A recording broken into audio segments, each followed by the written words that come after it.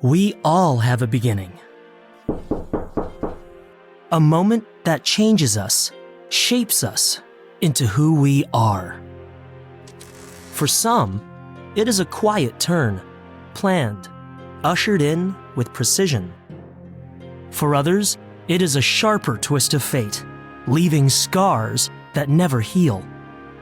For most, these moments are endured, accepted, even forgotten, while there are those who struggle to forgive, to forget.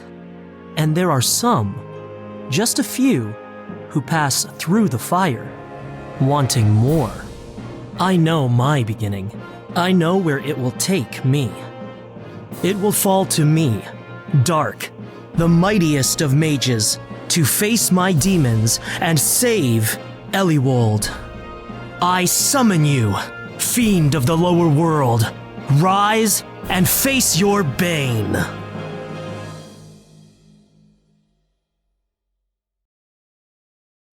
Dark, wake up! You can daydream after your initiation. The masters are waiting for you in the hallowed hall.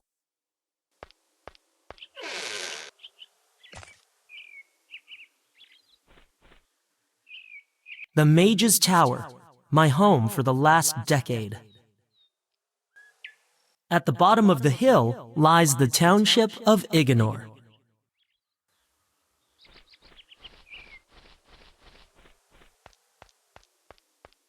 The door is ajar. Bort has set the combination dial to Shadow Earth Shadow.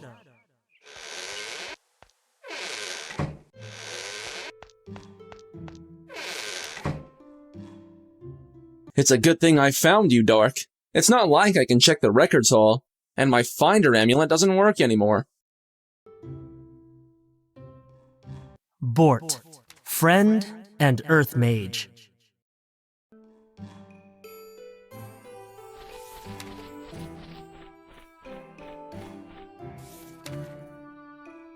Nervous? You should be. Just don't be late like I was, unless you want to repeat a whole year. Good luck! Only a select few are allowed in there, outside of the Masters. It was established to keep track of hall traffic, so that the less frequented halls could be removed. It's a handy little trinket, let me tell you, though I wouldn't use it to keep track of someone you're interested in. They don't seem to like that. Or so I've heard. Anyhow, mine hasn't worked since its magical emerald faded. It's a special kind of large gemstone, said to be blessed by the elements. There aren't many like it. I got mine from the Greencap Goblins.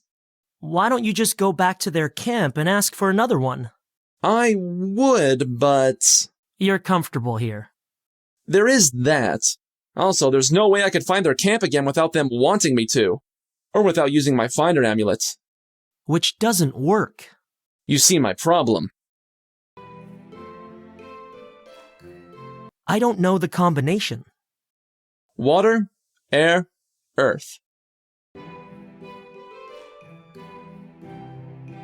It appears to be an incantation for growing a pine cone out of your head. This was fashionable in Dominatra about 5 years ago. It is a book of mages, past and present. Bort has placed a protective aura over everything readable. I cannot take a single page without permission.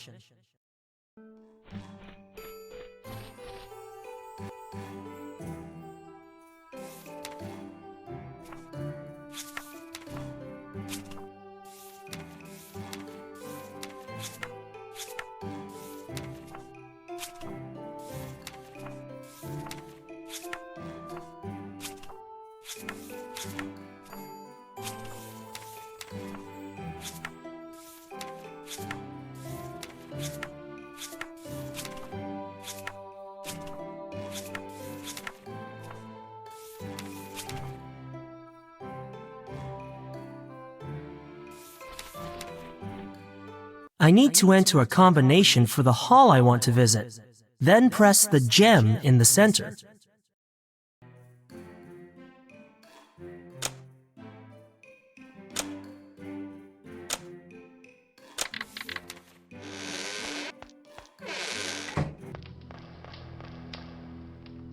Welcome, Initiate. You have trained long and hard under our roof. Your element has chosen you well. Already, your time as a novice is drawing to a close. Soon you will demonstrate mastery over your power. The time has come to claim your element.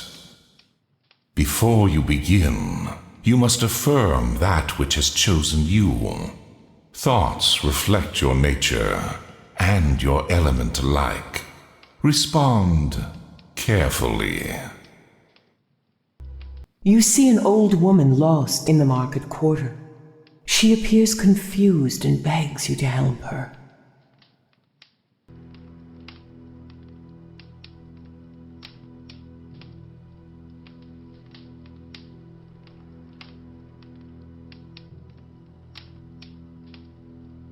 A fight breaks out in the local tavern. The barkeep looks to you for help.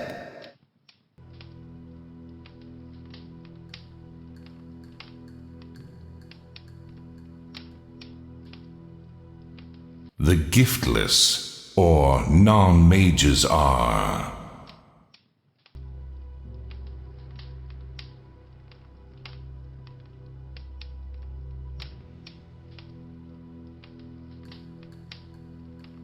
What is magic for?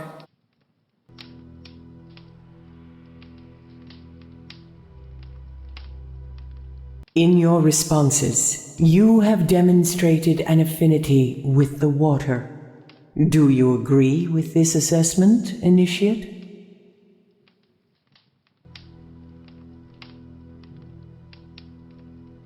You have affirmed your commitment to the water. Your thoughts become fluid, and each drop sees your wisdom rise.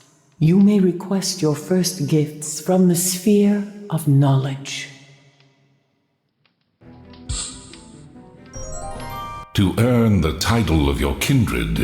You must fulfill 3 tasks. Your first awaits across the lake, upon Lone Island. There you will find a banished priestess, her beauty rivaled only by her cunning and treachery. Take but a lock of her hair. Your second lies within the valley of our closest mountains, where our winged guardians keep watch over the town. Most prized are their griffin's eggs. Return with 1. The forest conceals your final task. Many beings and beasts dwell there, most with laws of their own. Bring back the horn of a trinicorn. A warning. The townspeople are tolerant of our magic, yet care little for it. Pass by them as the gentlest breeze, and leave them to their small affairs. Go now, focus on your tasks. You have until the new day dawns. Farewell, young novice. May your deeds ensure you a place in the memory of others. Elements guide you.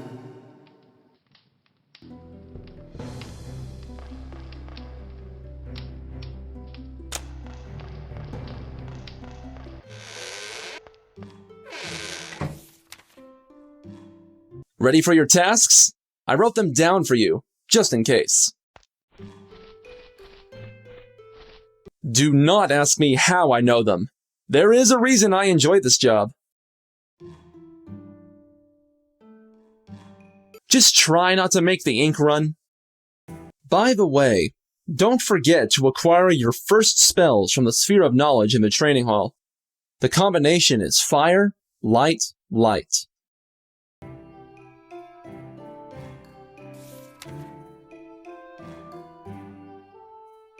My tasks were somewhat different from yours. I had to bring back the skin of a 50-foot panther snake, a pearl from the bottom of the lake. We had mermaids back then. You would have loved that. And the cap from a green cap goblin. I am just glad it was not a red cap. Those goblins dip their caps in blood and are not too particular about whose. Fortunately for me, the green caps were partial to tonics. I taught them how to make a special one. None can appreciate one's element more than an Earth Mage. It is in our nature, if you'll pardon the pun.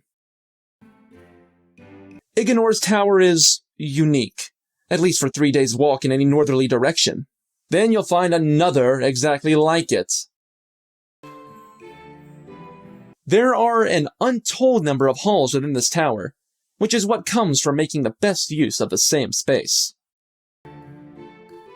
We can be a fickle bunch at times, I grant you, but I believe every mage has Eliwald's best interests at heart. I have no doubt that my element knew what it was doing when it picked me, in a naturalistic, polypantheistic sense. You made that term up. Maybe. But you can chant to it. Is there anything you do not already know about me? We've been friends since the day you arrived. Come to think of it, we're both lucky I started at this hall 10 years before you. I nearly went to the one in Saltdish. Who wouldn't want to be a master? With just 4 seats per tower, it remains an unrealized goal for most. To reach that level requires the highest discipline, with the exception of the high masters of Dominatra. Meeting them is a rare privilege. If you ever get even half the chance, jump at it. If I could learn half as much as he has, I would die a happy mage. We've always shared a policy of honesty, so you know my full opinion of you. However, if you would like me to reiterate... No, you're right. We've covered that subject thoroughly. It's the best job in the world to be caretaker of every book in this hall. Someday, I will have read them all. I have a fondness for natural studies, which should not surprise you. Also, I have taken a liking to history. I doubt you would be interested in that. You're wearing the wrong color for a start. I'm more inclined to research past the commonly known texts. The earlier, the better. You know, the stories of how the elements cleansed the old world, and how mages rose from among the giftless to protect what was left. Our ancestors must have really ruined things for the elements to react the way they did. Think of all that strange technology the giftless once had. All gone now, though one can't help but wonder if anything got left behind. If it did, it would be our duty to destroy it. Of course! The ideal place for an Earth Mage who wishes to spend his life in quiet contemplation and hard study. Sounds exciting. I think so. The Masters are looking to extend the initiation period to 4 days, up from 1. That doesn't help you, though. I heard that a new hall has been discovered in the tower, one the Masters had not commissioned. Sometimes I think this place has a life of its own. Let me guess. You want to read up on your first task? What do you need to know? Something about the lake. I know just the thing.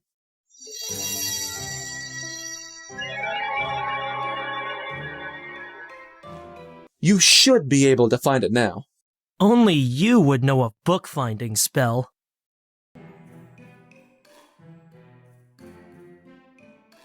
By the way, don't forget to acquire your first spells from the Sphere of Knowledge in the training hall.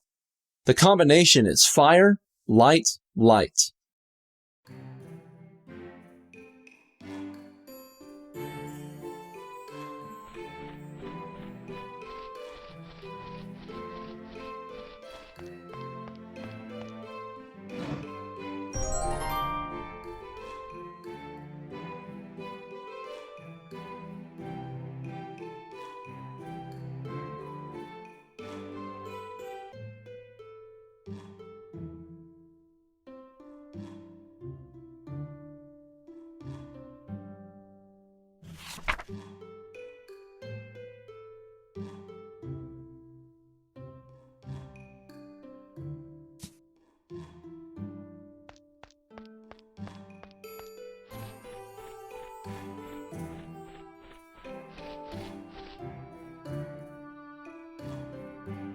How can I help? I have never had the opportunity to visit, but there isn't a lot growing on it anyway. I have heard a lot about her. No idea if the anecdotes are true. You'll have to find out for yourself. She sleeps in a giant clam, like a vampire in a coffin. I believe their service did not end well. By all accounts, she got off lightly. After all those centuries, she might welcome a haircut. There are a lot of old stories about Lorelei Lake, mostly to do with pretty fish girls and drowning. By the way, Cray is the competitive sort. He was initiated not long ago. Newly initiated water mage at your service. Our motivations are clearest, our thoughts purest.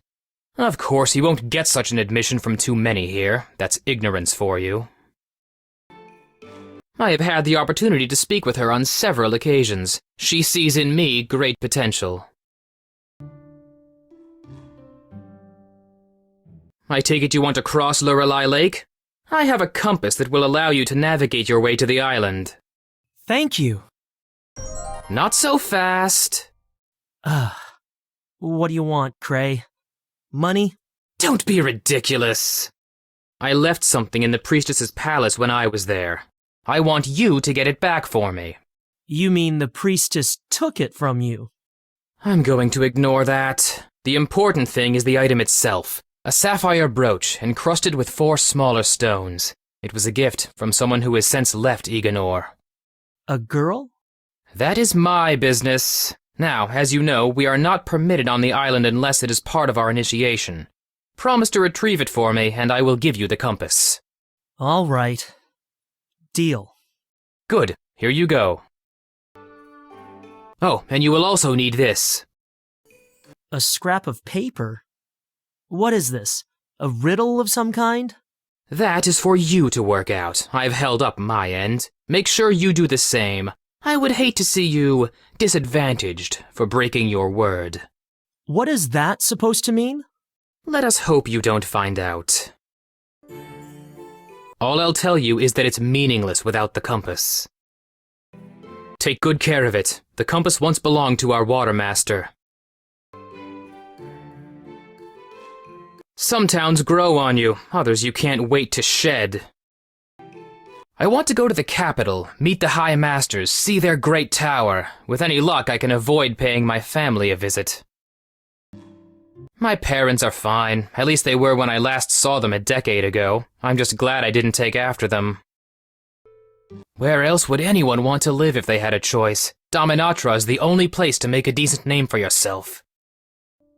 If you want to get anywhere, you have to seize the opportunities as you find them. I sense mine are almost within reach. Do you know the combination to the fountain hall? Have you not sailed the 3 seas? Tell you what, Dark, I'll trade you that information for a healing potion. But... Otherwise, I hope you enjoy guesswork. The 3 C's. Just my luck having to deal with that Earth Mage whenever I want to look something up. Anyone so interested in paper and trees must be conflicted, or confused. Did you get the priestess too? She is a popular task, especially among the male initiates. I'm sure most don't see her that way. Are you sure you're 16? My task was to catch her echo. Sounds tricky, but as with many things, it comes down to having the right bucket handy.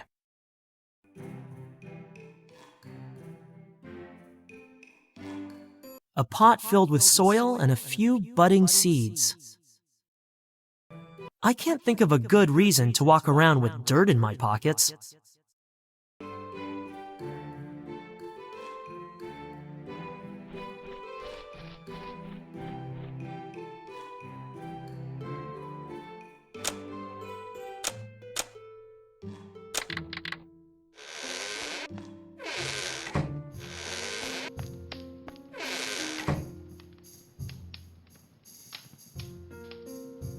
Sometimes, Varner makes these two spar against each other.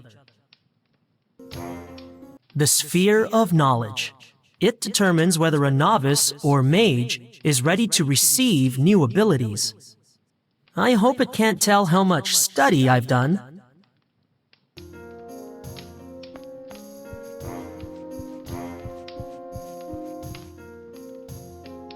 I have waited 10 years for this.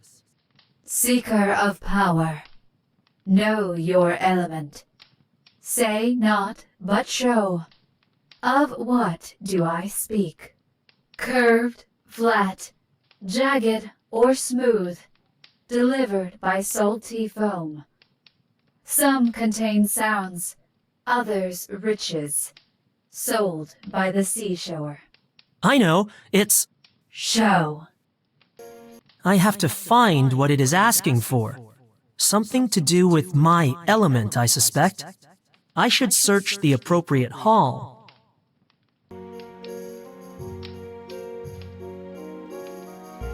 This old gem could do with a shine and polish.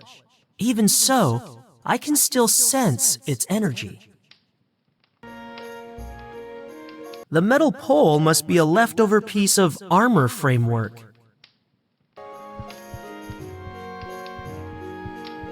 If it isn't nailed down...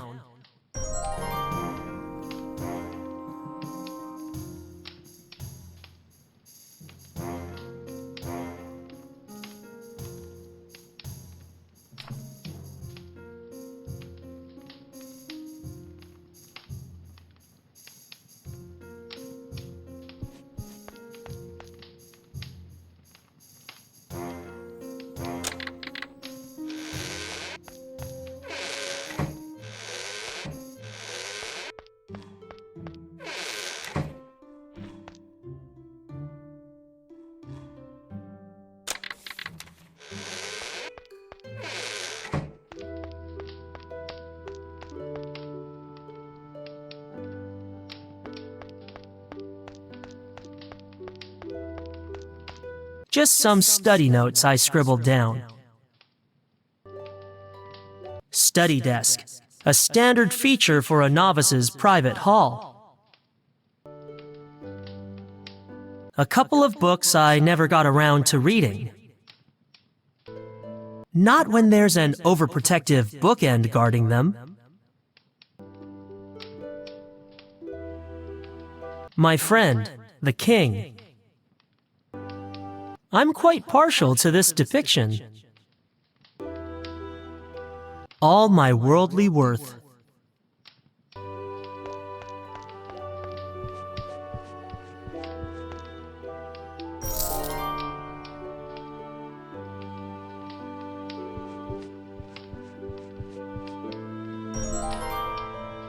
I should fill this flask in the fountain hall.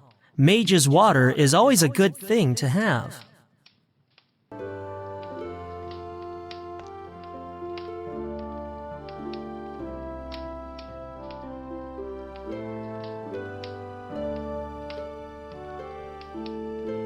If I need to use it, I can just do the grinding at this bench.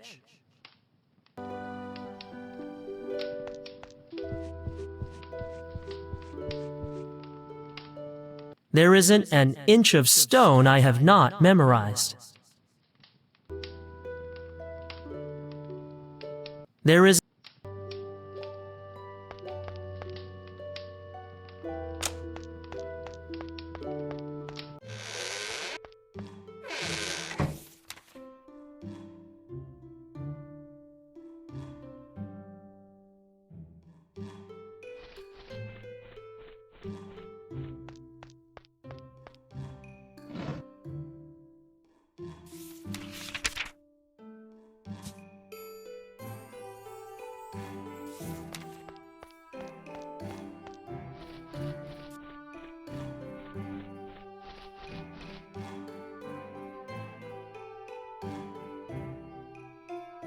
How can I help? I have heard a lot about her. No idea if the anecdotes are true. You'll have to find out for yourself.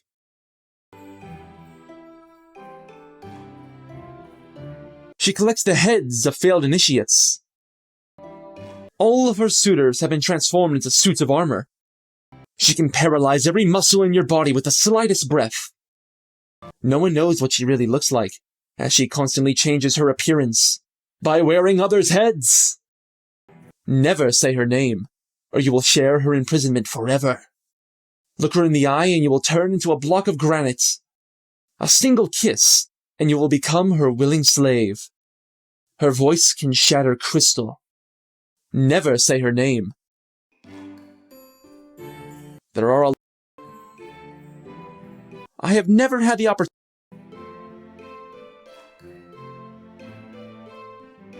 Ignore. It's the best. I have a. I'm more. You know. Our end. If it did, Of course. I doubt.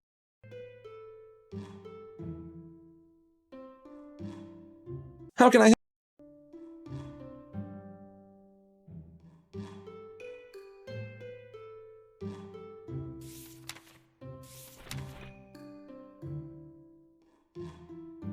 The combination is water, water, water.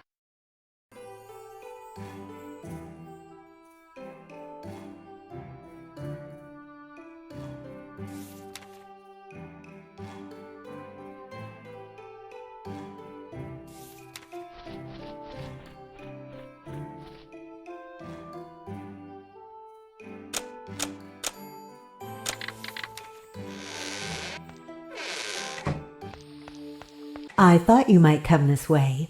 Initiates enjoy partaking of the fountain before setting out on their tasks. Calms the nerves. Come, drink.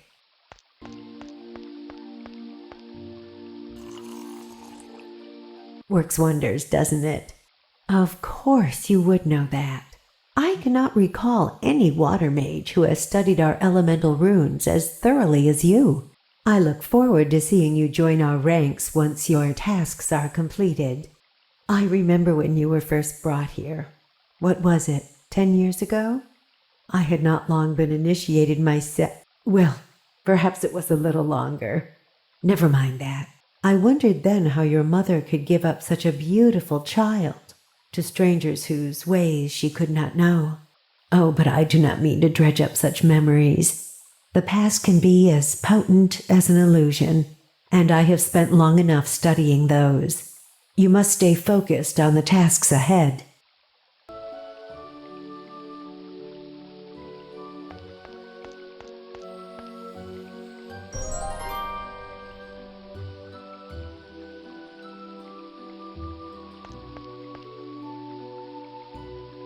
hey, the water refuses to enter the flask.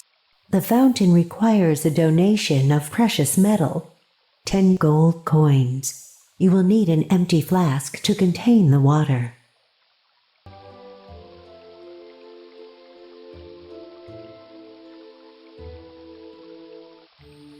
There, I've filled my flask with Mage's water.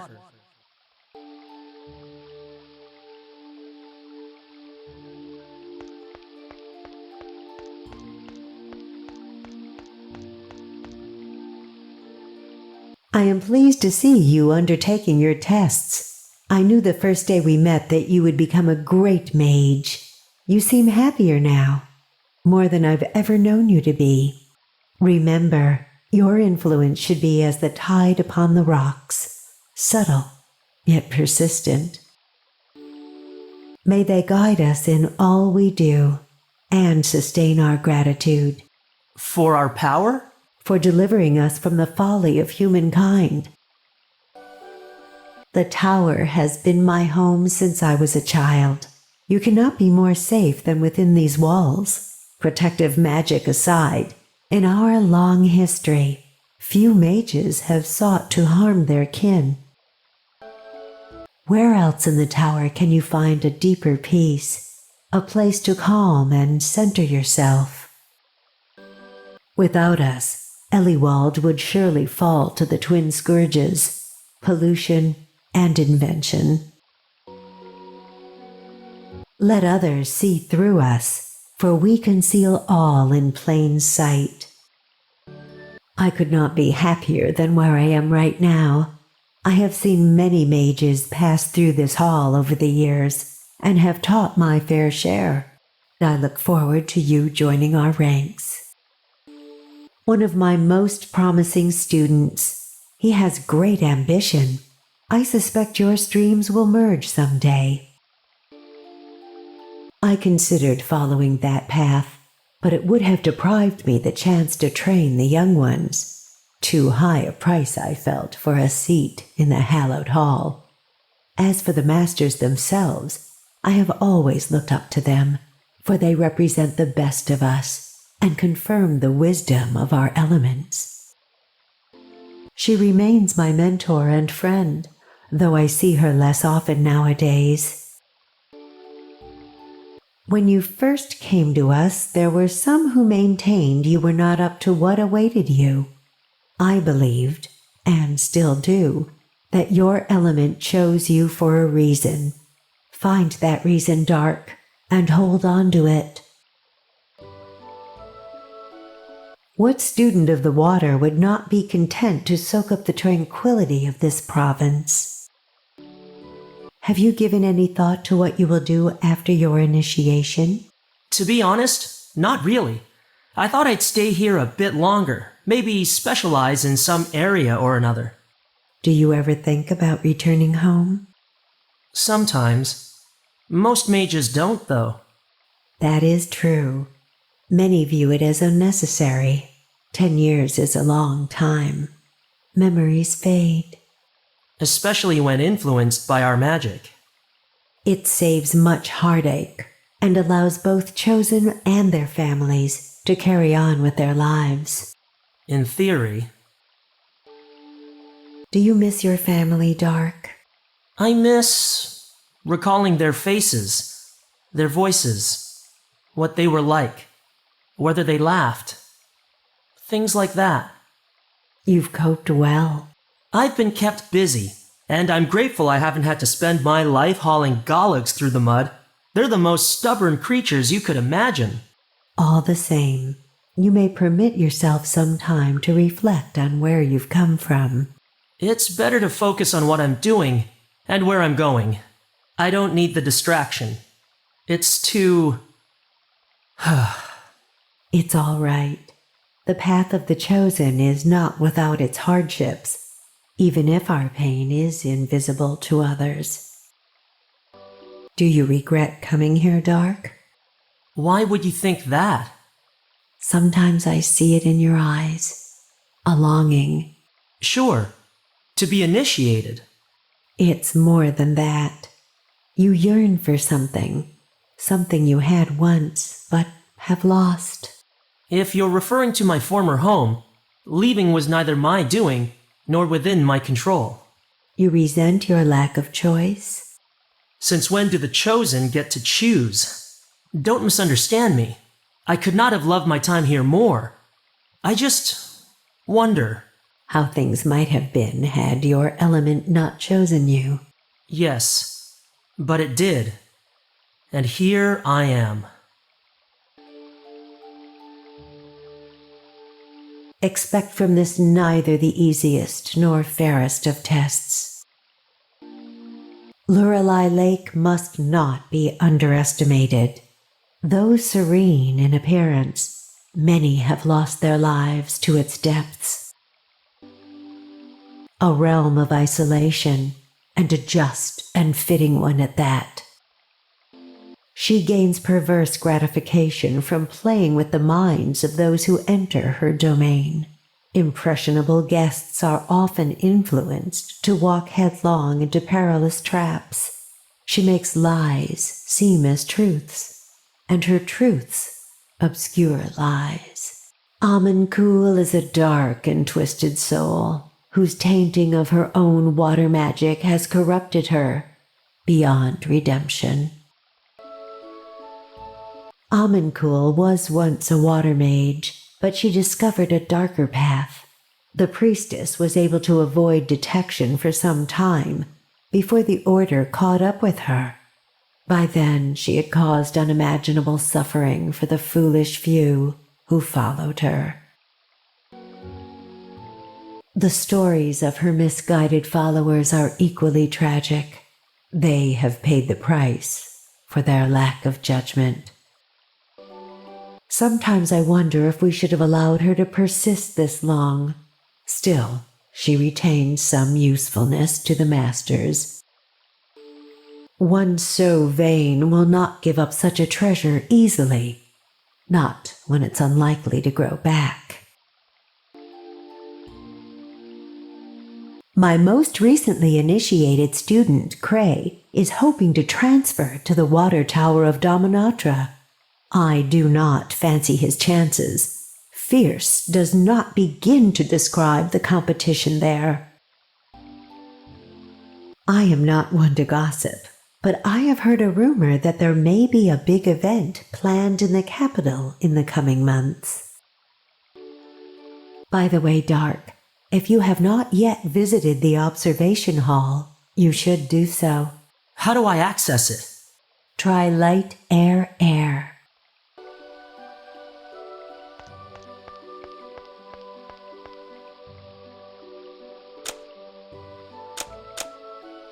Dark, before you go, sometimes I glimpse the dreams of those closest to me. Often they make little sense, but yours of late have been clear. I dream of demons, whatever they mean. You dream of greatness, the mightiest of mages. Is that a bad thing? If one's motives are pure, no. But few achieve so delicate a balance, and fewer still maintain it. What are you saying? Let the trials you face reflect your true nature. The lessons you learn will serve you, perhaps even save you. Good luck, Dark.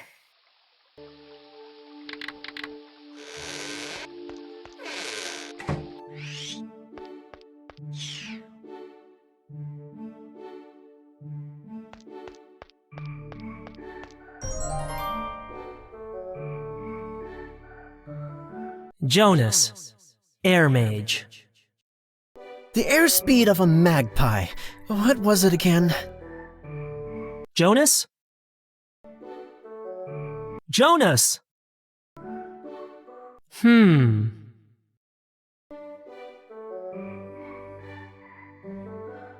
I can never keep track of those foreign birds. Huh! You startled me! I was making a precise calculation of... Well, I knew what it was a moment ago. I suppose you are off to take your test now, I remember my initiation, I think. It had to do with toads. Or was it frogs? Something messy, anyway. They always are, these things. Try not to worry too much about the tests. They are challenging, but they can also be a lot of fun. You just have to get through the life-threatening parts. Imagine if there was a fifth element, or a sixth. Someone should write a book about that. It has the best view in Ignore. Why go out into the world when you can see it all from here? Why? Do you know any? You can never have enough air. Trust me. You know me, always doing something productive, in a sense. Never see much of them. Then again, I do not see a lot of anybody. Few mages visit my observation hall. A pity. There is much to enjoy if you sit back and look. That reminds me, I must start keeping notes on my discoveries. Wonder what today's were. We once enjoyed a long, stimulating chat about... well, it must have been memorable. I know the name. Don't tell me. How could anyone overlook this paradise? Difficult to come by these days. Few visit my observation hall. A pity, really. One learns much from viewing the world. Such as? I have a theory that the world may, in fact, not be flat at all, but roundish. Either that or this telescope needs a new lens. Through my observations, I can tell you the local bird life is having a productive spring. Oh, you wanted human gossip? Check back with me later. The fun begins! The birds stay clear of it, with good reason. The last one that landed on it got snapped up by a large and toothy something. It would make a great spot for a duck blind, if we had any ducks. I hear she's very nice, for someone in prison so long. There were others on that island. No one told me. I believe the official line is an indefinite stay in a secured shelter. Let me know if you can spare a strand or two. What for? Anti-hair whitening potion. Very handy. May I use your telescope? Of course. What do you want to see? Lone Island. All right. All set. I see the palace on Lone Island.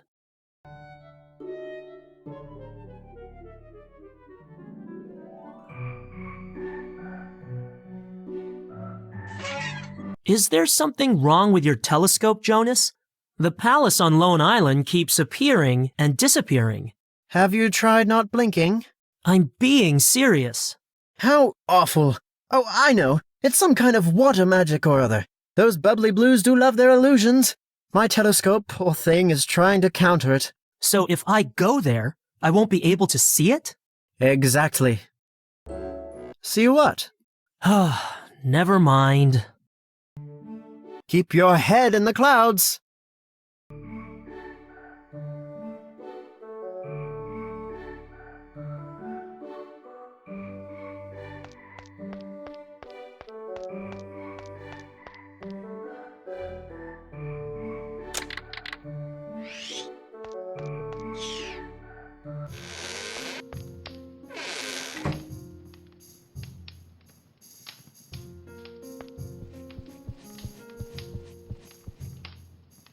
Receive your power. Yes!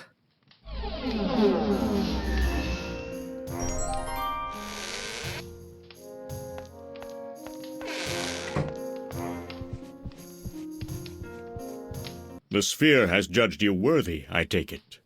Excellent. You are progressing well. Thanks to you. Ah, but that is my duty, no? A far cry from this training hall's intended purpose. When our warriors outnumbered the scholars. Do you know what you are seeking yet? A lock of the priestess's hair, a griffin's egg, and a trinicorn's horn. One might think we were training thieves. Good luck in your tasks. Feel free to consult with me if you wish, and do not forget, the world beyond these walls is treacherous. Trust no one.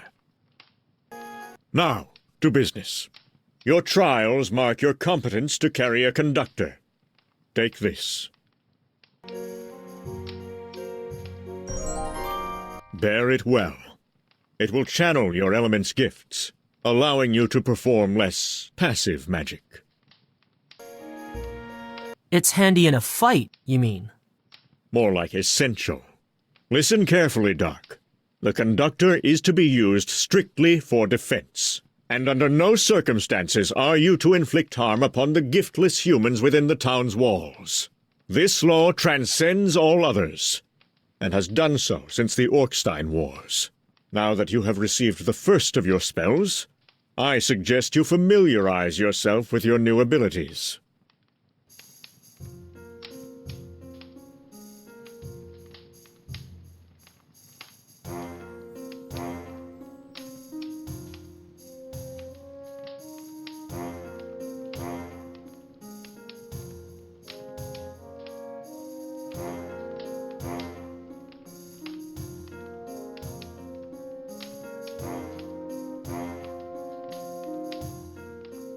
Your raw skills are another matter.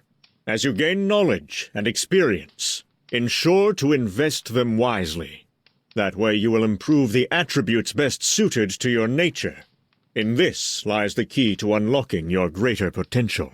Consider how your recent experience might best benefit you. Decide which areas you wish to improve in.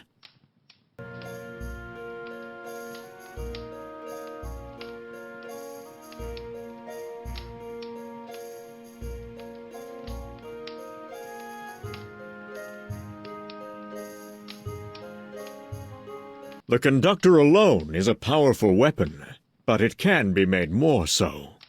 As you venture beyond the safety of the tower, you may chance upon the odd gemstone. These are known to contain particular properties for those who can assess and harness them. When set into your conductor, you will find your abilities enhanced. Only 2 may be embedded at any one time. I have been keeping one such gem for you. Consider it an early initiation gift.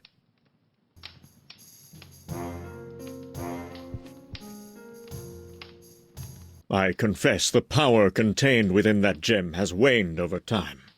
It will not take you long to locate a better one. For now, though, it will suffice. Set it into one of your conductor slots.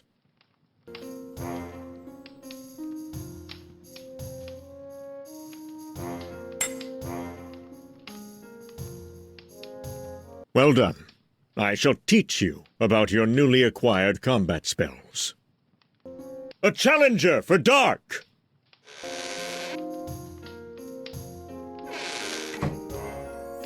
You can save time by falling down right now. Okay, Dark. Let us start at the beginning. While Ice Shard may be your first spell, think of it as your last line of defense. It uses little mana, but packs a powerful punch once mastered. Go ahead and cast it at your opponent.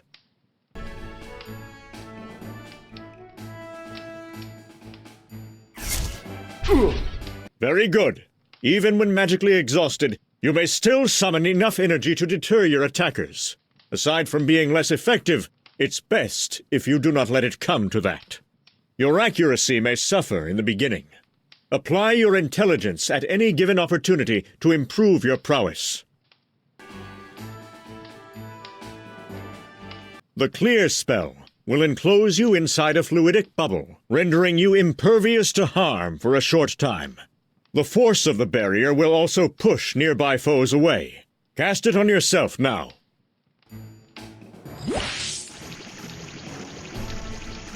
Good. Remember, enemies won't attack what they can't see. You, however, may continue to cast magic while the spell is active. Now that we have covered everything, would you like a one-on-one practice session?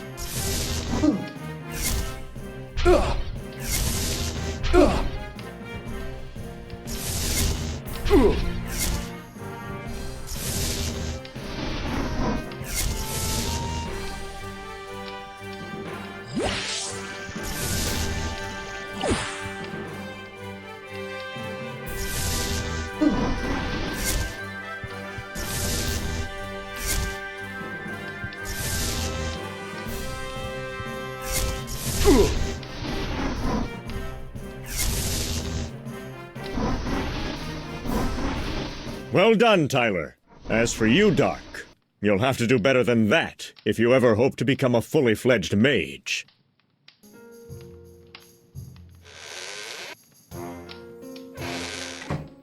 Now you are prepared. For leaving the tower, at least. Should you yearn for further knowledge, seek the Mixing Martial with Magical Compendium in our reading hall.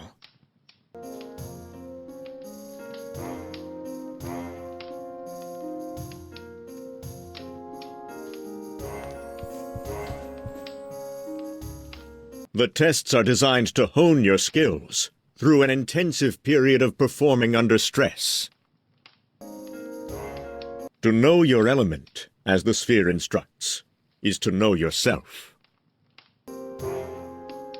Like yourself, I was admitted when I was 6. There were a number of children around my age at the time.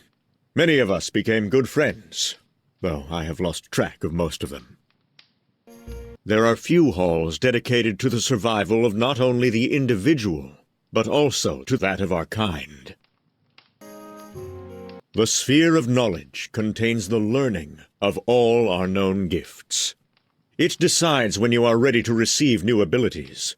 You should return to it when you have gained more experience. To think any of us might have been born without our element's blessing. How do our giftless cousins cope?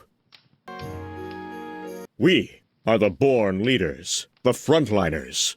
We blaze trails through history and let others follow, if they can. I am as you see me. I have great respect for all our masters, Pyres in particular. From the day I arrived, Master Pyres saw in me what others would not. He helped me become the mage I am today. Have you been listening to gossip? No one knows for certain who will succeed the Fire Master. I have heard only what you have, that it has come down to myself and Mage Phileum. He will enjoy my full support should he become Fire Master, just as Pyres does now. You have grown from strength to strength over the years. I am pleased to have had a part in your education. I would be honored to assist you in developing your sparring skills further. It is a proud day when a novice receives his first conductor. Guard it well. It will channel your gifts into more, shall we say, aggressive uses. By adding gems to the 2 empty sockets, your power shall grow even stronger. Use it wisely and with restraint. Remember our rule. Gifts are not to be used in opposition unless in self-defense, and never against your giftless cousins. You may find that limiting, but more so the consequences should you transgress that law. During the element's reckoning, volatile conditions caused the rapid formation of mineral artifacts beneath the scorched earth. Being a product of elemental convergence, these gemstones can channel the power of the elements. They are essential to the further enhancement of your abilities. Keep your eyes open for them. They may appear to you at any time. This hall was once dedicated entirely to the art of combat. How things change. Now, even some giftless dare consider us not the warriors we once were. Still, perhaps it's best they do not know. Despite the efforts of many, the old traditions endure. Study can only take you so far. The real world is the master instructor. It will show you your potential, and even ways to exceed it. As you learn, so shall your ability to apply your knowledge. In time, you may exceed even your own limitations. Strength is power. In short, the stronger you are, the faster your foes will fall. Your capacity for magic is crucial in a fight. Push yourself to the limit. See how far you can go between drinks, as it were. It is one thing to have power. It is another knowing how to use it effectively. Hone your mind, and your abilities will do the rest. Look for opportunities to improve your well-being. It may mean lasting a few moments longer than your opponent. We may be chosen, but we are not immune to nature's effects. Seek to counter all that ails you. The traditional protections of the giftless are too cumbersome for spellcasting. However, there exist less restrictive artifacts, which may provide a safeguard when added to your conductor. Preparation is always advisable, however short the journey. The better equipped, the greater your chances of survival. You will find it a most beneficial resource for fully revitalizing your mana. A shame it can only be found in our tower's fountain hall. We may become ill, as our giftless cousins often do, in which case the remedy should remain always within our grasp. It is a regrettable truth that we live in such a dangerous world. One should have knowledge of all potential adversaries. Heed my words, lest you not live to appreciate them. When venomous arachnids are aware of human flesh, there is no stopping them, short of a boot. Unfortunately, there aren't boots large enough for these creatures, so magic must suffice. The undersized scourge of Bloodbark Forest. They have infested it for many generations. Do not let their size deceive you, not even the smaller ones. Beware their hammers, daggers, clubs, and arrows. At least until you are able to resist such a miniature onslaught. When the bones of the dead cannot rest, they can become a nuisance. It is best to remind them what they are meant for, gathering dust in a heap. Large-legged, fish-like creatures which are said to inhabit the palace upon Lone Island, as well as the forest. They are as vicious as they are fast. Be wary of their teeth, claws, and tailspin attacks.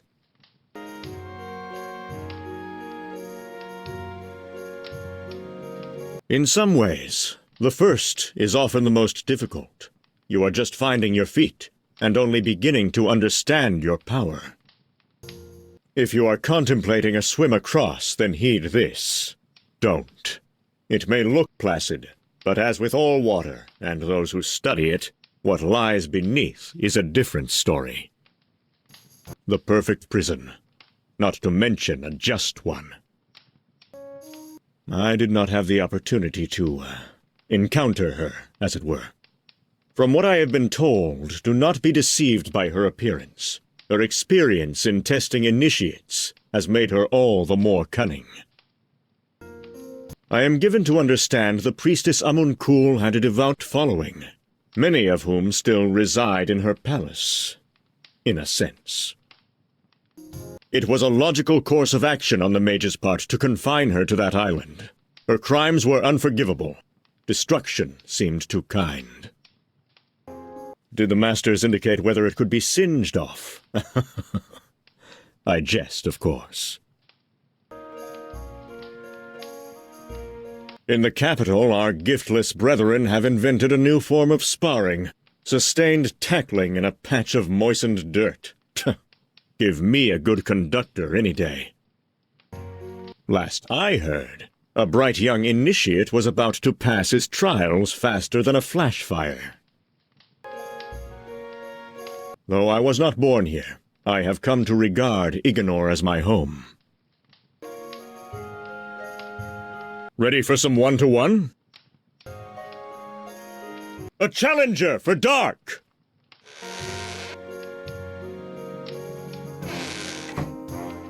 When this is over, can I have your private hall?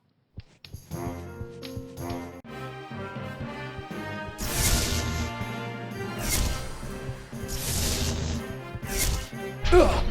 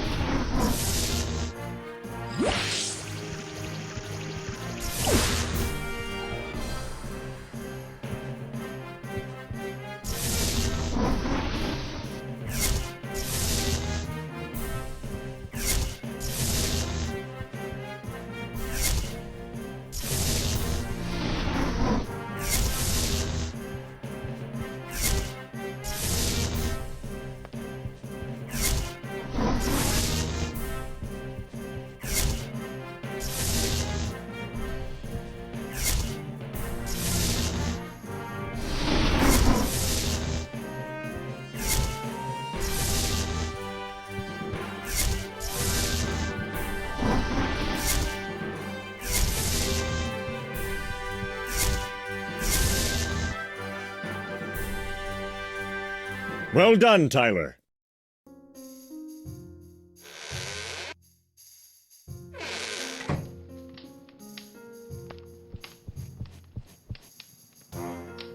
Ready for some...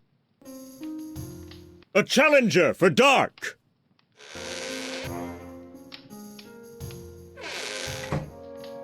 You're going down, Dark. Ugh.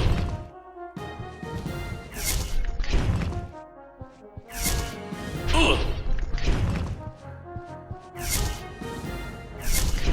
Ah.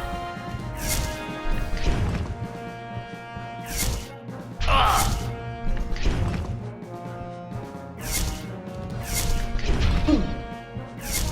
Ugh. Ah. Ah. Well done, Dark. Try harder next time, Matt.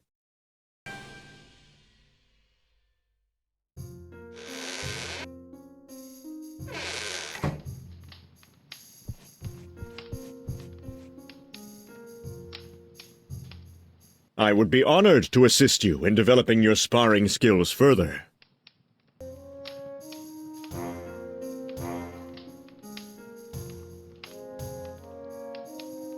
Ready for some one-to... A challenger for Dark!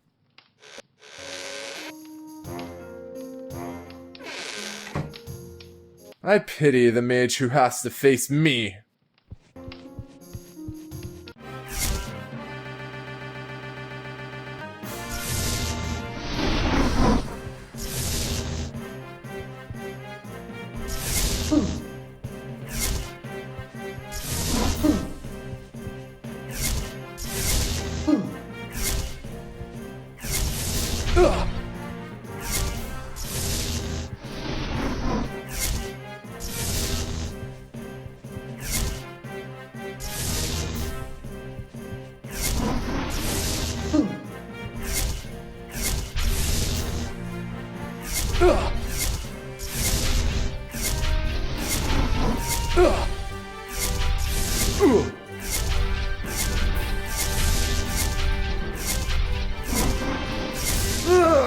Well done, Dark.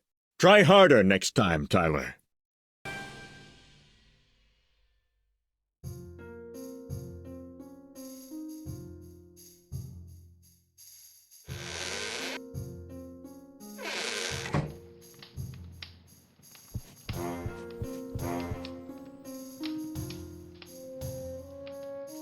I would be honored. This hall was once dedicated entirely to the art. Preparation. You will find it a most beneficial resource for fully revitalizing your mana. A shame it can only be found in our tower's fountain hall.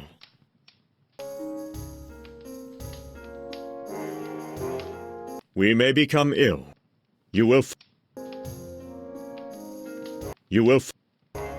may become ill. Ideally, you would never need one, but only a fool would be without. The right restorative can return your energies. Do not expect to win a fight without magic. The thought alone is obscene.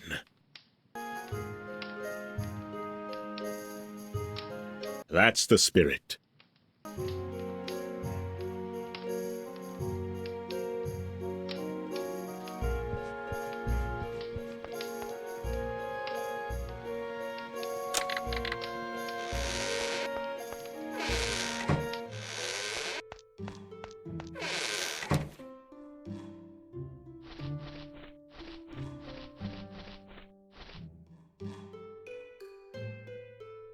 Ah, yes. Varner loves that one.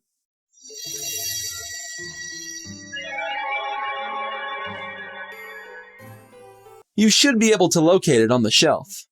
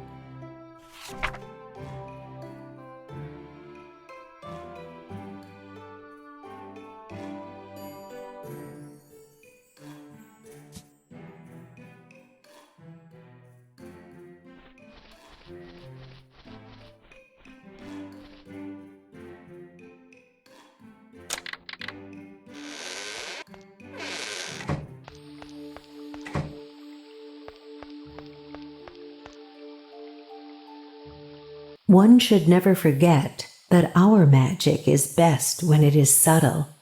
Know this, and your gift's true worth. To speak with the creatures of our element is to know our element better. Relish those opportunities. There can be no greater contribution than our element itself. Share the water with our world, and it will flourish for all time. Illusions? Of course. Their fluidic nature has always intrigued our kind. I am sure there's a book in the reading hall if you are keen. Transparent Fluidity, if I recall. It is required reading for advanced water mages. You might as well get a head start on it now, since you will have your tests completed in no time.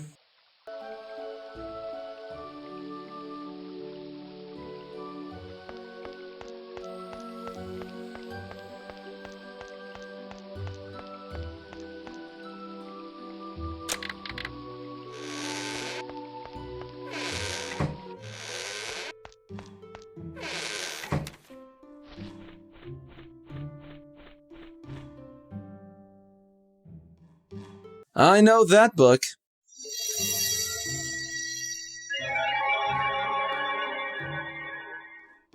You can find it now.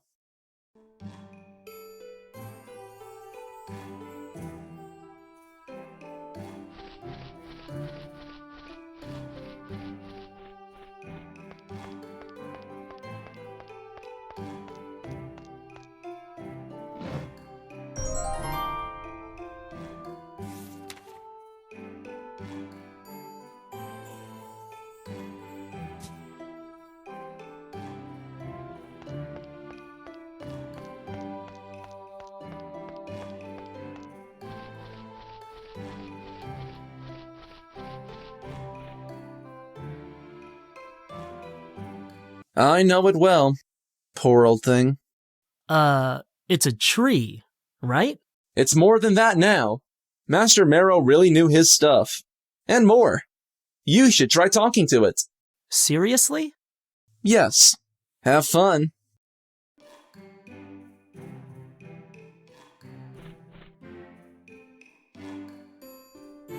Newly initiated water mage. She was my mentor. Now that I've learned all I can from her, I'm looking to more knowledgeable sources.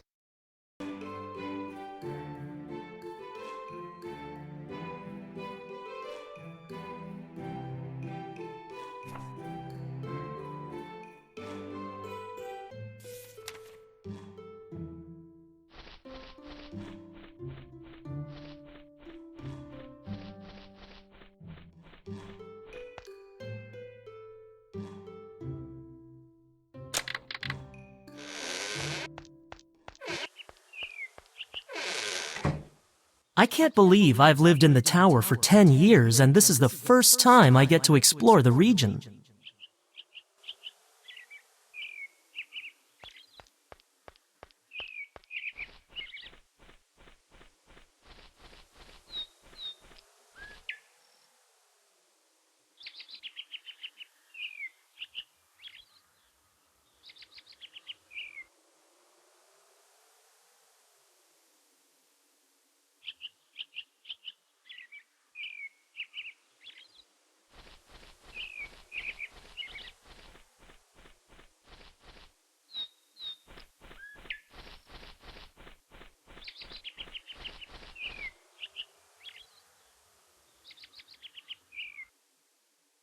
A well-worn play rope hangs from the upper branch of the tree.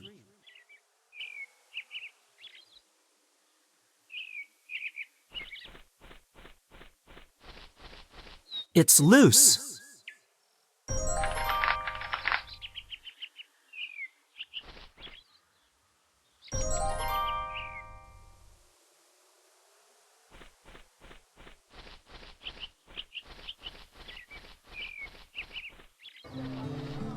Flasks for sale.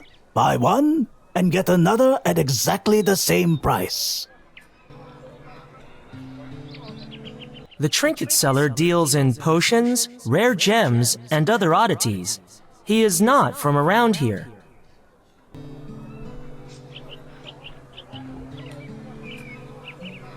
The size of a thing belies its potential. It is often found in the words of those who crave when heard by those in need. A man who minds only himself will find only himself to mind. I have learned to appreciate the company.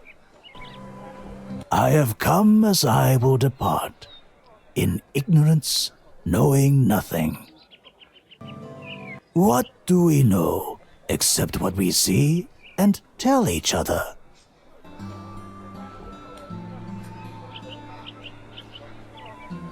As the wheel turns, so do all upon it. Your kind have reached their apex.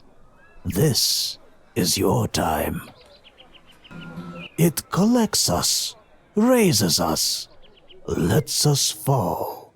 Are you implying that mages will fall someday? Nothing can escape the wheel's turn. I would be careful who I say that to.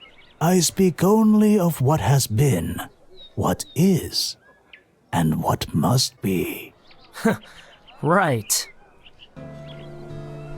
The length and breadth of a life can be measured in many ways. You see me both as I was and as I am. What does that mean exactly? Interpretation is not mine to give. Then perhaps I can try. No harm can come of it. I have two theories. You were an important person once, respected, in a position of authority, a spiritual leader. Something happened to cause you to leave. A dishonor, perhaps? Or an injustice. Now you are forced to live on a foreign continent, forging a meager existence, selling trinkets on the streets of a small town. And the other? That this whole mystical motif is a ruse to get customers to buy your wares. Impressive. You have uncovered what many seldom see. Really? Which theory was true? Both, and neither. The paths to the chooser are as the elements to the mage. But it is the element who chooses the mage, not vice versa. In saying, so do we bereave. Small birds say curious things.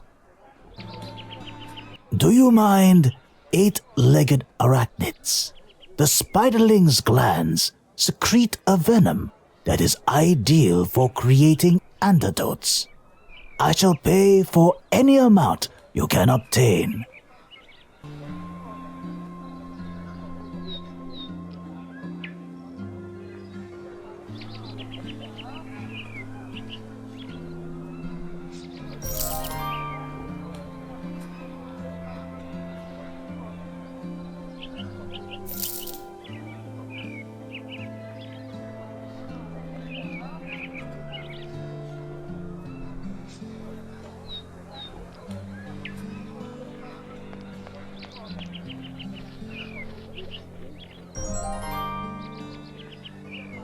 This new outfit feels comfy.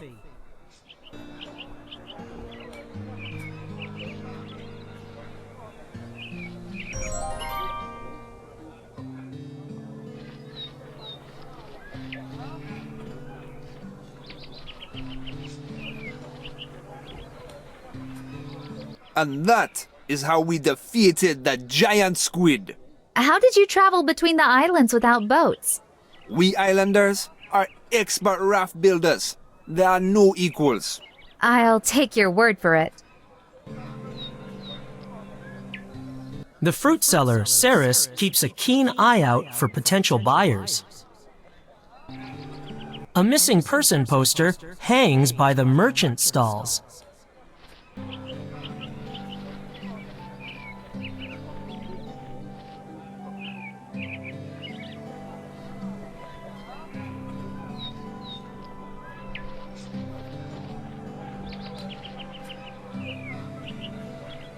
You won't find me selling fruit on a dirt street for the rest of my life. One day, there won't be a street corner in Dominatrix without my name on it. You'll see. I've only seen him a few times. He's all right, I guess.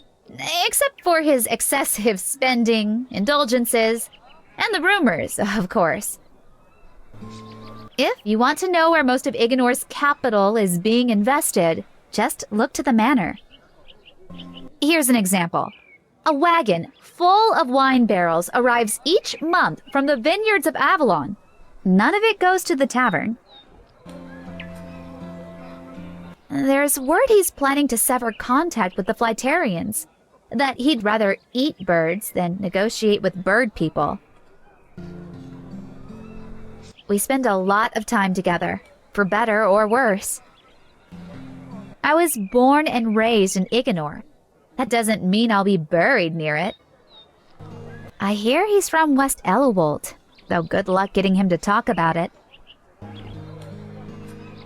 Must be a difficult life, cooped up in that tower. How do you all fit in there anyway? Tomny, the Undertaker's oldest son, has been seen with the herbalist's daughter lately. Do you have an eye for nature's offerings? I'm in need of more brown mushrooms. Bring me some, and I'll compensate you.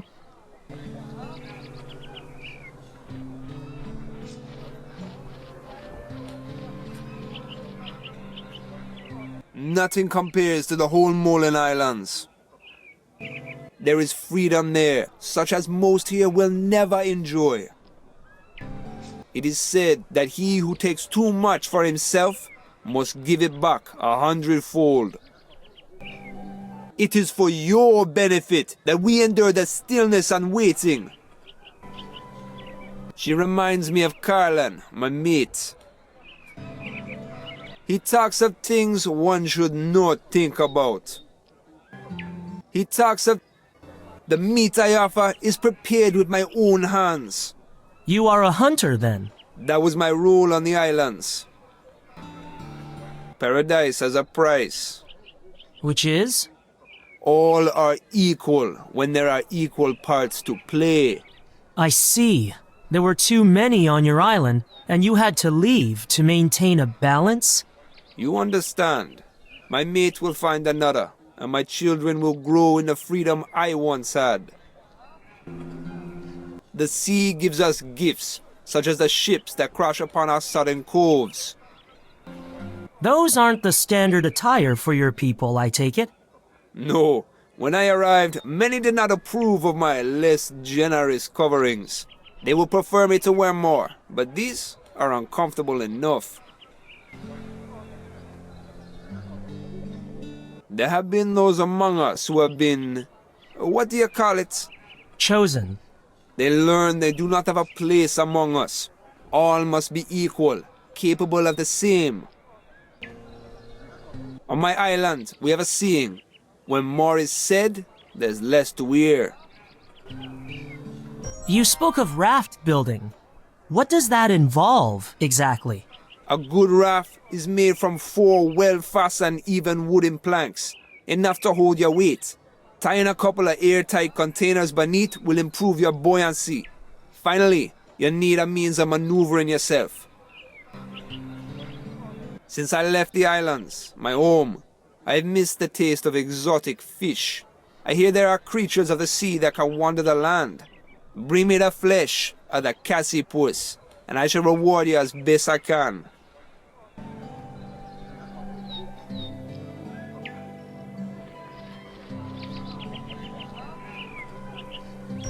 The poster you see here depicts a highly valued customer. He went missing a while back. For reasons I'll never fathom, he ventured into the wastelands. Not surprisingly, that was the last anyone saw of him. I don't expect we'll see him again. I keep the poster displayed as a warning, more than anything. Rainfall has been scarce this year. Some have suggested the mages had something to do with it. I assure you, we do not manipulate the weather. Oh, of course not. My family has lived in this town for many generations. Before that, we came from Marybank. My ancestors must have grown tired of river life. I don't know much more about them, except that they were bread makers even then. An inescapable tradition, you might say. Don't get me started on our noble lord. He isn't half the man his predecessor was, even if he's twice the size. At least Lord Limberley had enough care to listen to his people now and again. Miguel seldom comes out of that manor to socialize, except on occasions like King's Day. He never misses a feast. It's an honest way to make a living. I shouldn't complain. I mean, I don't. She's always known what she wants, even from an early age. There's not much to say about me. I'm a widower of 4 years, father of 3, just gotta keep selling these rolls. He won't talk about himself much, but what he does say is always interesting. I've heard him discuss the future with some of his customers. Not a bad side business, if you ask me. Granted, the man is not without talent, though when it comes to acquiring one's wares, I'd prefer a less hands-on approach. I share the gratitude many have for the work your people have done for us non-mages. Perhaps one day, but forgive me, I speak out of turn. I was just musing, nothing more, that perhaps your kind will trust ours enough to, make a few things. Nothing complicated, you understand? Just the odd device to... You forget yourself, Baker. I apologize. Of course you are right to keep things as they are. Only misery can come of innovation and invention. I'm glad to see you have recalled your lessons. Not half as much as I.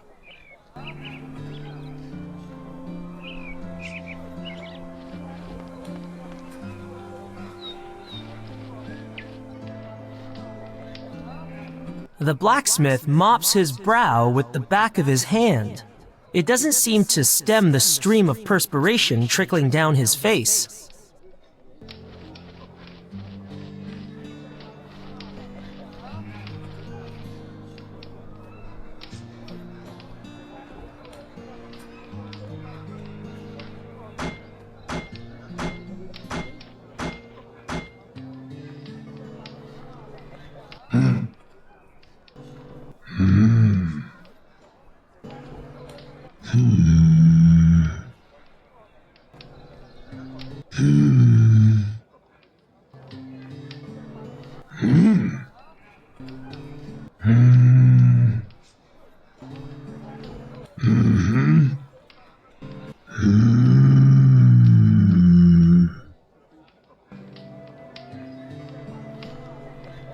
I noticed your poster about the Biclops weapon.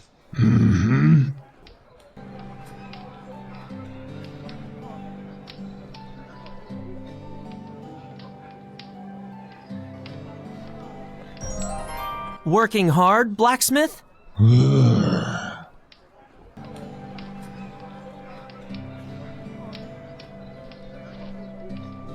Sweat from labor's brow. Ugh.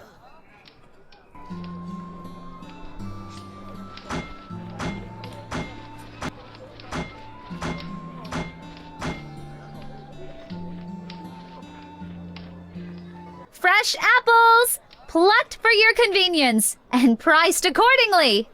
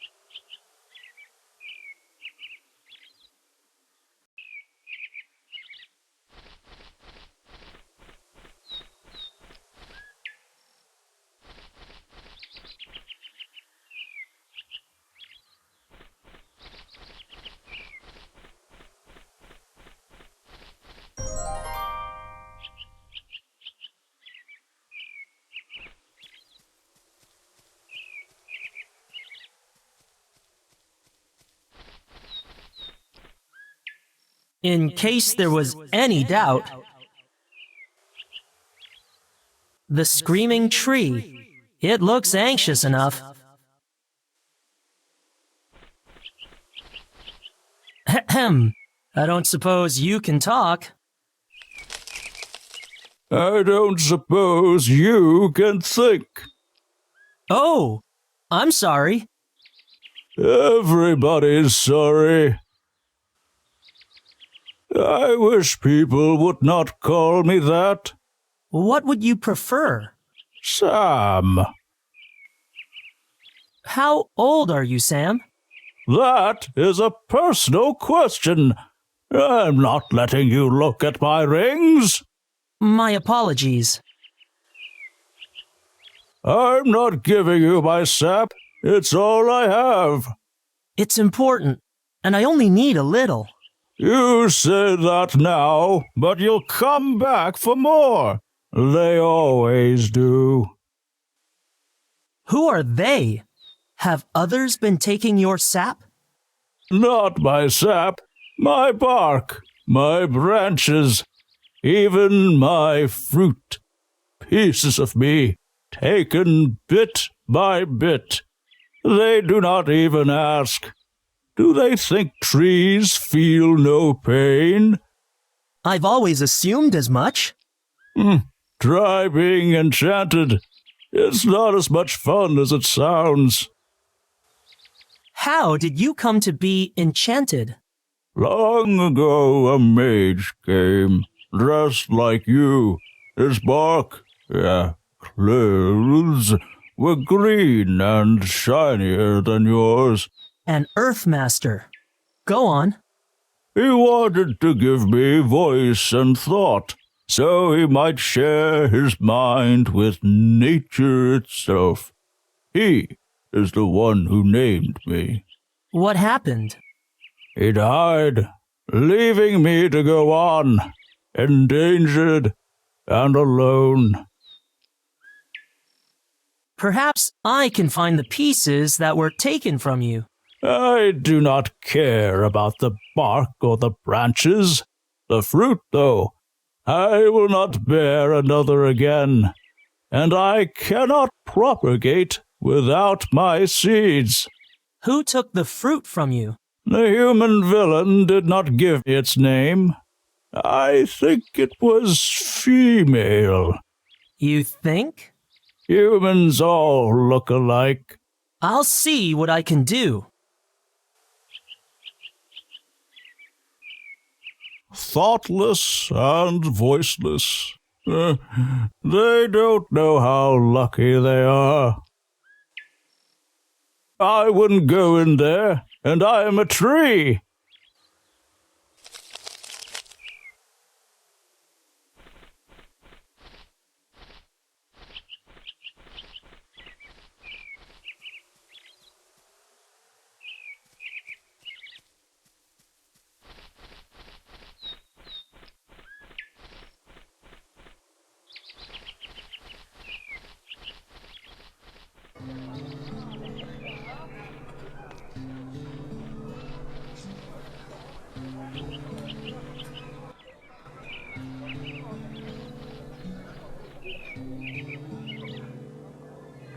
I understand you may have some rare fruit for sale. Rare, yes. For sale? No. Might I interest you in a trade? That depends. There is another fruit I wanted to get my hands on. It's called Apple Bliss. One alone would fetch double the price of a dozen screaming tree fruit. Except they only grow in a clearing along the leftmost edge of the forest. Naturally. Bring me one, and you have a deal. You won't find me selling. We spend a lot. Through my father. He's known me longer than I've known him. I used to steal from his stall when I was a child. My father had an apple orchard not far from town before an illness took him. Mother joined him last year beneath their favorite tree. I tend to their life's work when I'm not here. At least, for now. Rollum caught me one time. Rather than punish me, he helped me see the error of my ways. Now, I return the favor daily, by keeping an eye out for those with familiar intents. He comes from one of the islands off the northwestern coast. He's a long way from home.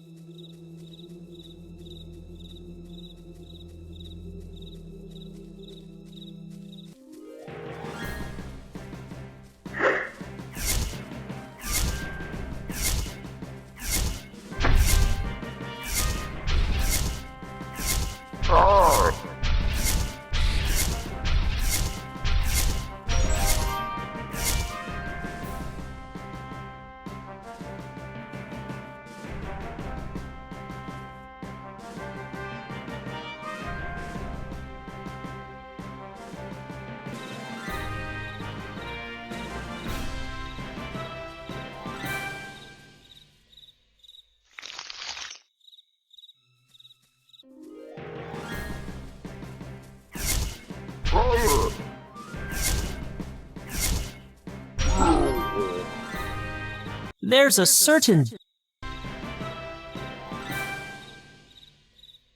There's no loot...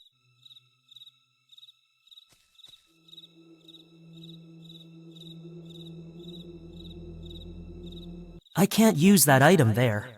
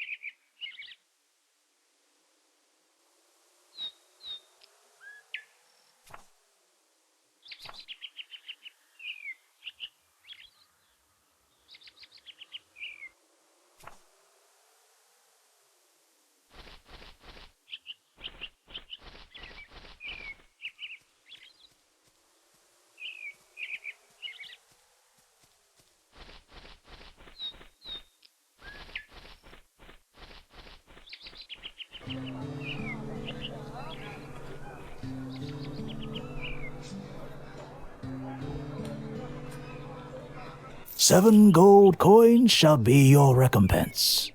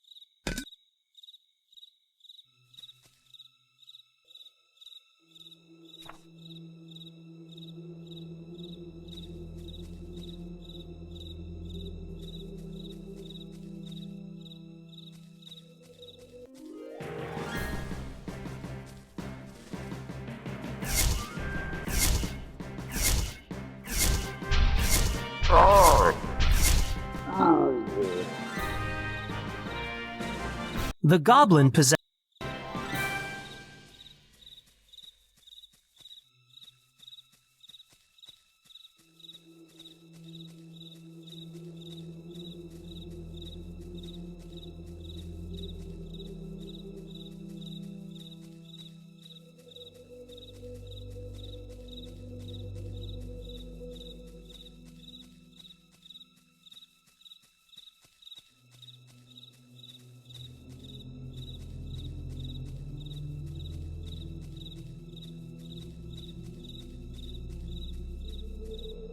Bloodbark Forest is dark and dense.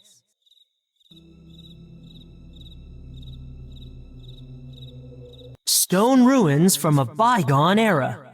Not even the masters are certain who built them.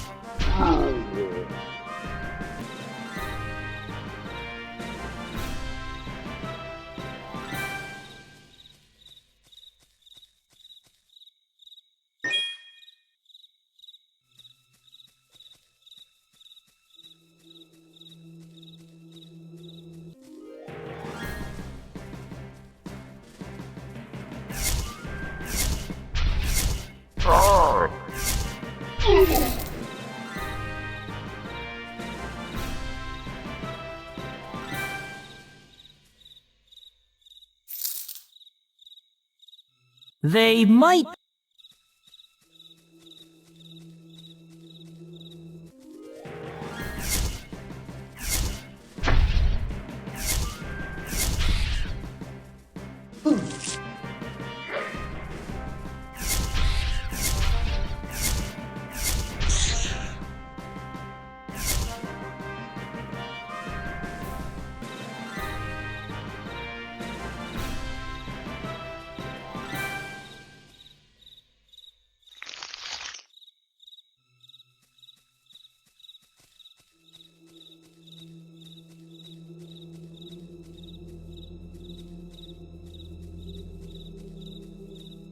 The golden fruit is enticing.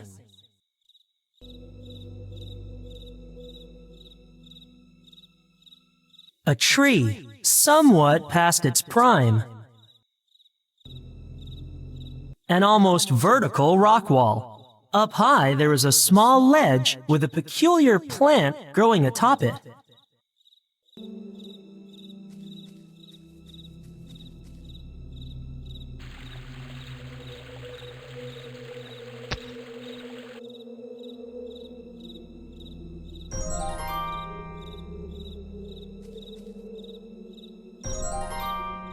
Ew, there was a worm inside the fruit. I'll keep it with me. Just because.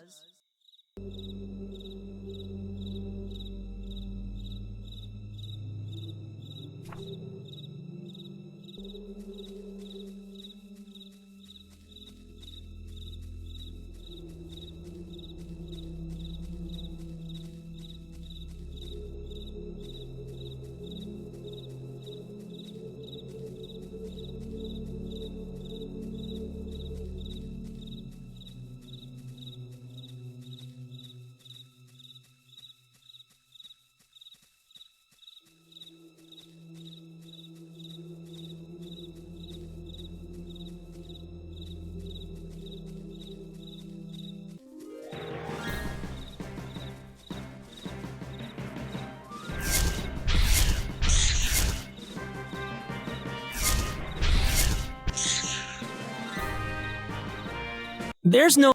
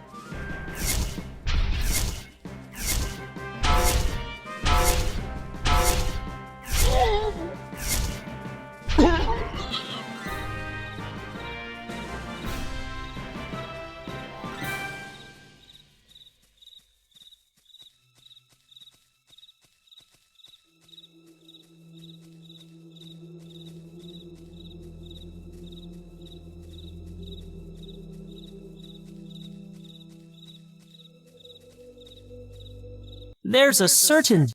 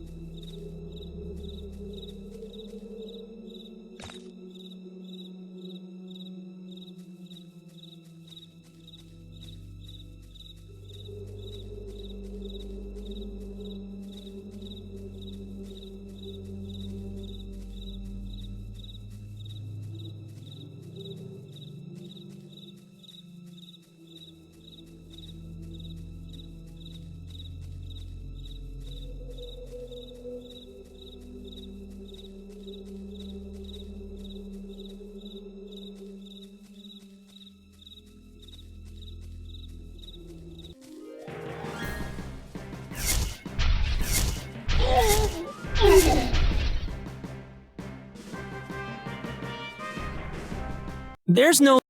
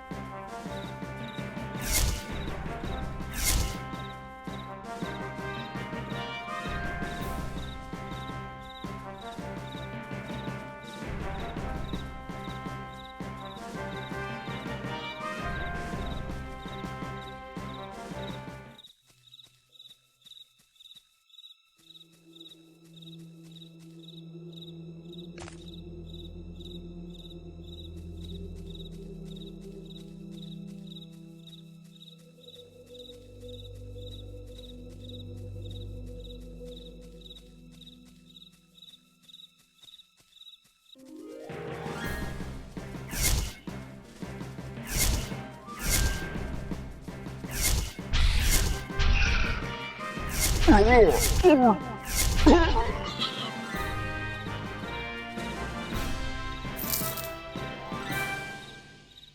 have no time.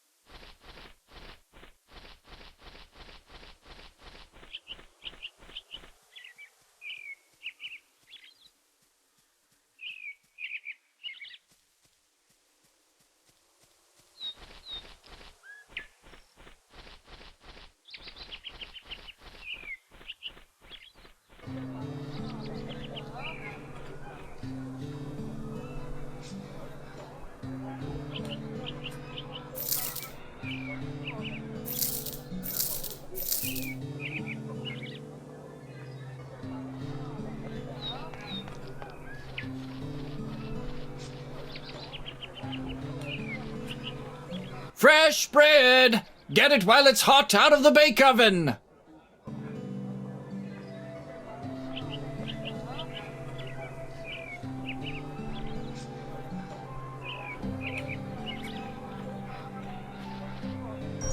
I have your apple bliss. I'm impressed. As promised, here's the fruit from the screaming tree. I shouldn't have bothered, to be honest. They taste a little sour. They're probably homesick. What? Nothing. Thank you.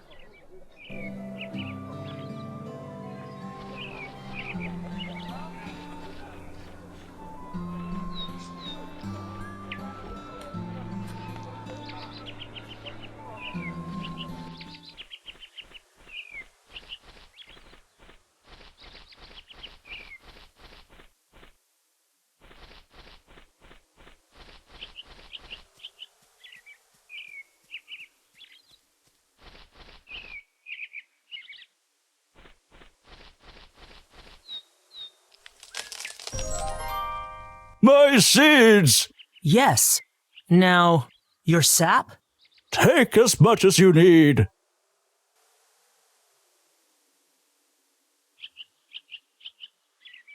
I cannot collect the sap with my bare hands.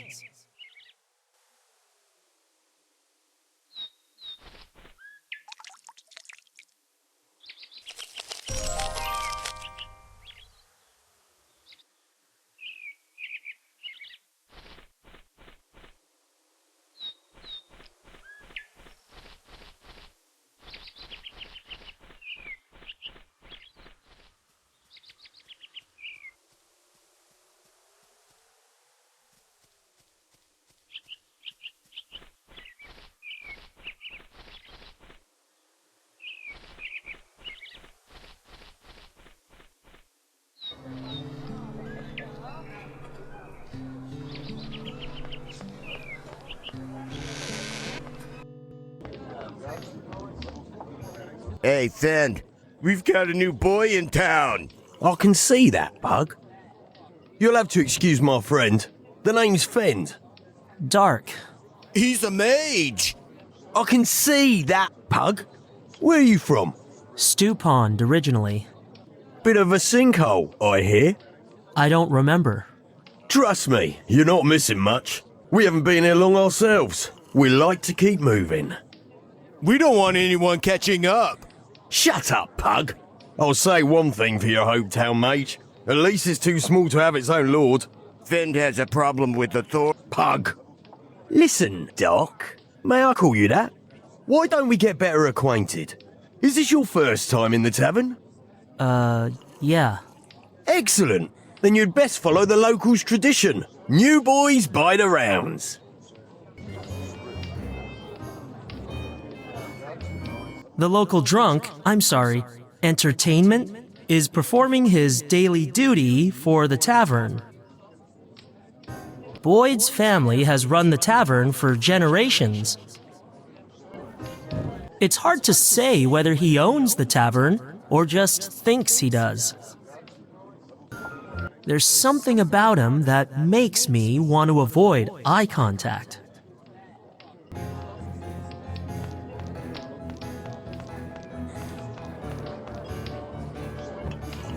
You come, you pay, you drink. I sell drinks. And? That's all. What'll you have? What have you got? Ale. Is that it? Well, there's the special that the rough-looking fellow over there's having, but it would probably kill a child like you. The man near the open window? Yeah. Keep your wits around him. Is he trouble? Who knows? Rumor has it he's off the wastelands, or used to be. So he'd know his way around there? Probably, but only the town full would ask.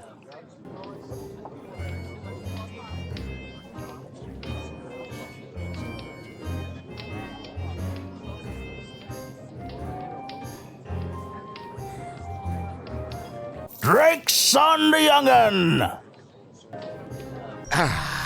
That hits the spot. Again. Not too flaky, is he, Pug? Reckon he could handle himself in a friendly wager? If he has the coin. What do you say, friend? A simple game of chance? Come over here.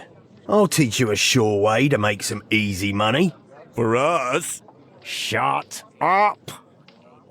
I'd ask him where he got that medallion, but I have a feeling there's a long story behind it, in which pants play no part.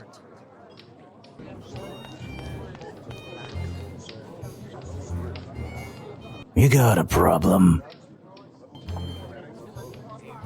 I came here not to be bothered. Beat it.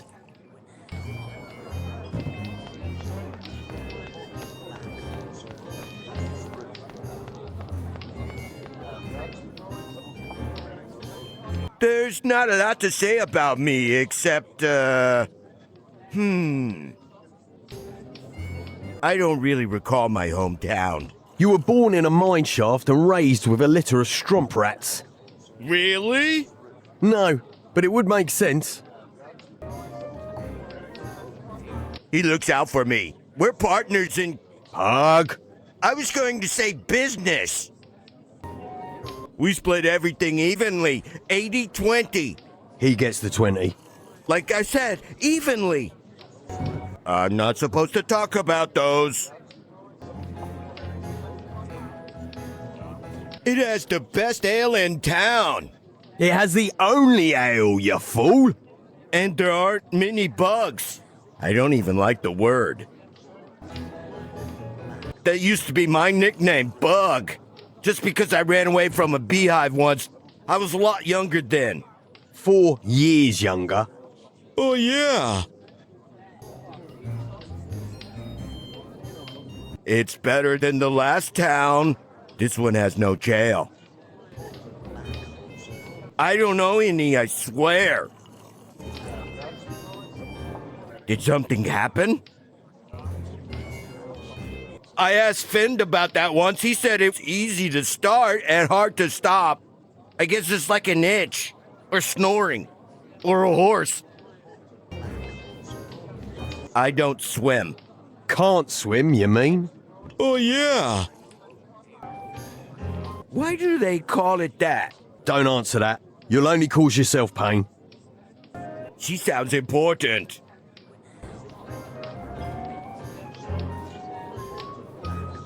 I don't like to talk about myself, especially not with a parched throat.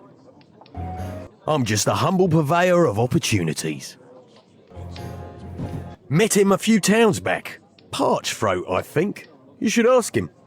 Well, but he won't tell you much, so I'll do it. Pug was the last of a long line of siblings, the one too many. He was passed around carer to carer until he was old enough to walk. Then he was marched into a house for homeless children, where he stayed until the day he came of age. They kicked me out. You were too old, Pug. Oh.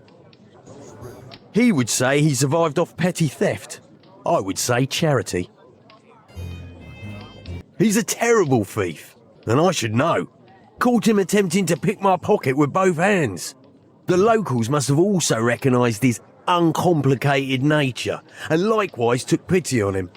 I suppose he reminded me of myself before... Well, that doesn't matter anymore. A home away from home. If we had one. We're always on the move. It's better that way. We've stayed here longer than intended, but towns like Ignor can do that to you. We see eye to eye. Some men keep to themselves for a reason. Whatever it is, it pays to respect their wishes. I could get used to the quiet lifestyle, the laid-back atmosphere. The fewer guards? Shut up, Pug. Pity about my guile, though. From what I've heard, he hasn't lost enough to know the meaning of sacrifice. You can tell that from his waistline alone. I doubt we could compare stories.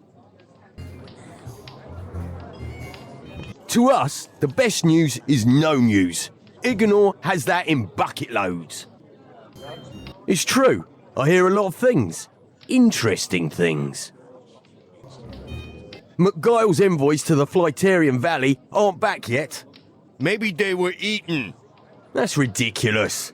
But that's what you... Shut up, Pug! Goblins have been sighted around the forest's edge. They normally don't come that close to town. Someone saw a mysterious shape moving in the lake. A whale? I doubt it, Pug. One of the merchants is selling shoddy goods. A child from town learned how to get into that tower of yours. A few of your lot have a bit of a drinking problem. A Flyterian has been seen over the... I've been meaning to teach Pug how to swim. But I don't like water, or insects on water, or... We get it. They should rename it after someone. Pug Island. Close. I wouldn't mind getting to know her. She's over 500 years old. If she doesn't look it, who cares? You look like a kid who could handle himself with a few undersized goblins. I had an encounter with some not long ago, while exploring Bloodbark Forest. Nothing I couldn't handle. They took him by surprise, and he fled back to... Pug! In any case, I later realised I'd lost my pendant. You wear jewelry? It was my mother's. Oh, which one? Shut up. Anyway, if you can get it back for me, I'll make it worth your while. Go into the forest and teach those little hellions a lesson. Watch your back out there.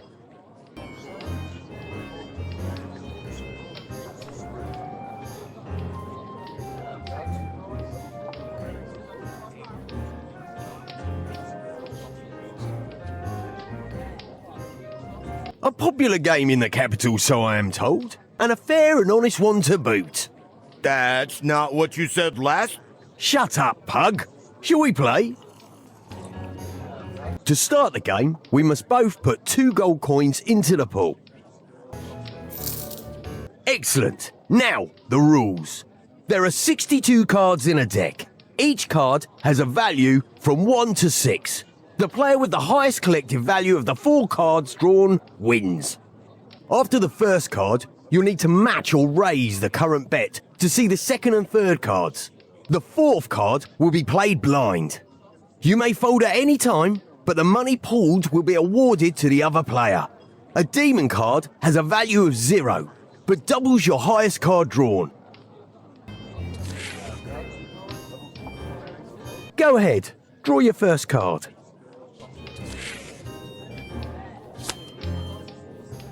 I bet 5 gold coins.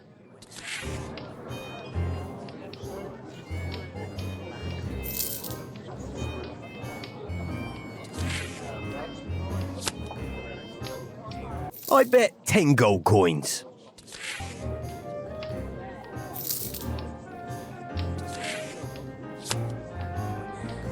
I bet 15 gold coins.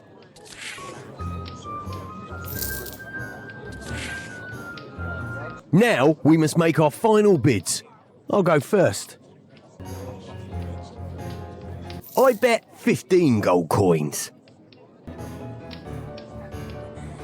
I don't have an. Looks like I win this round. Come back when you have the money to play another hand. I'll give you the chance to reclaim what you have lost.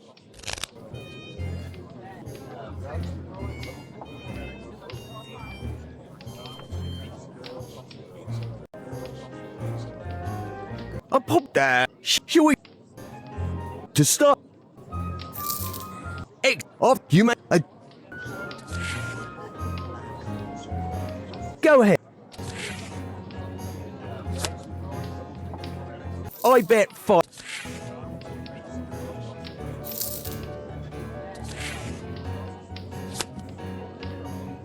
I bet.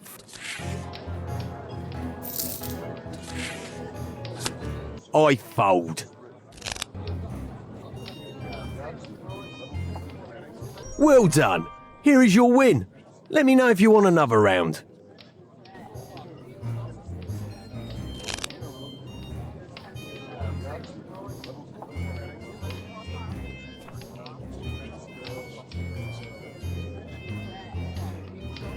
Shall we play?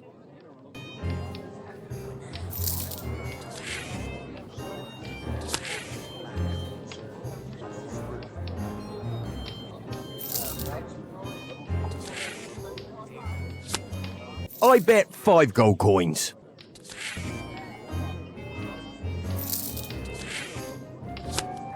I bet. I bet. Now we must. I bet 5. Looks like I win. A decent attempt.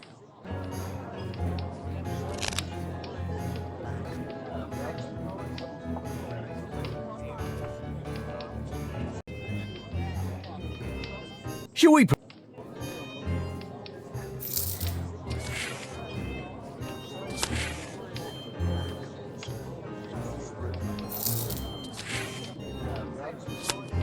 I bet.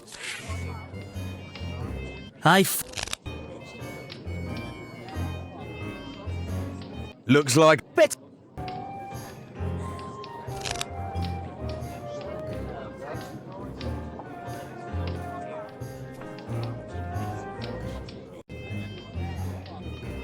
Shall we?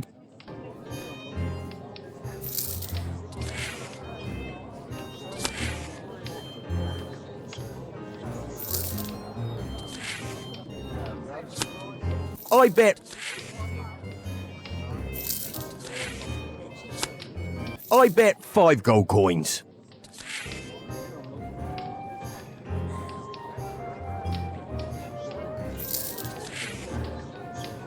I bet 10. Now we must. I bet 10. Looks like our chance pays the.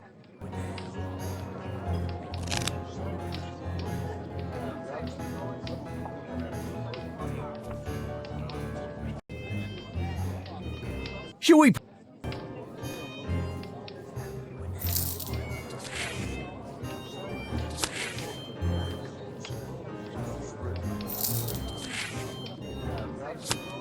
I bet 5.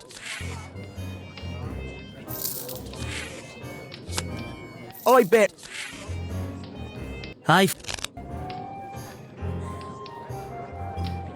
Look.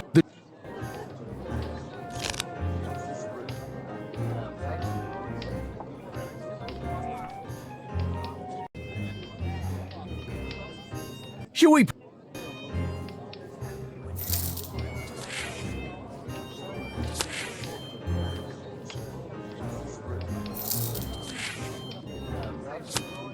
I bet 5.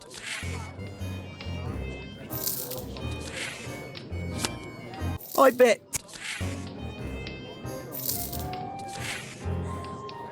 I bet. Now we. I bet. Well done. Here is your win. Let me know if you want another round.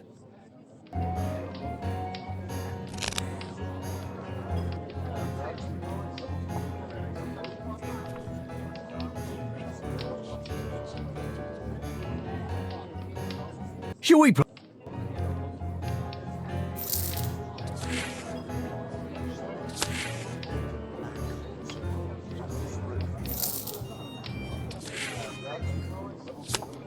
I bet 5.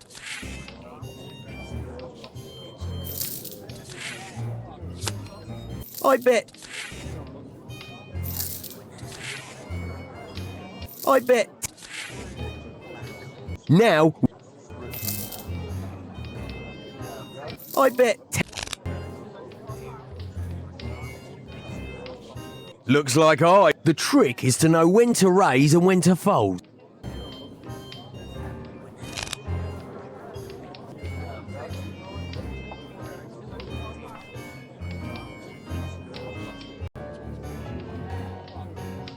Shall we?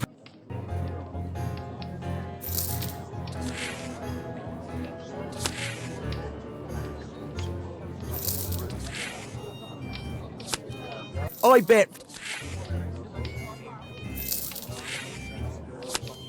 I bet. I bet. Now we must make. I bet. Looks like our chance pays the persistent.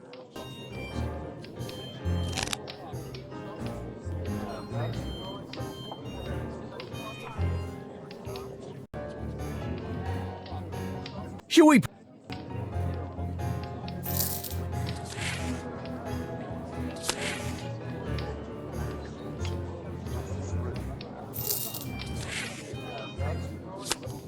I bet.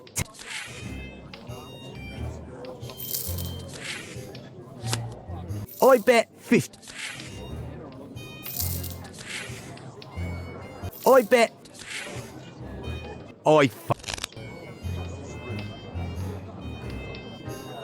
Well done. Here is your win.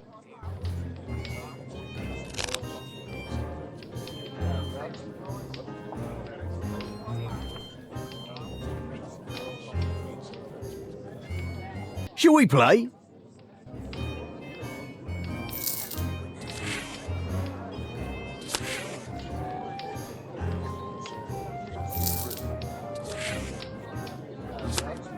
I bet.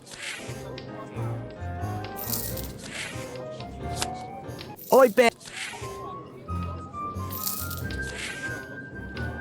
I bet. Now we.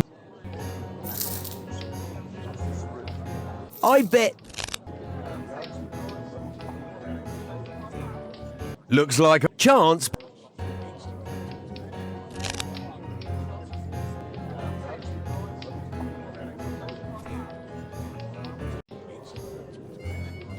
Shall we?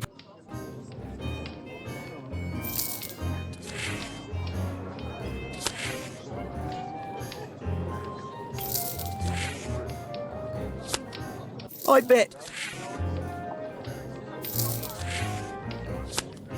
I bet. I bet. I fold. Well done. Here.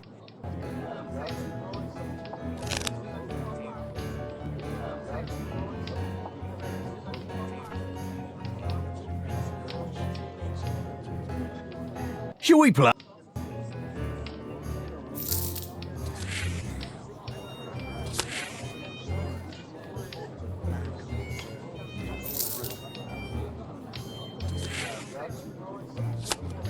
I bet 10 gold coins.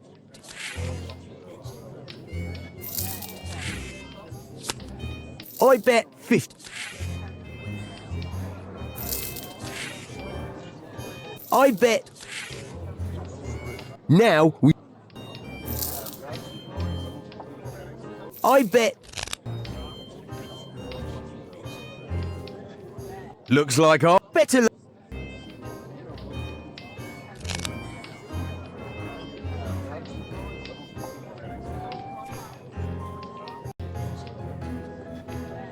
Shall we?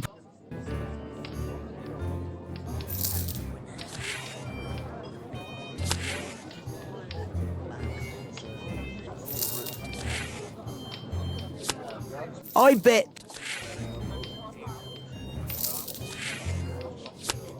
I bet 20. I bet. Now.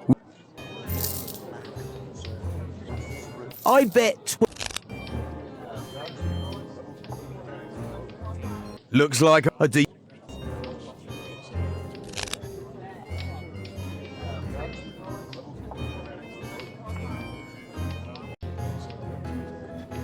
Shall we?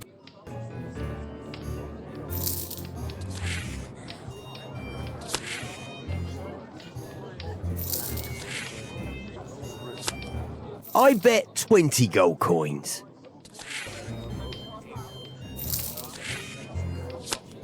I bet. I fold. The elements have deemed you the luckier and have forced me into early retirement. For now.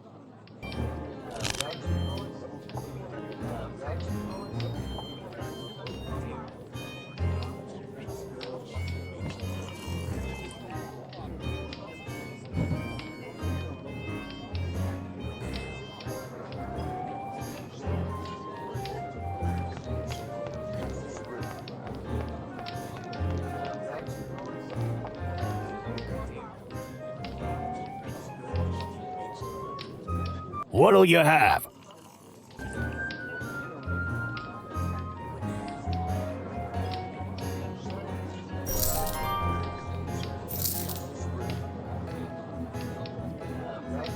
I'm feeling fine right now.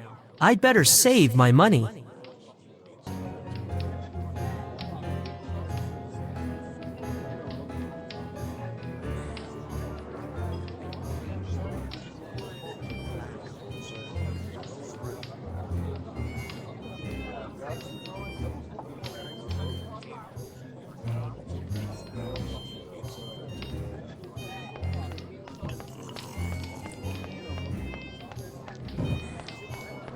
That's more like it. I was born in Deep Scratch, one of 9. What else do you want to know? My mother, may the elements keep her, taught the local children of Deep Scratch, including hers. I know a few words. The right ones at the right time can be useful. I think that's worth another drink, boy. What else do you want to know? There were few opportunities for those not born into privilege. Since I left, I've taken my share of chances. Some of them paid off, others... You played a game. Sometimes you win, sometimes... I've seen the inside of more jail cells than Pug can count. But I'm no crook. It's survival, pure and simple. Embrace it or succumb. That's my philosophy. For some, life is what you make of it. For others, what you take from it. My father lived by the former, and look where he got him. My father, may the elements keep him, was a farmhand working for a lord. More like a slave. He got himself into debt early on and worked for nothing till the day he died. I vowed that would never be me. Another mug of ale wouldn't go amiss.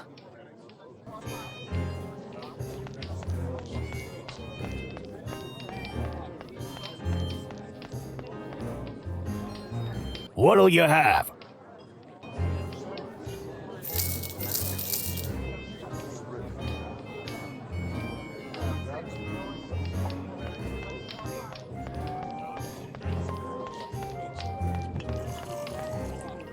Ask while I'm in a talkative mood. I'd rather not talk about that. They're all dead. Lord Tyrant. Shut up, pug! If you must know, there was an outbreak of violet fever where I grew up. Deep Scratch lost a lot of good people that year, yet Tyrant and his inner circle survived. Coincidence? I'm just sorry he never got what was coming. I was too young at the time to see that happen. Now, it's too late.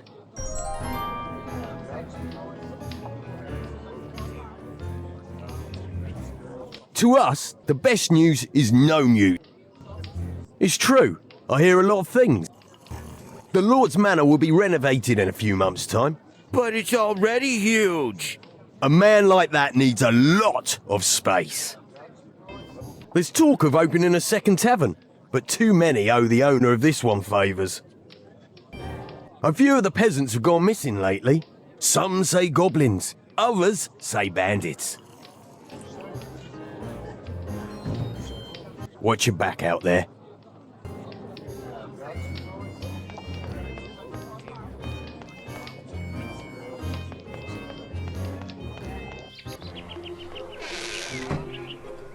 And so, to cover the necessary costs of maintaining my manor, the price of ale will be increased by 15%. Secondly, the appointment of a new town sheriff, following the recent passing of the late lawkeeper Kristen, is expected within the month. In the meantime, any criminals, however trivial their indiscretions, will answer personally to my gods and shall receive the full hospitality of the Lord's basement. Thirdly, let it be known that there is to be a new tax called the King's Tribute. This will help curry favour with His Majesty, so that he may look with a generous eye toward Igenor's most humble lord.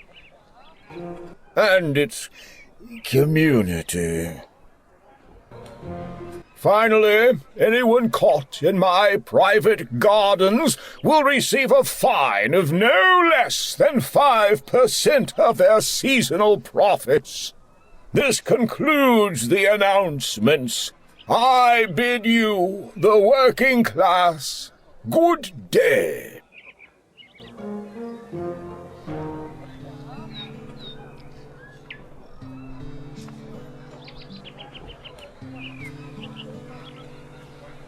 I can see the hazy interior of the tavern through this window. I can't believe that. Why? The front door.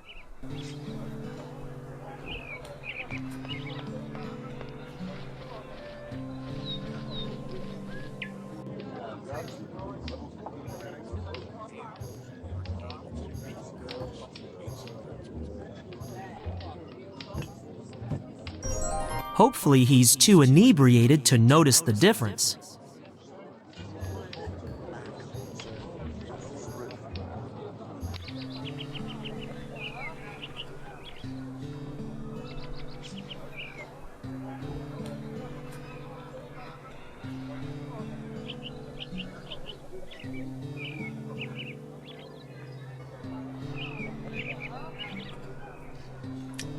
There.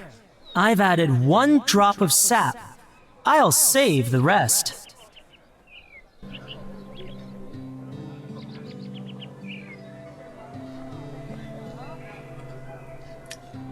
I've added 2 drops of sweat.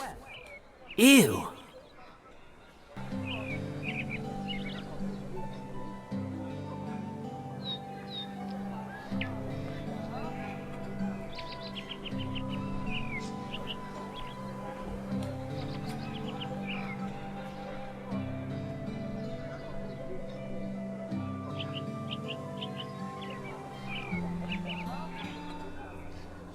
I have already added some sap.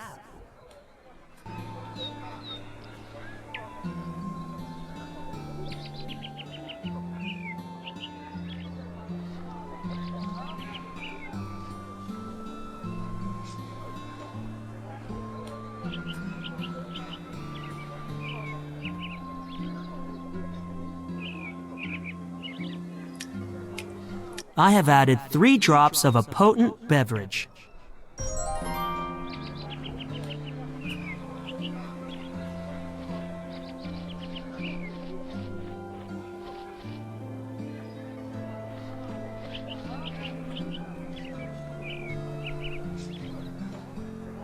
Thank you.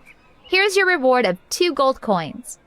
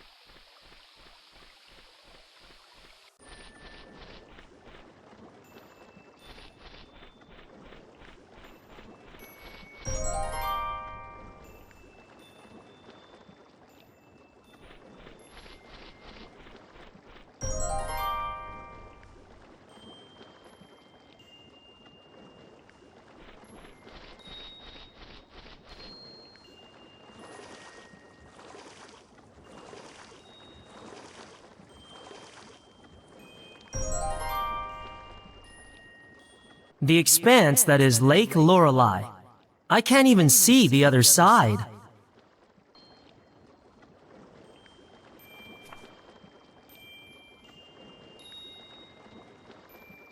Only advanced water mages can part a body like that.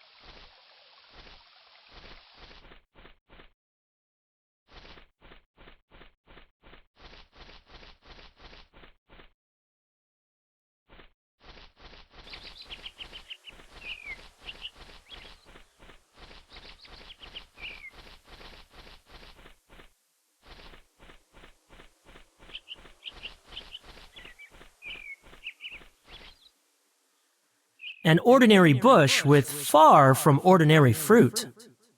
The plant is swarming with large ants.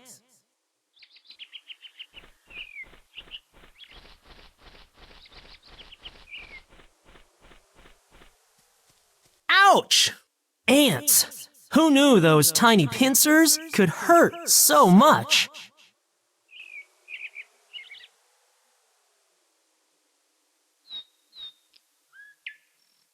Sizable stones.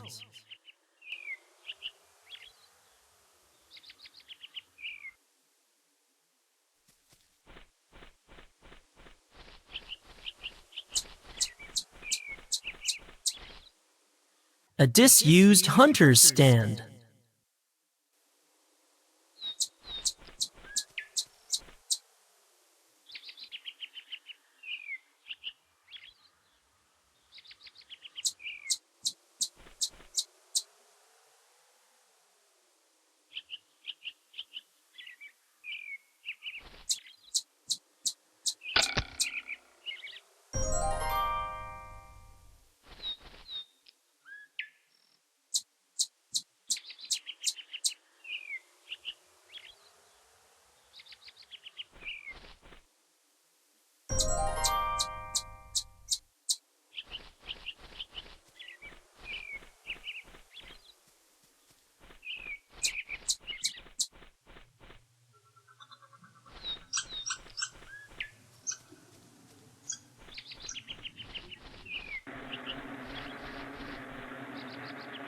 A hive of potentially dangerous wasps.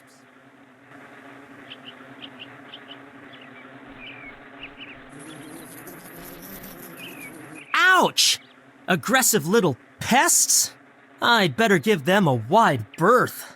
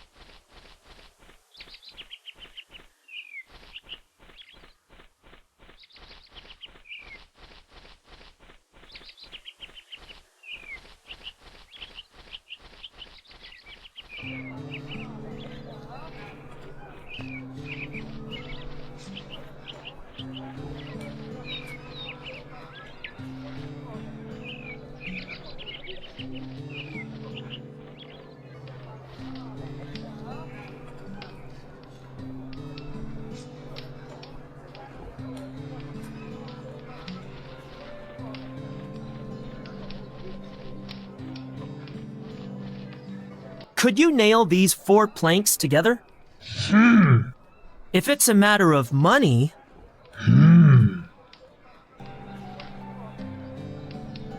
Is that enough?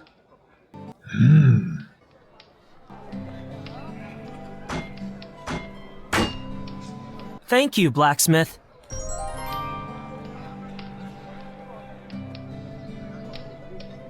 The airtight kegs have been securely fastened to the raft with the rope I found.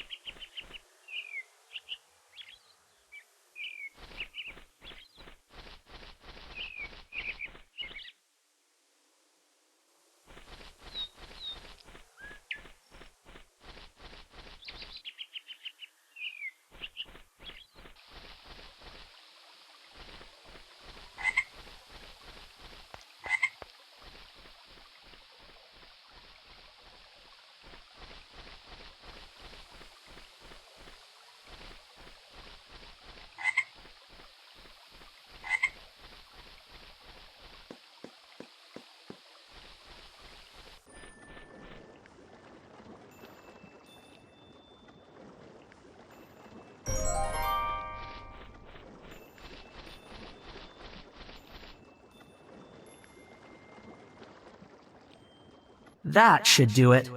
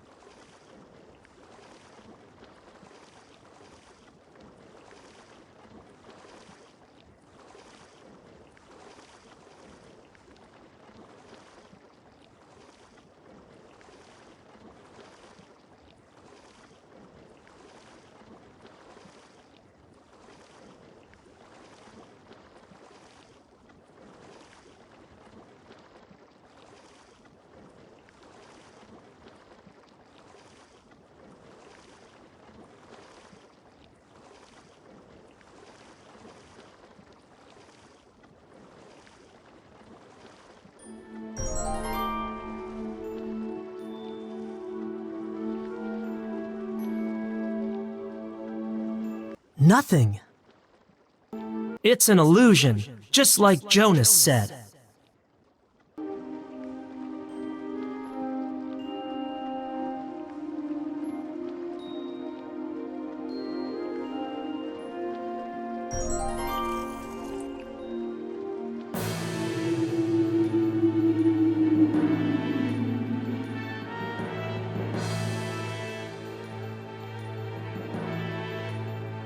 And I thought the Mage's tower was big.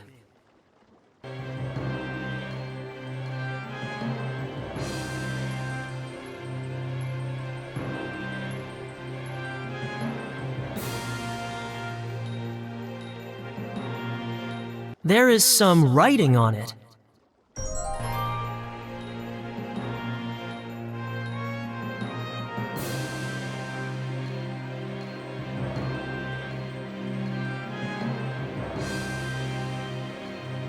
It's nice to see the masters hold their initiates in such high regard.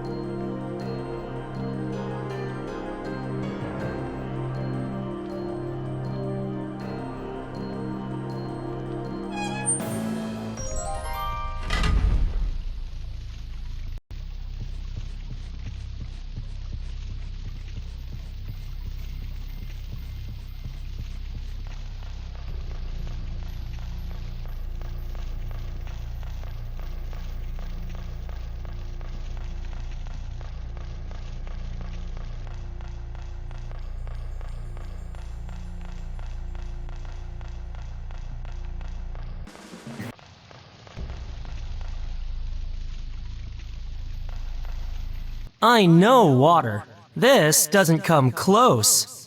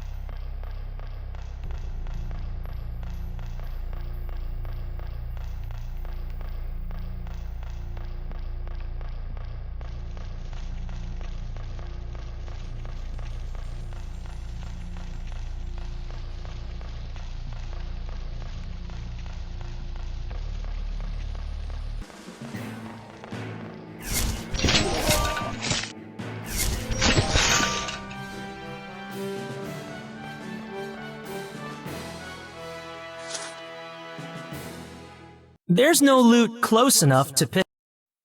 I have no bone to pick with the deceased. I have no.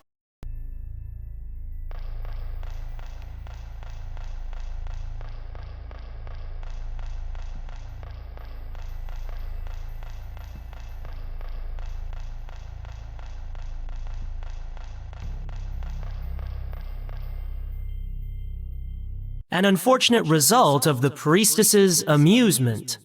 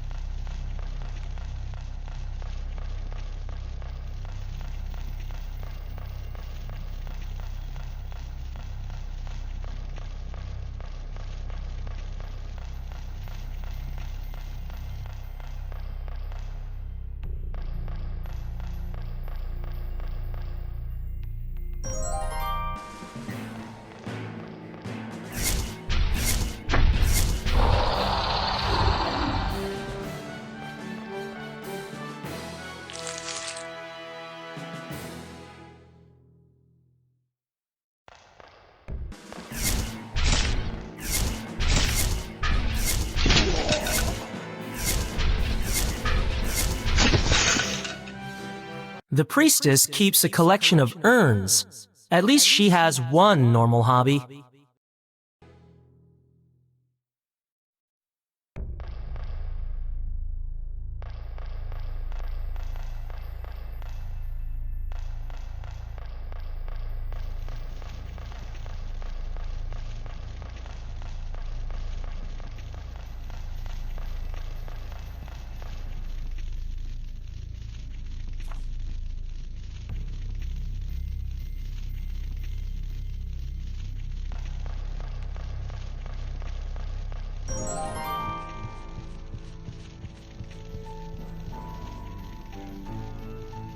What is this? A man? No, not quite. Another child enters my domain, seeking to earn his place. To what do I owe the pleasure, initiate? Have you come to pay homage to the priestess Amunkul? To honor the once and great ruler of Armanash? Do you seek to look upon beauty so immeasurable that men and women once gave their lives for a single glimpse? No? Perhaps you have a gift, a tribute befitting one of my glory and stature. I thought not. A message from your masters, then? Will you inform me I have concluded my sentence? Am I to be freed at last? But I jest. Your kin are not the forgiving kind. Not even after 500 years. I know why you are here. To take, as those who have come before you have taken. Already I tire of your presence. State what you want of me, child.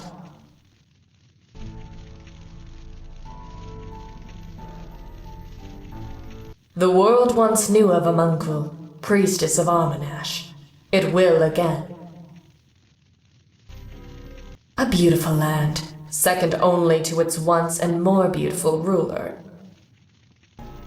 Through the long centuries, I have not forgotten my subjects' betrayal. My own acolytes turned on me, seeking to usurp my rule and seize power for themselves. As their guardian, I was forced to punish them.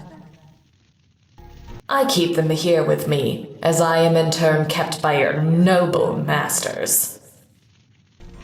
Is that what history records? That I murdered my followers because I resented their beauty? You need only behold their heads to know that was not the case. All beauty is to be celebrated. I ensure none goes to waste. They keep me company far better than when they were whole. Do not speak to me of crimes, mage child. Read upon your history, and tell me you have any right to hold me here. My deeds are tiny compared to that which your kind have wrought. Are you not a mage yourself? I am more than just a mage. I have reached into the depths of your water arts further than any have dared, and even now draw from its ever-darkening power. There are aspects of the water which your masters will not teach you. Why risk upsetting the balance when a simple lie keeps all in check?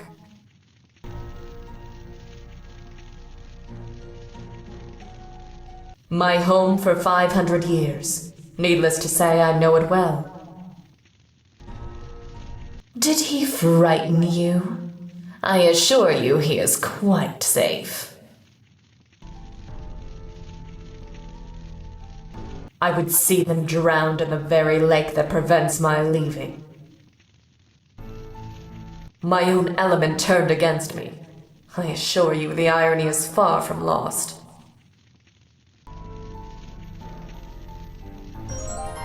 I have come to ask for a lock of your hair.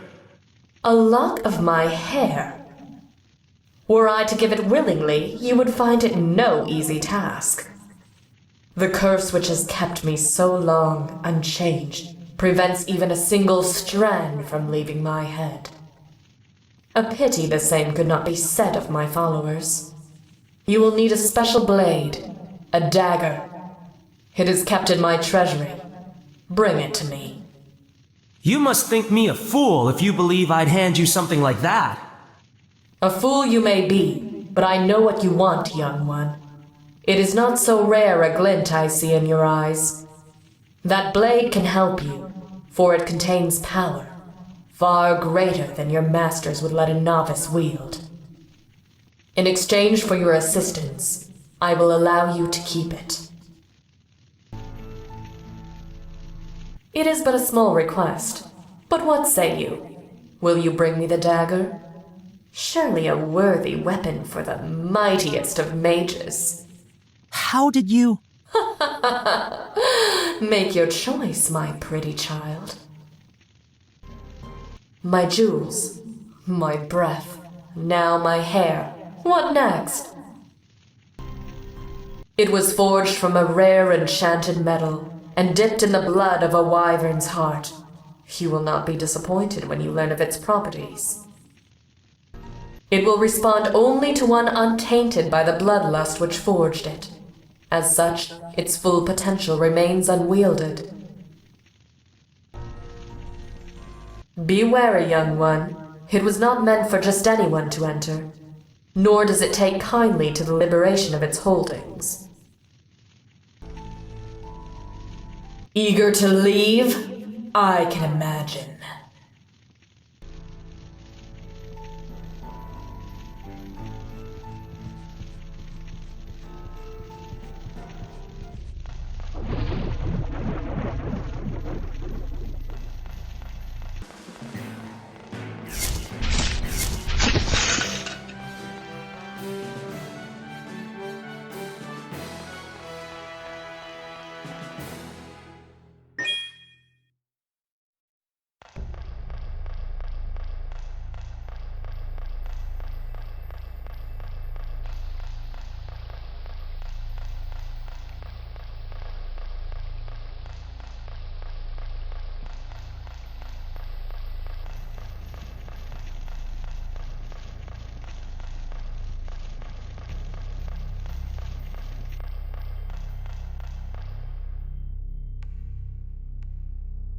The name etched in the stone says Christie.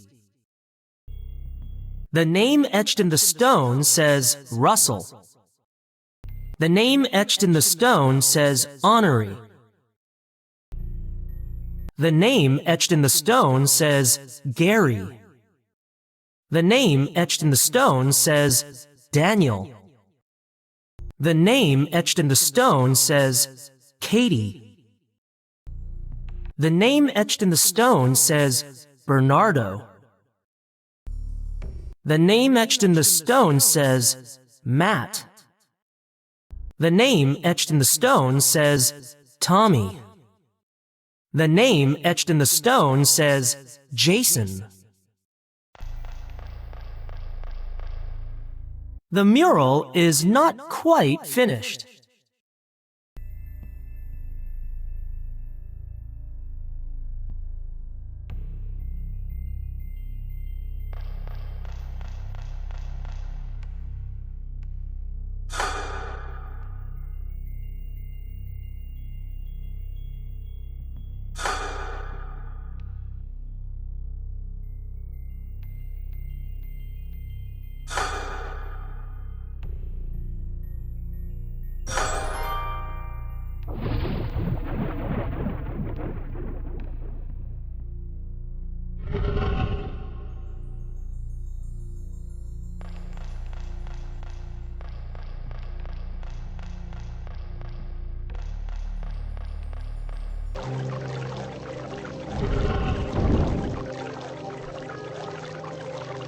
Uh-oh.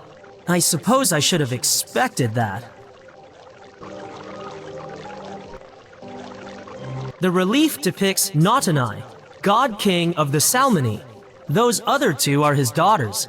They are presenting an open clamshell, which is meant to be laden with treasures. There's an oddly shaped metallic object on the floor. This must be the enchanted dagger the priestess mentioned. It's beautiful. A circular dais occupies the center of the treasury. A three-headed serpent, better known as a hydra.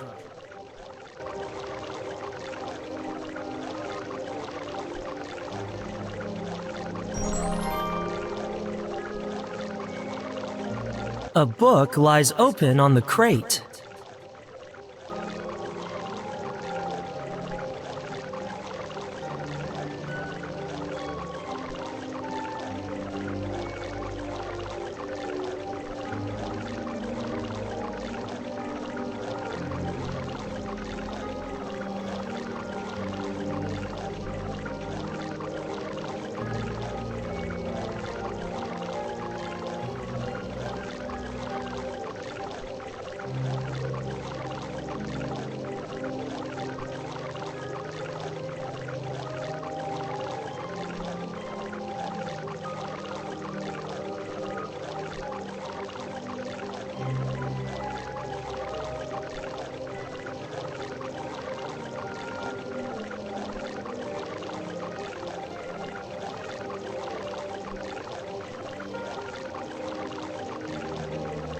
A heart of gold, obviously not Amankul's.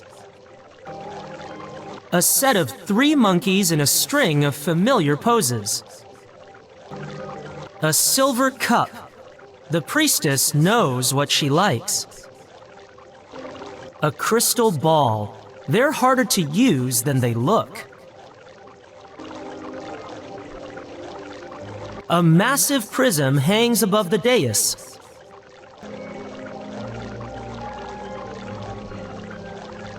A marble recreation of a northern wingalin. Nasty creatures.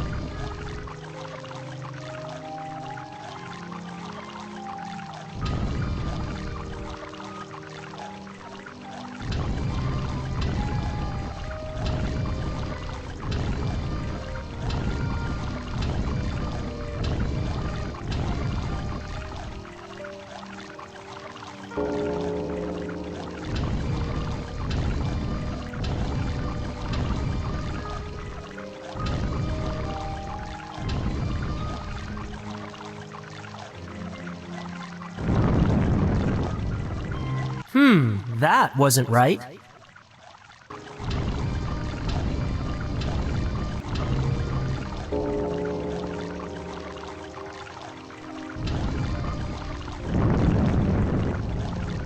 I should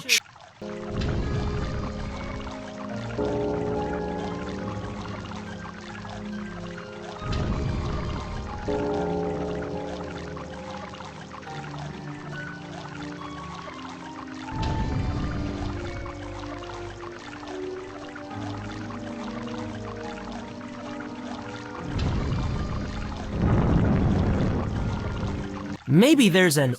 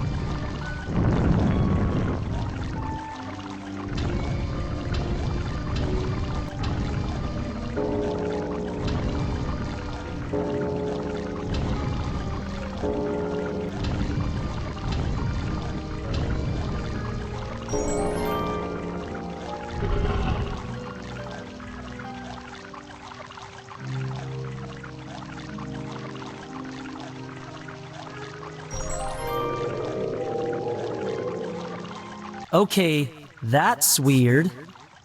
Is the priestess toying with me?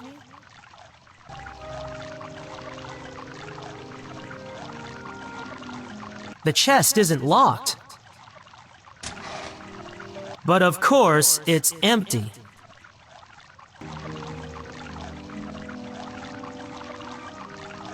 I think I can see a glint.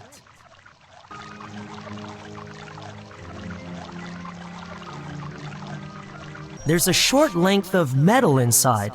It seems to be a piece of something.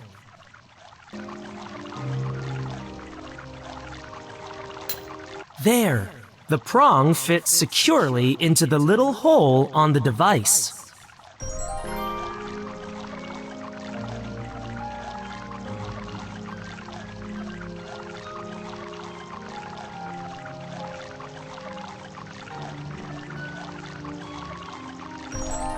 Got it!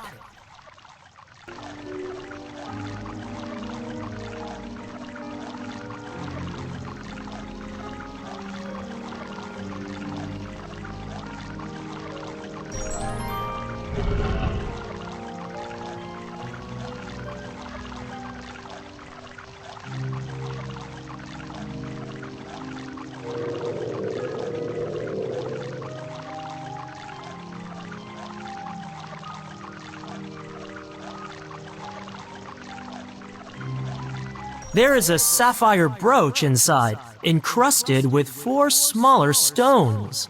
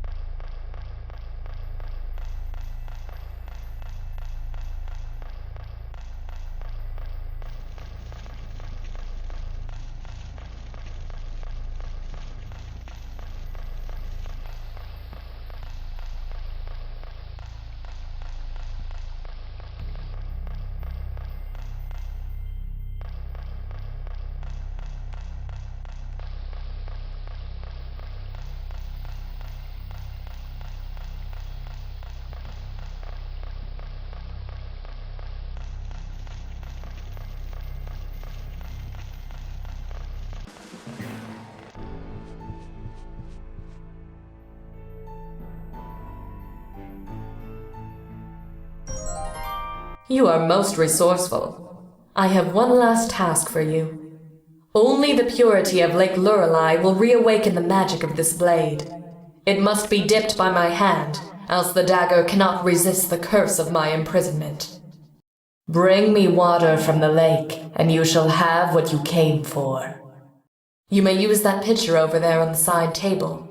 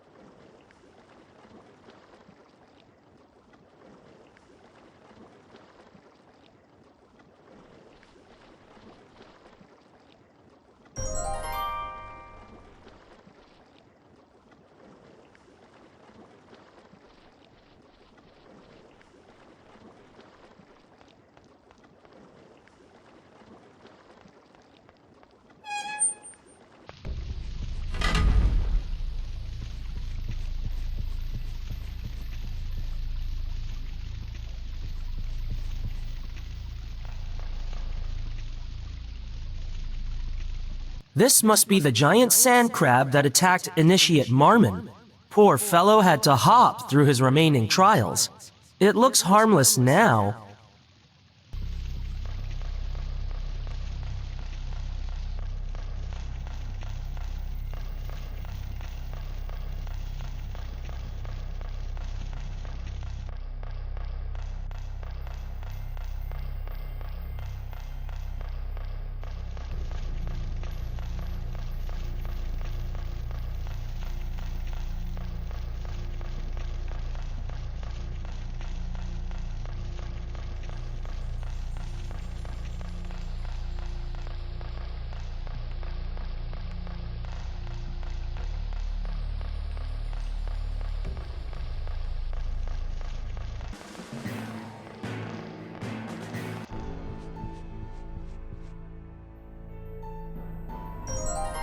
I have the water. Finally. I didn't think I was gone that long. Can you imagine? For centuries surrounded by the means, without the means to attain it? My jailers have a sense of humor, at least. But they sent initiates, one after the other. Hundreds must have stepped through those doors, each with their trinkets. Piece by piece, drop by drop, I acquired enough to fashion this blade. You created the dagger? Why? It does not matter. With its magic restored, I am now ready. I only require a small lock of hair. A lock? Silly boy, I will not waste the blade's power on a trim. Then what?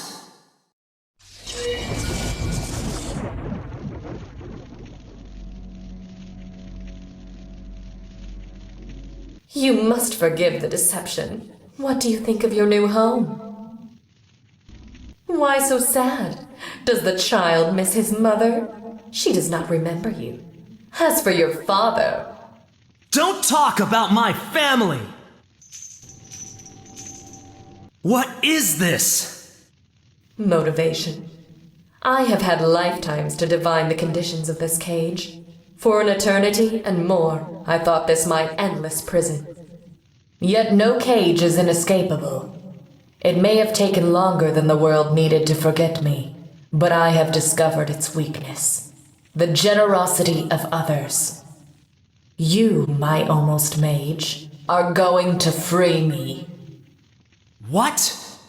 Simply agree to take my place, and my time here is ended.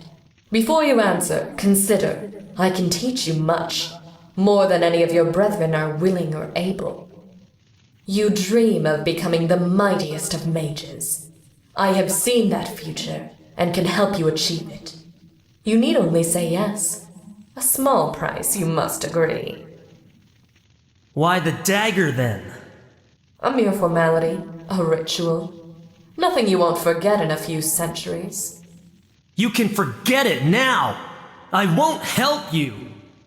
Do not be so hasty. You will not find the alternative pleasant. I will leave you here to reconsider. I have learned patience, among other things. When you have made your decision, you need only scream for me. 500 years. Who could live like that? Unchanging, eternal, decaying within. I can smell time's waste in this dungeon. It's sick with entropy. Even the walls. Not a nice lady. A device for reducing the size of one's head. It has spikes, lots of them.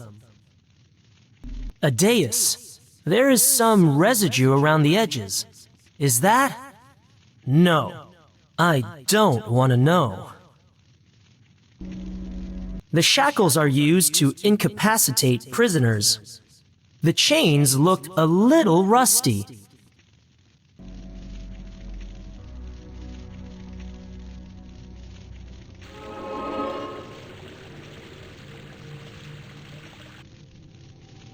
The cracks in the metal shackle have given way. Now for the other shackle.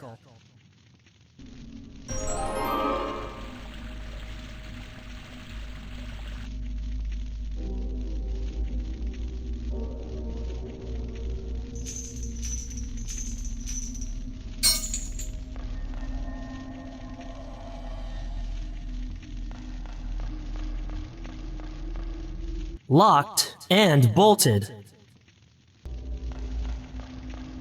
This device has come loose from its wall fixtures.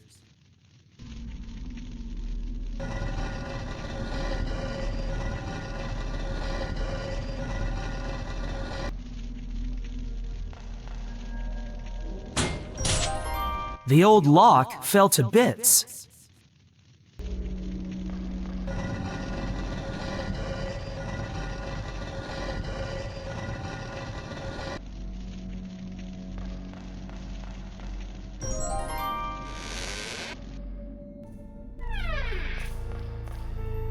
Sneaking into a woman's bedchambers? Such impudence!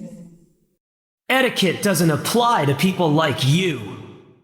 People like me? In 500 years there have been none! You stand before an ocean storm, child. My will is but its waves. All I see is a failed mage, drowning in her own irrelevance. Strong words spoken by those whose heads now line my walls. So choose your next carefully.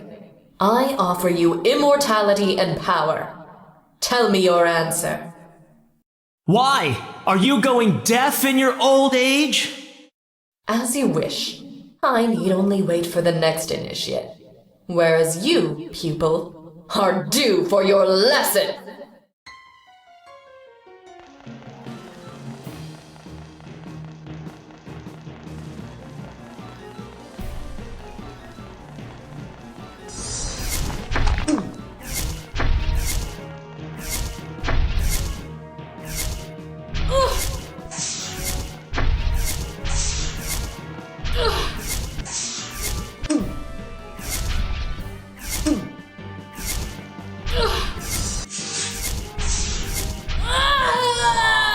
They both collapsed at the same time. Interesting.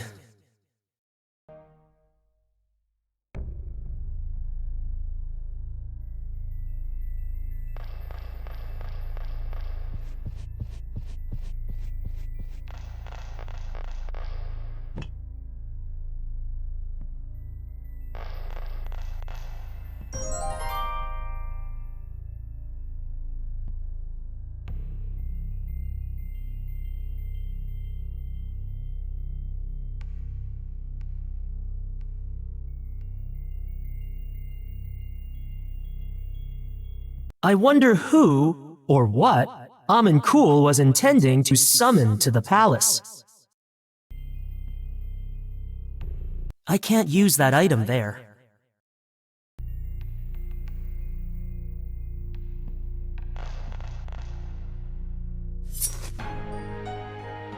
Finally, I have a lock of her hair. Wait, don't kill me. I can still help you. Show you the path you seek. To power. I'm listening. There is a tome, not in any library, but in the hands of one who does not understand its power. You are fated to find both. Assuming you're right, what then? Seek the tome, then I shall instruct you further. She has fallen unconscious. Is this more guile? Should I believe her? Eternal imprisonment is punishment enough.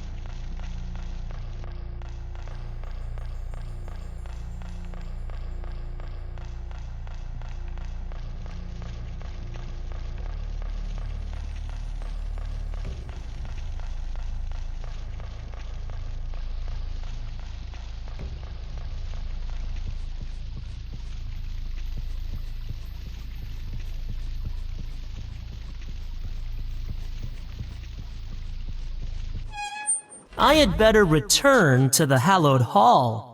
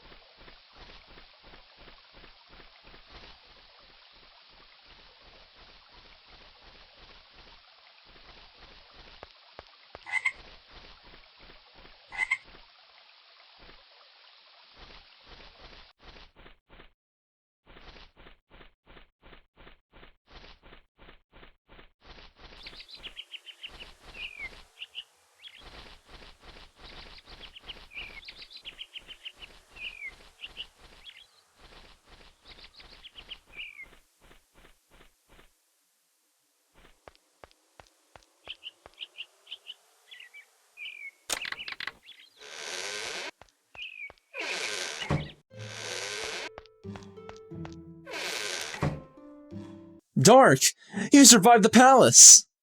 You don't have to sound so surprised. Sorry.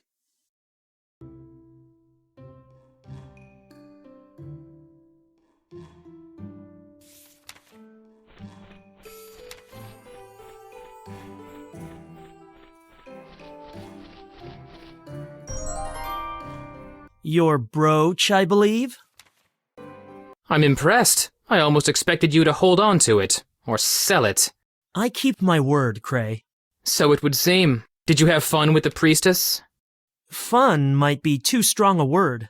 but I won't forget the experience in a hurry. No doubt. Enjoy the rest of your trials.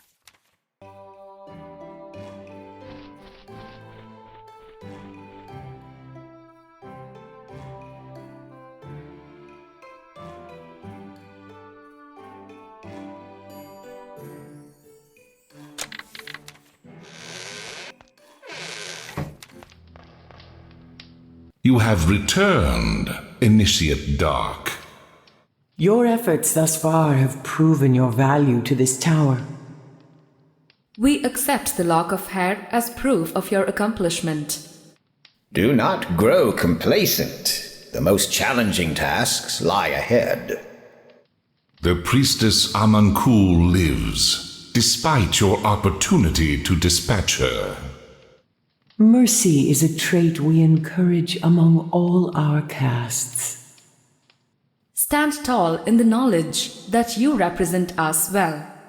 Rest now, then turn your mind to the mountains, where you will need wits as sharp as the eyes that keep watch from there.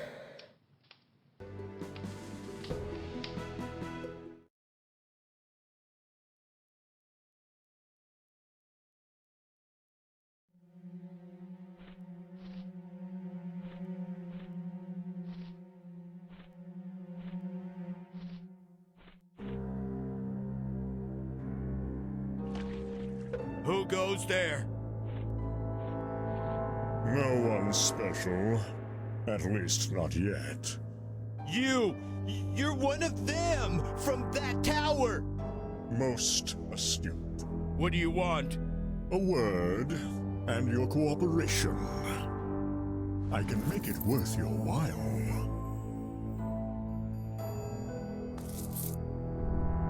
Keep talking.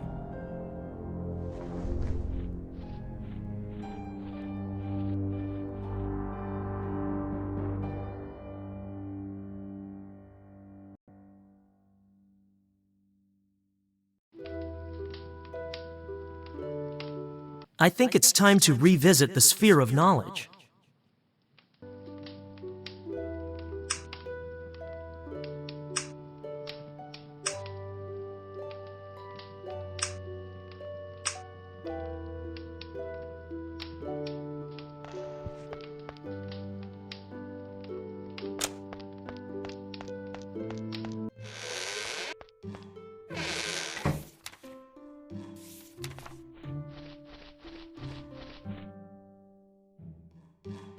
I'm expecting the complete Chronicles of the Missing Continent series to arrive any week now. Almost entirely speculative, of course. No one knows where North and South Eliwald got to. Still, there's no harm in entertaining a little fiction now and again, so long as it's largely grounded in reality. And some think we have no imaginations. There's an idea floating around in the capital that our 4 castes should be paired into 2.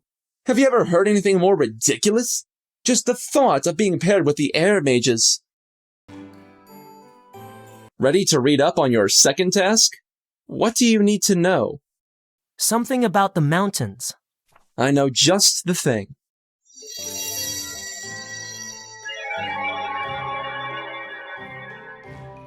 You should be able to find it now. Those formations are the most fascinating thing about the whole valley. They build their homes in the trees, which I can appreciate on some level, but why so far from the ground? You have to admire people who preserve nature the way they have. Be careful that it doesn't hatch. I heard that griffins form strong attachments to their parents. There's a book, Bestiary Volume 7, which describes griffins as majestic as they are territorial, best viewed from a distance. You should probably heed its advice. That is one for Jonas, I think.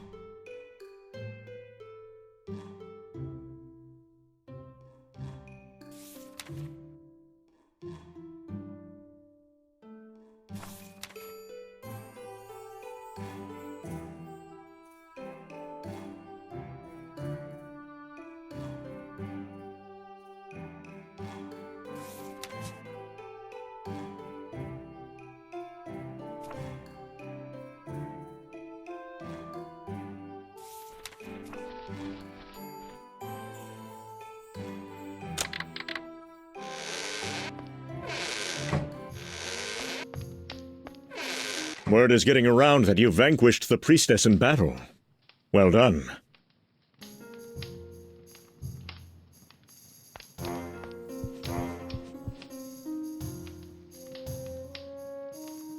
News turns slower here than a roasting marsh slug.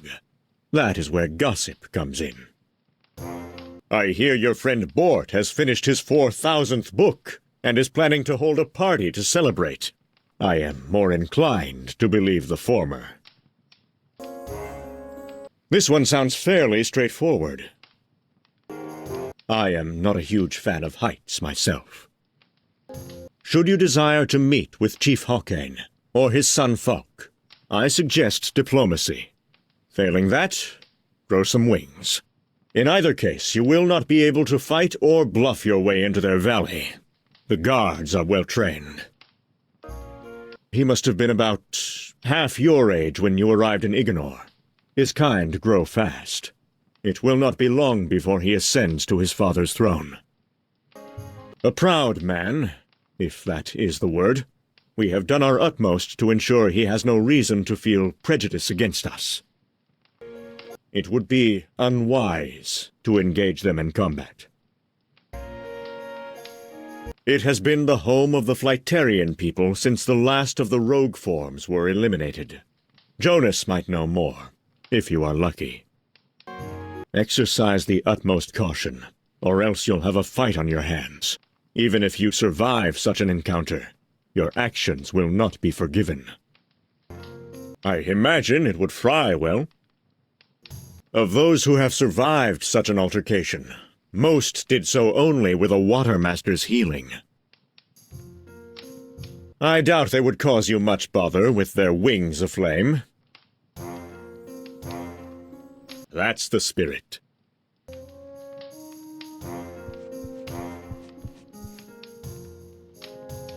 Seeker of power, employ your element. Find the key in a place opposed. Unlock what is yours.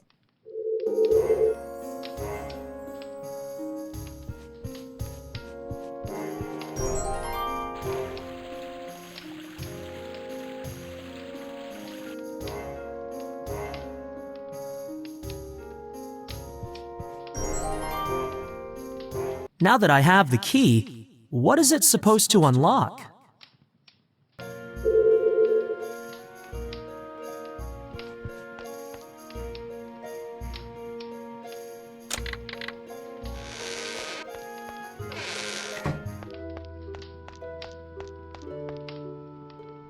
An indefinitely locked chest. I have been trying to open this chest since I arrived 10 years ago. Could it be that this key... There's a scroll inside the chest. Do these runes pertain to my next spells?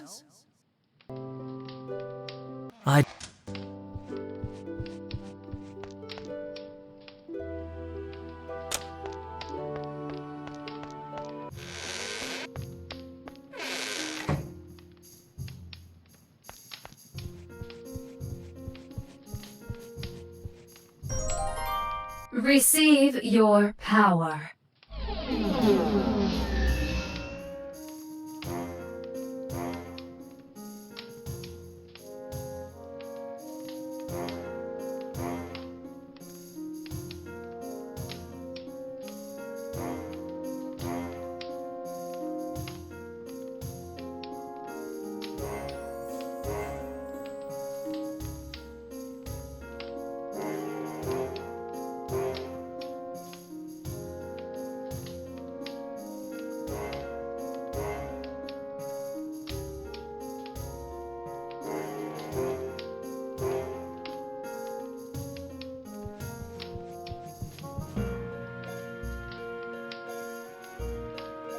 I would be honored to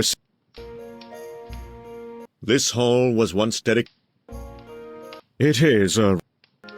When does a man become a monster? The day he forsakes the laws of the land and turns to anarchy. These immoral rogues cannot be trusted or reasoned with. If they see you, you had better defend yourself against their blades. Imagine a huge worm, and a mouth large enough to devour a man whole. If you're lucky. They move beneath the wastelands, their teeth as sharp as their hunger. Watch out for their venomous spit. Though their 2 heads equate to less than a single mind, their massive bulk and crushing mallets are not to be taken lightly. These brutes are to be avoided by all but the strongest mages. A spirit who cannot find rest can be a potent foe, neither living nor dead. The only mercy it can be shown is at the receiving end of our gifts.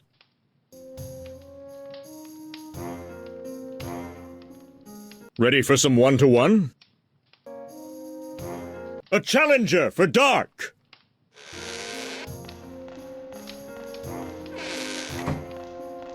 When this is over, can I have your private hall? Clear the hall!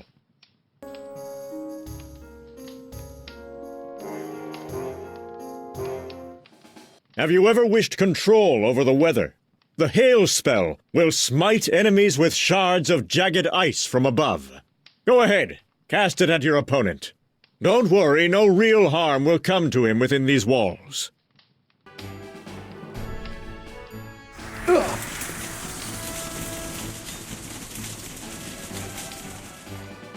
Excellent. It will also damage any foe who wanders into its icy radius. A slow-moving foe makes for an easier, more vulnerable target. Cast the chill spell on your opponent to witness its effect.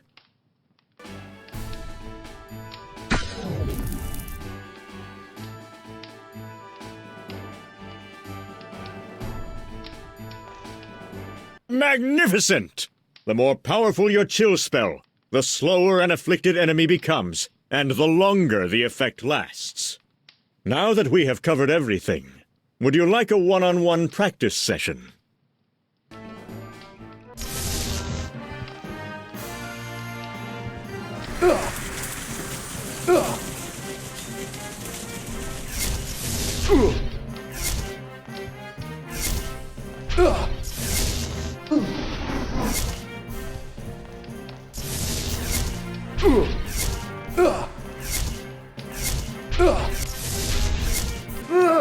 Well done, Dark.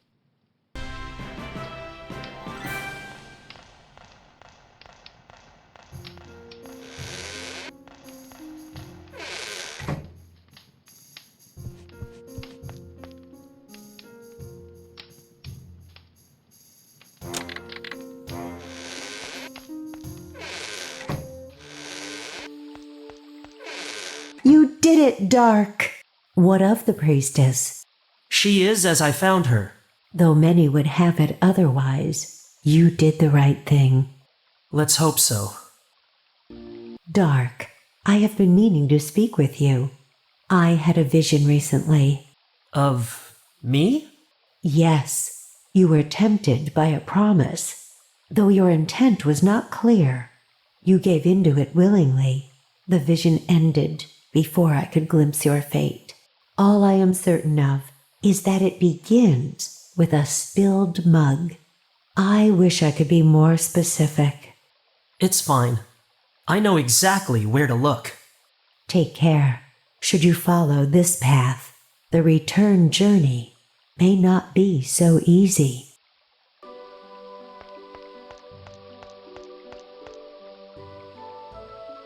One should never forget that our magic is best when it is subtle. Know this, and your gift's true worth.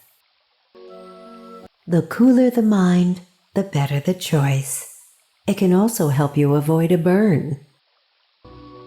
For those of us who have not trained as long, it is still possible to transport ourselves magically. There are special pillars around Ignore, placed by the masters of old. Once discovered, you will tune yourself to them and be able to return to those locations whenever you wish. The Tower of Shortshank is soon to be disbanded, as there are too few new initiates to sustain it. We have been lucky here, to siphon the few we have from neighboring communities. Now don't tell anyone, but I received a note from Jonas earlier. He says he wants to speak to me about a personal matter. I hope it's not his health. I do worry about him, peering through that spyglass all day long, with barely a word spoken to anyone. Don't worry. He talks to himself enough to make up for it. Discretion is your ally, Dark. No good can come of a rash approach. What are rivers without their mountains? A proud and noble race, born from the ashes of the old world. Tread lightly in their presence. The future chief, as I understand it. A spirit from which great strength and conviction flows. May it do so in the right direction. From what I hear, they are even more dutiful and loyal than Lord Miguel's men. I have set eyes upon it only once. It is a great privilege to be allowed even a glimpse. Jonas earned his passage, but he will not say how. Even the shell is said to have remarkable properties. It is said, when consumed as a powder with certain rare herbs, a griffin's egg can bestow the mage with the gift of flight. At least that is what Jonas once told me. I do not know anyone who has achieved this, though. Creatures of majesty and menace in equal measure. I find they are less troublesome in the rain.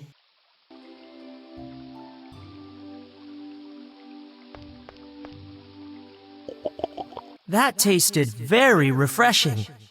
I feel sharper than ever.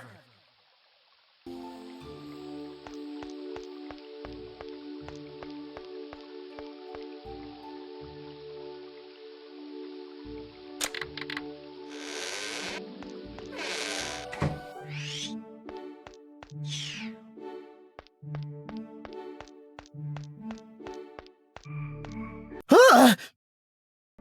You took care of the priestess, I see. You saw? I watched everything. I'm not sure whether I should feel grateful or disturbed.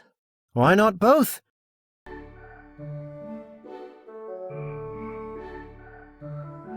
Varna said I knew something about rogue forms. Well, I must then. Let's see. Oh yes, they were once creatures of the gaseous plane, able to assume any form they wished. For that reason, along with their behavior in those guises and the risks they posed during the wars, they were considered a threat and destroyed. It's one of the few times in our history that air mages took an offensive stance, though I suspect we were coerced by our hot-headed brethren. Such a pity. I would have liked the chance to examine a rogue form. In a bottle, of course. Without a doubt, the best of the three. All those feathers. Irritable creatures. Their stings can leave a nasty rash, assuming they don't kill you outright. Don't get too close. Is there a way to pacify them? Have you tried singing to them? No, and I'm not going to. Oh, what about putting them to sleep then? That should calm them down. Really? Works for humans, doesn't it? I have heard that the fruit of a certain plant has an intoxicating effect on insects. You can barely keep them away. Or awake. Which plant? No idea.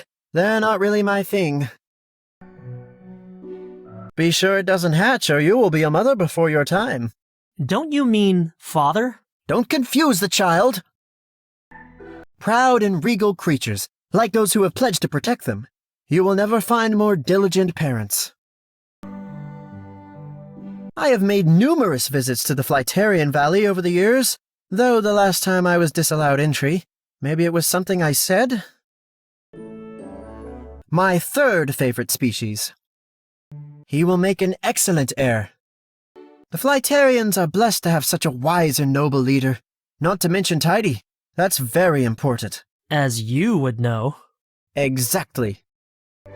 Not that talkative, but who wants a chatty guard?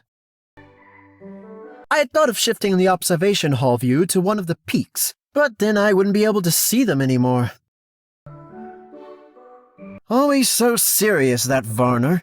Gets around like he is expecting the world to evaporate at any moment. He just needs to learn a little levity. That's a great song. Who was I talking about? Varner. Oh, yes. Did you know Varner is the odds-on favorite to replace Pyrace as Fire Master? I should know. I'm running a pool. Want in? The tailor's wife locked her husband out of the house again, probably because he didn't arrive home until just before dawn. Phileum, yes, that's it, Phileum, I think. He possesses a key quality of most fire mages, overconfidence. May I use your telescope? Of course. What do you want to see? The mountains. All right. All set. There is a winged guard at the entrance to Flyteria.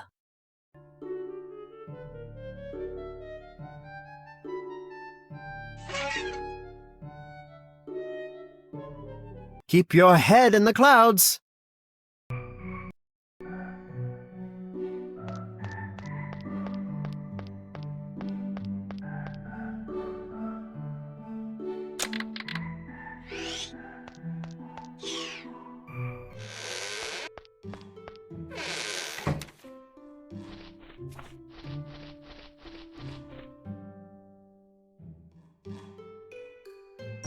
I know the plant Jonas was referring to.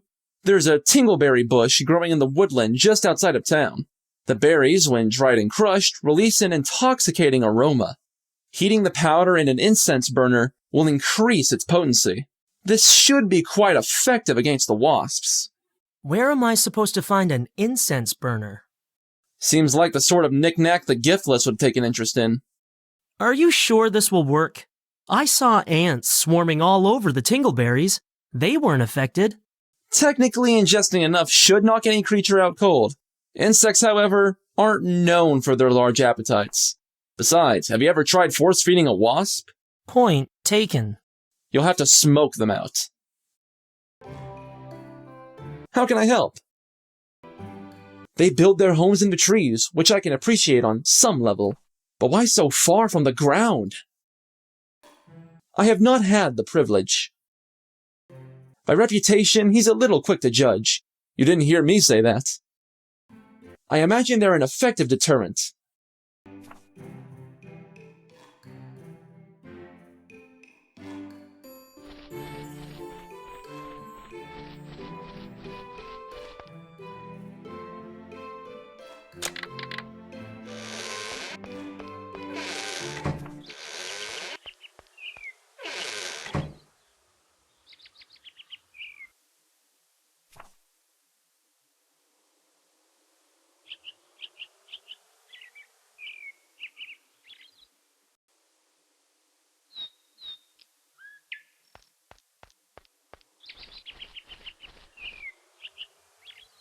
I should not cast magic indiscriminately.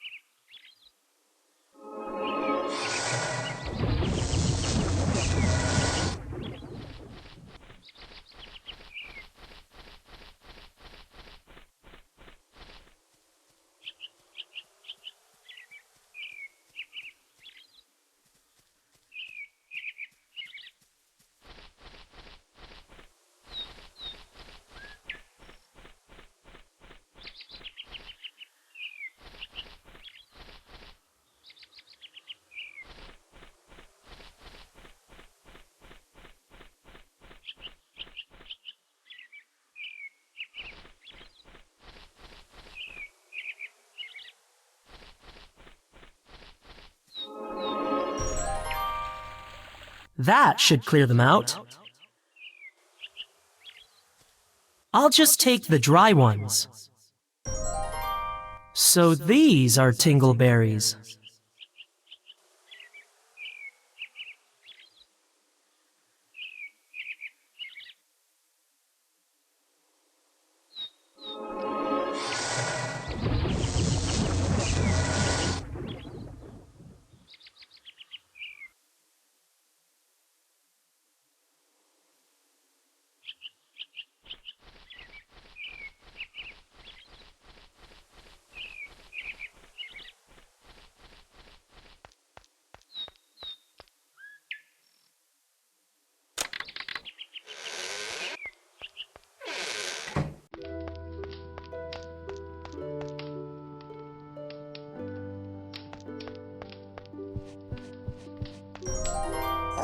The berries have been crushed into a fine powder.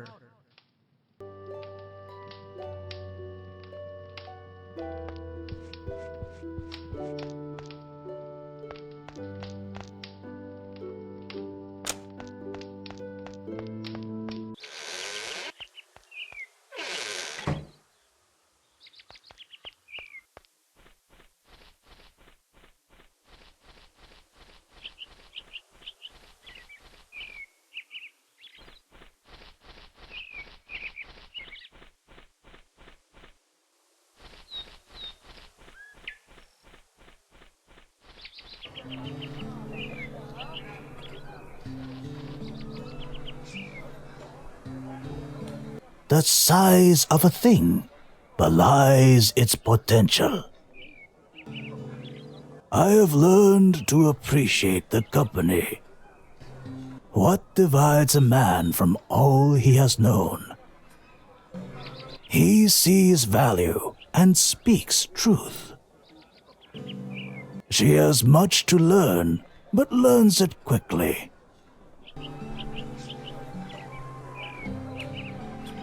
I've heard you can tell the future. You have heard falsely. I am not a seer. Then what do you tell your customers? I look to what was and is, and see what might be. Which is? Such observations are taxing. I thought as much. I may have something to help with that.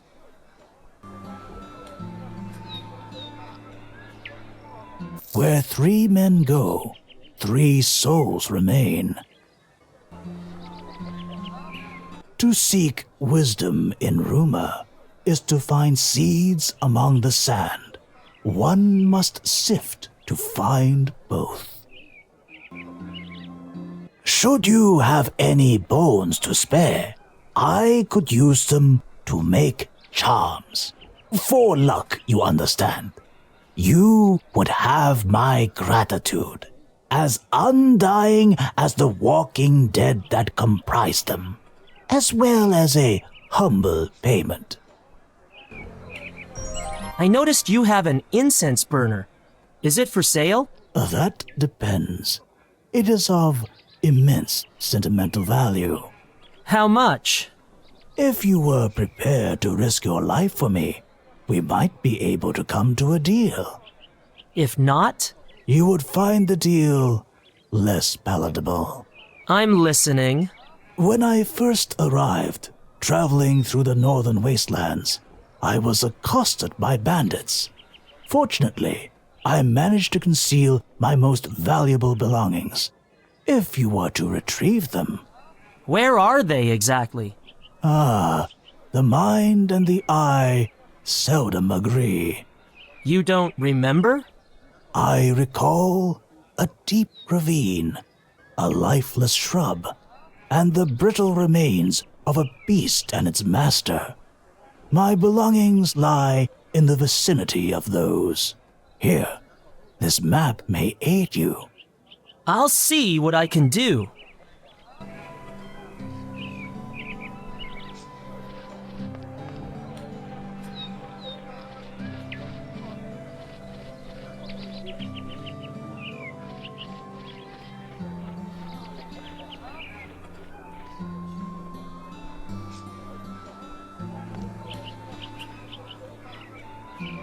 What happened to your poster?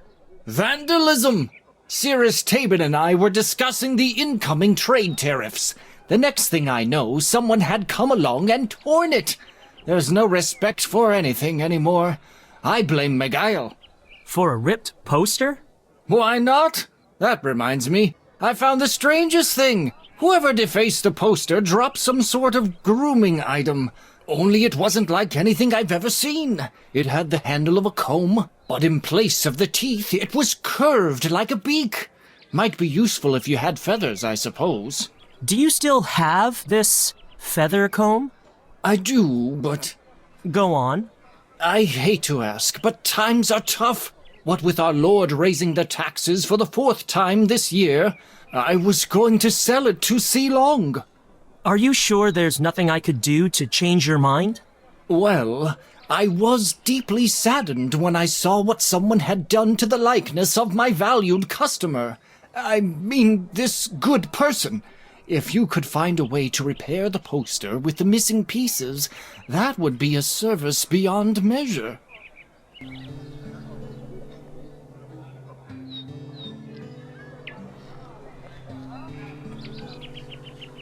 They say Miguel is refusing to send any more envoys to the Flightarians. Something to do with cutting back on expenses. He should talk.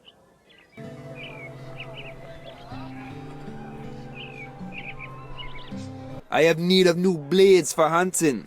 If you encounter any bandits in your wanderings, see if they can be parted from theirs. People here prefer to eat red meat over white. They would do better with fish.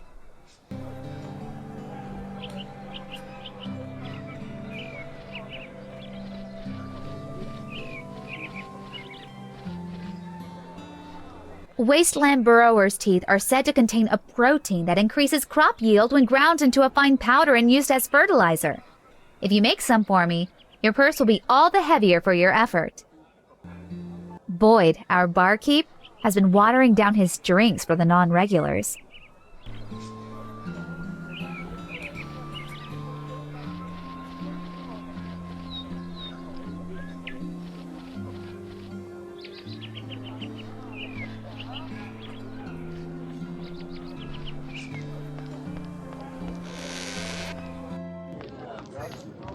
You know, Pug, there's something about this lad. He doesn't smell? No, that's not it. He has an air about him, like he knows he's meant for something better. You mean like you often say when you're... Shut up, Pug.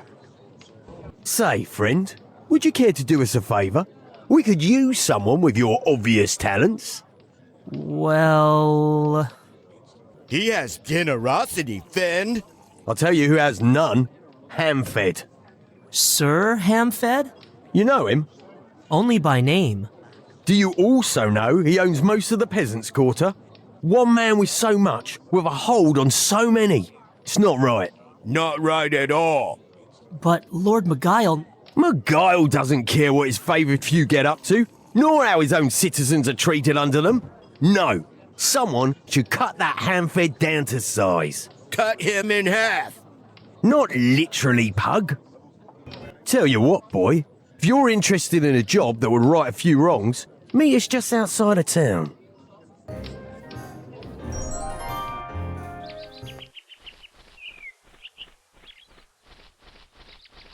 Here he is.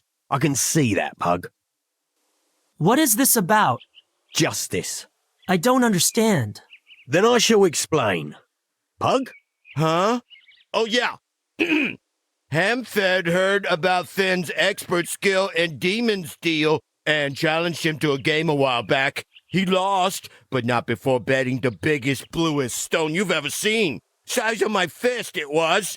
He refused to give it up, though, and with the smug grin went on his merry way. How was that? Surprisingly flawless. Point is, that stone belongs to me. Us? Whatever. Think of the benefit to the town. That much money circulating through it. Even so, I don't see how stealing this stone from Sir Hamfed will make things right. It's still breaking the law. Let me tell you something about the likes of Hamfed and Miguel. There's a law for them and a law for us. Make no mistake. I don't expect you to understand. We're not born favoured or a mage. You're on your own. We do what we have to do to protect ourselves. Well, what do you say? All right. I'll do it. Excellent. Now, if you head into the woodlands away, you'll come across a stream. Behind some nearby foliage, the river deviates and supplies water to the favoured quarter through a drain. Follow it back until you come to the fourth opening. It should lead directly into Hanford's backyard. He keeps what's owed to me in that mansion. I can see why you're not doing this yourself. I sent Pug, but... The hook landed on the balcony, right where it was supposed to. Pity the entire rope went with it. I forgot to hold on to the end. My informant, a servant of Hanford, assured me he has learned the combination and has managed to record it somewhere near his master's safe. I would have him steal the stone himself, but he's a little too green in my opinion. I've arranged for him to keep Hanford away long enough for you to do what you need to do. Look, boy, it'll be worth your time. I promise you. Good luck. Don't forget the big blue stone. Yes, Pug, he knows that. Varner was right. Perhaps the Mage's Tower is training thieves.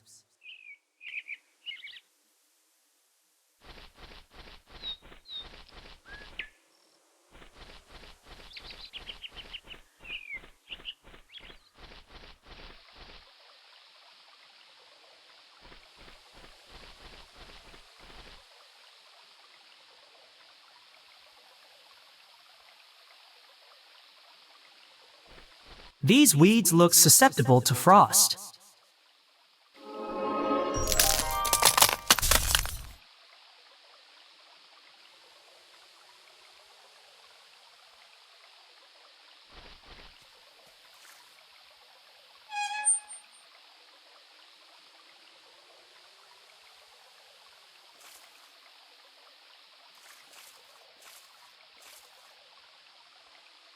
Ugh. I hope I don't regret this. That was unpleasant. It isn't far. The base of the mountains. This had better be worth my time. Valuable items, you say? What sort? All the kinds you can imagine.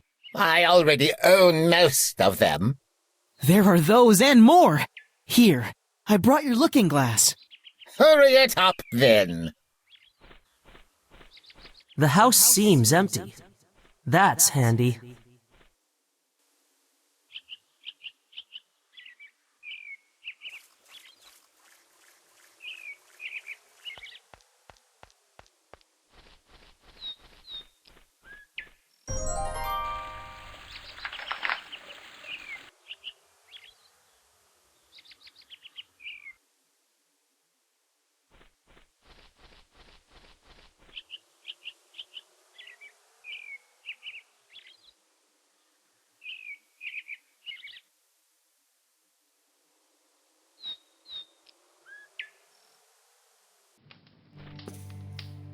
Congratulations, Dark. You've officially broken the law. If my mentor could see me now. Though knowing Shireen, she already has. In any case, I'll have time to feel bad about it later. Now where can I find this safe combination code that Fen spoke of?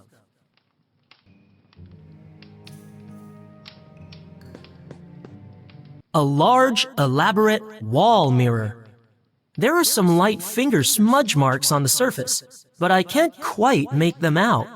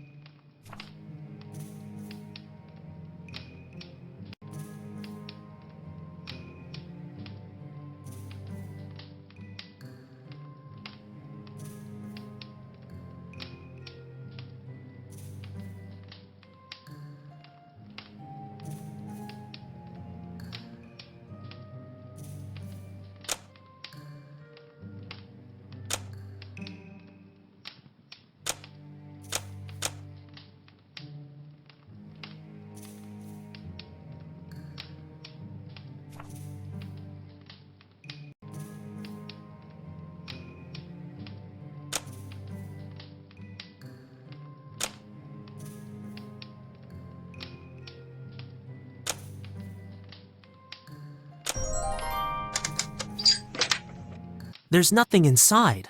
I hope the blue stone wasn't kept here. It used to be.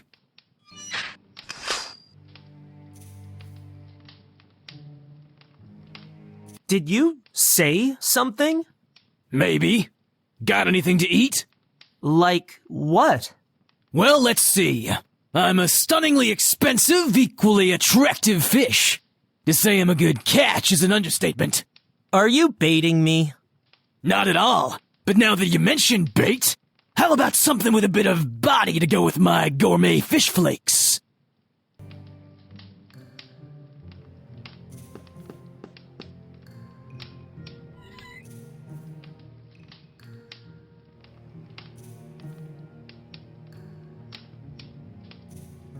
There are many varieties of fish flakes stored here.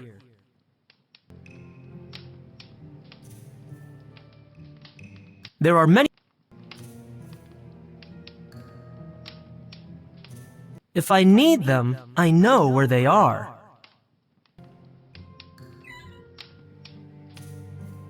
I can't hear you over the growling in my stomach. Got something to go with my fish flakes yet?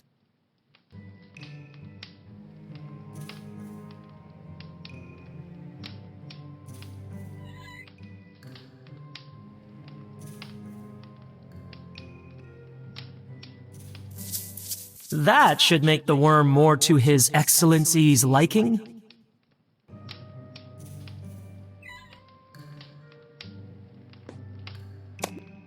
At last! Took you long enough. Would you believe that lousy thieving kid forgot to feed me again this morning? You were saying? The safe has already been cleared recently by that treacherous servant. Not that there was much inside, just a map of the northern wastelands. The blue stone is kept elsewhere.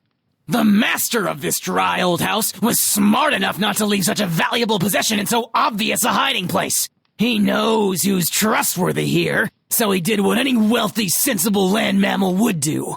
Moved it. I hope that treacherous little snitch gets what's coming to him. Where is the blue stone? You're looking at it. See that model treasure chest at one end of my tank? Have a guess what's in it.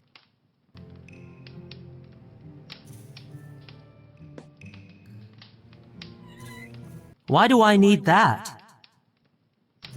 Why do I need that?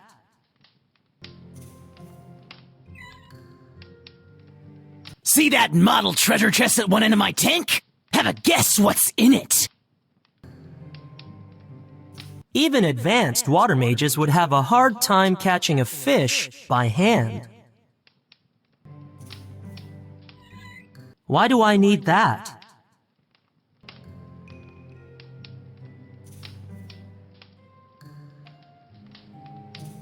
Why do I need that?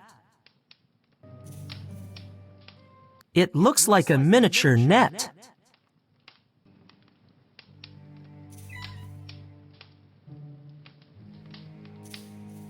It appears to be a well-maintained aquarium.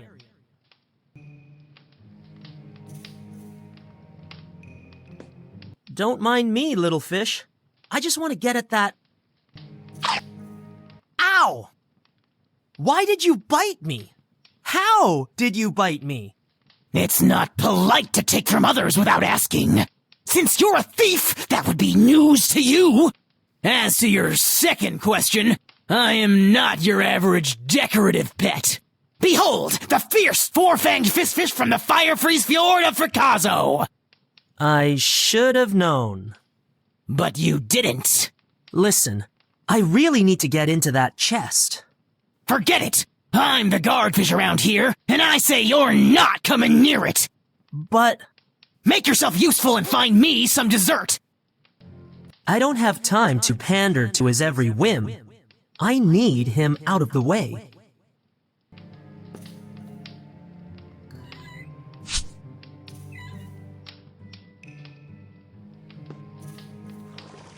You can't do this to me! I'm the fierce four-fanged fish from... The fire-freeze fjord of Fricazzo. I know. This is so unfair. Got the blue stone. I need to get out of here before Sir Hamfed returns.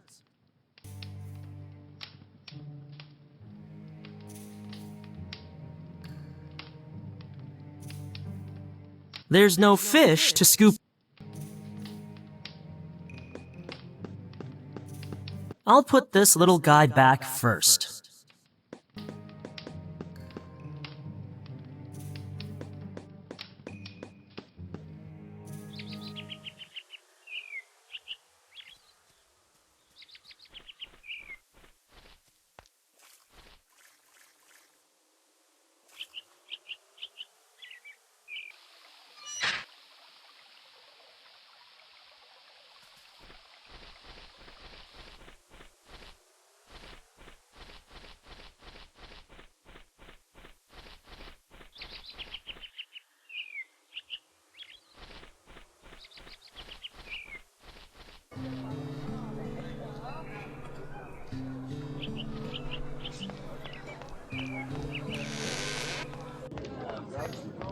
So, will you meet him, Fend? Shh! Not so loud! But will you? I'll consider it.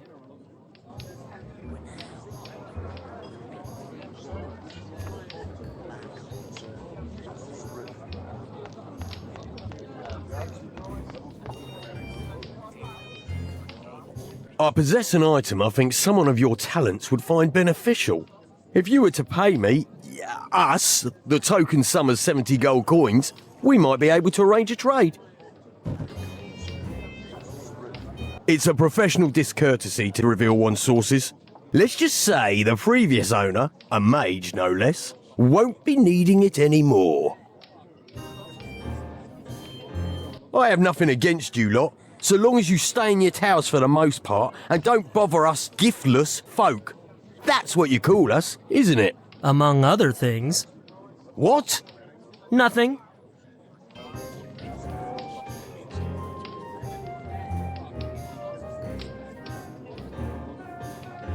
I'm not a climber, but I don't mind the mountains.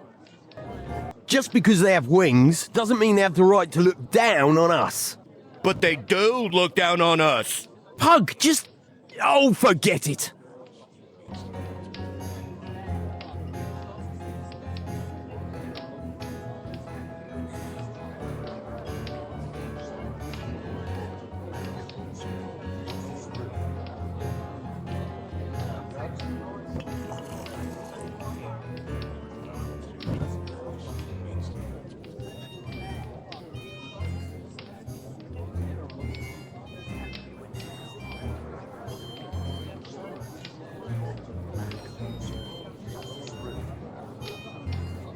He did it! I can see that, Pug.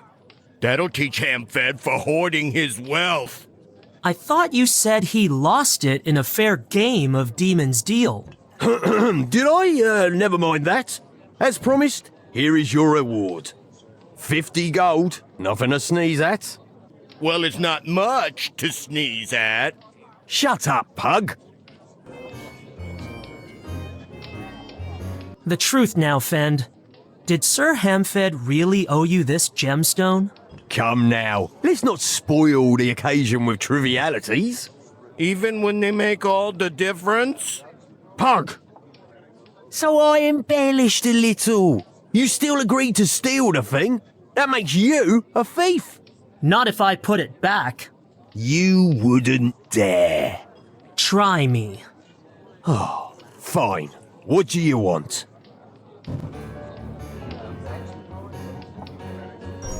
I have made my decision. The stone is going back. You will regret this!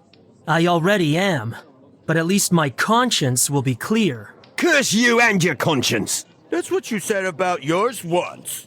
Shut up, Pug!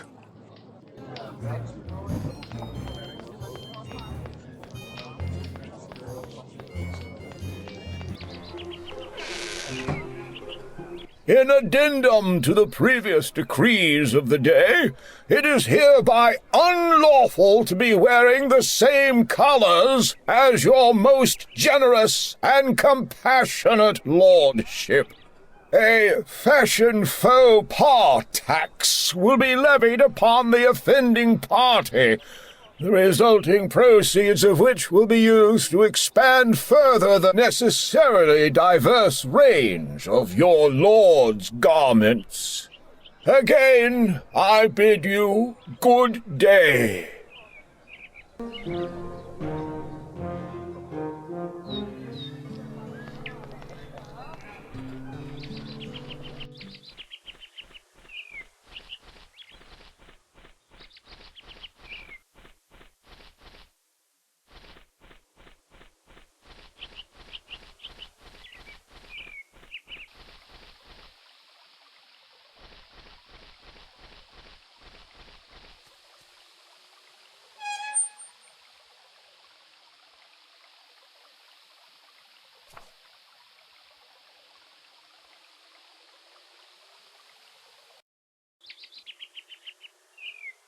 There is a guard patrolling beyond the gate.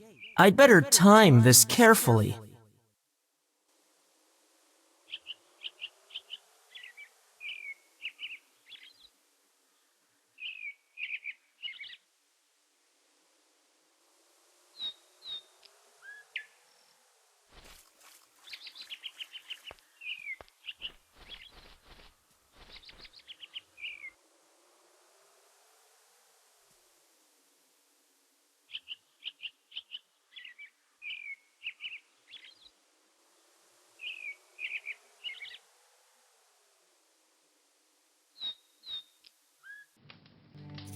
So, the thief returns to the scene of the crime.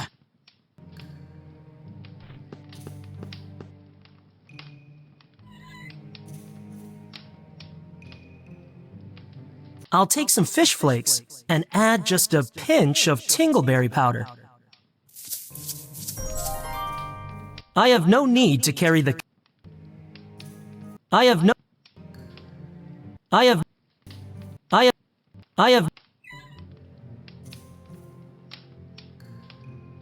Displace me, will you? Just you wait! Displace me! I can't just drop the blue stone in. It needs to be carefully placed back inside the model treasure chest with the lid closed. Ow!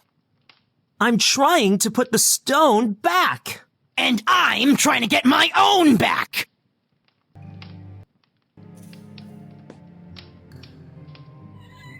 I have no need to carry...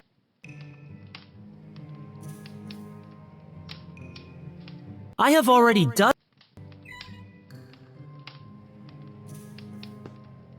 I have some dessert for you, Mr. Fistfish. Great! Drop it in my tank! Right over there!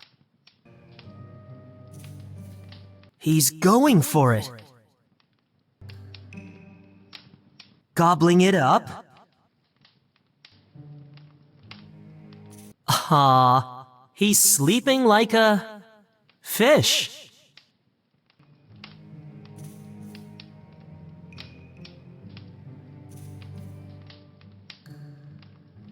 There. Nobody will ever know it was missing. Time to get out of here. I'd better remove the rope and hook on the way out.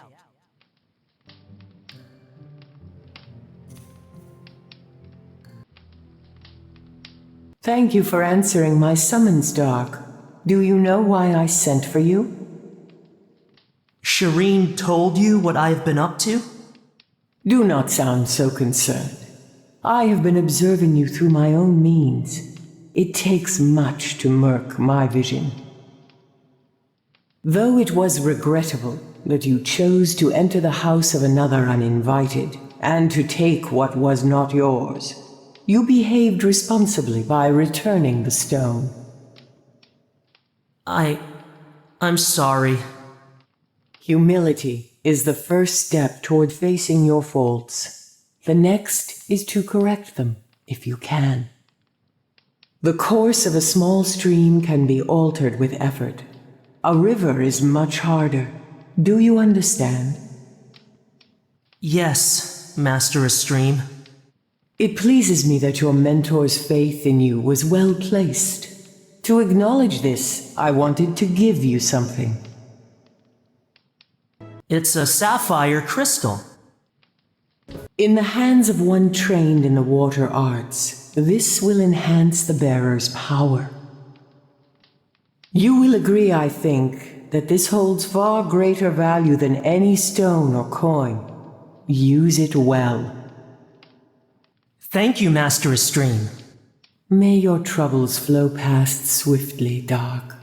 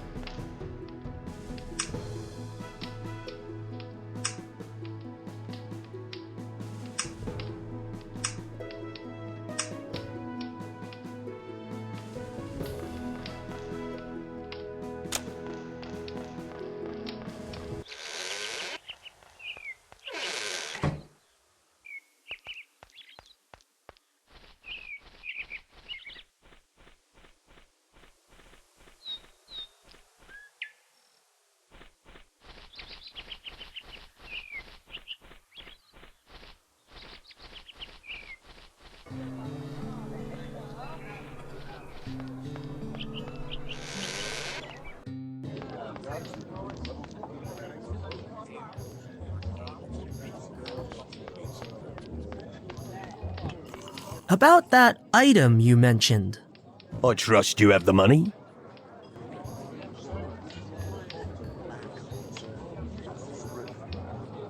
Here are your 70 gold coins. Thanking you. The item, please?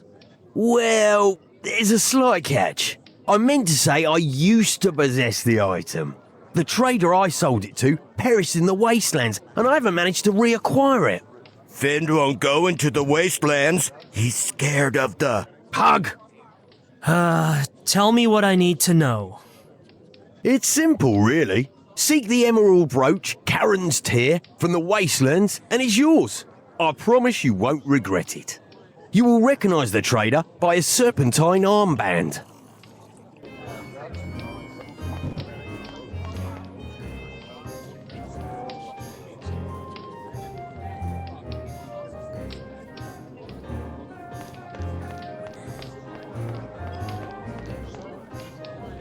What'll you have? Ah, refreshing.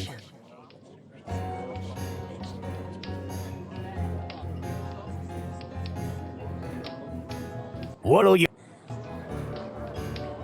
Ah.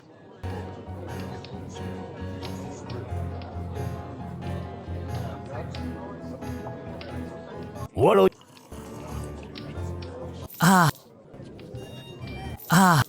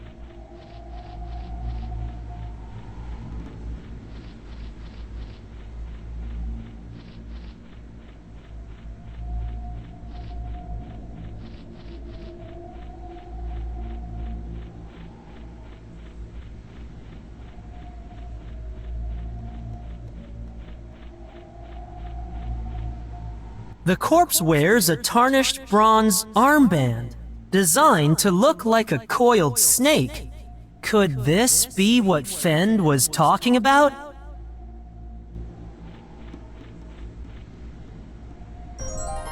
There's an emerald brooch tucked into a cloth bag.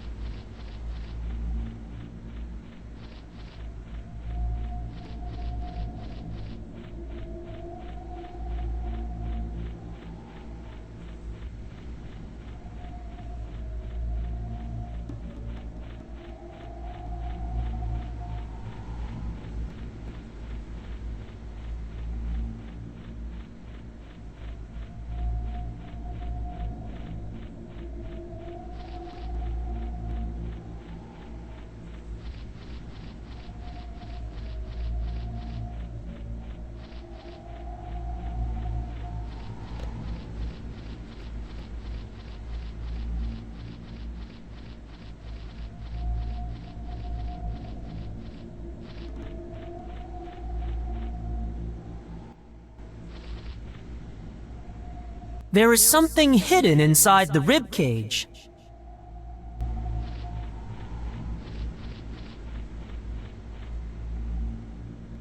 True to his word, Sealong's valuables are stashed here.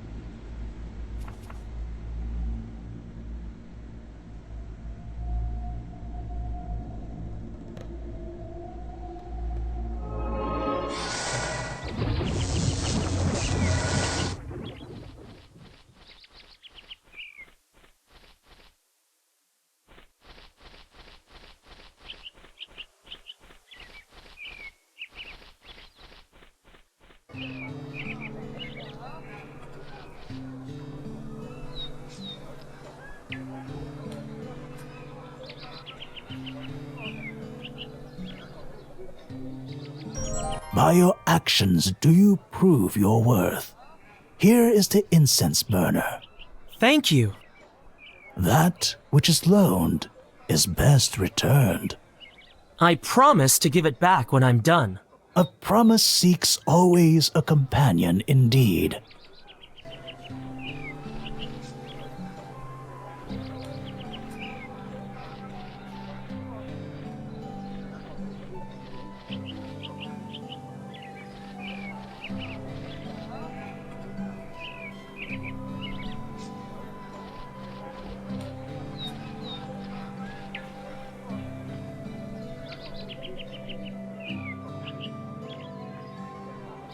Please accept 8 gold coins for your efforts.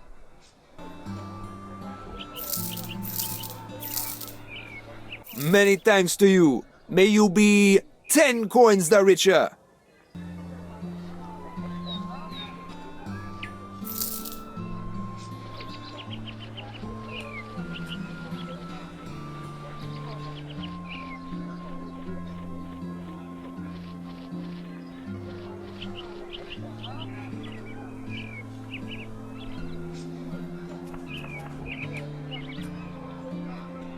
I am not permitted to use magic around the townspeople.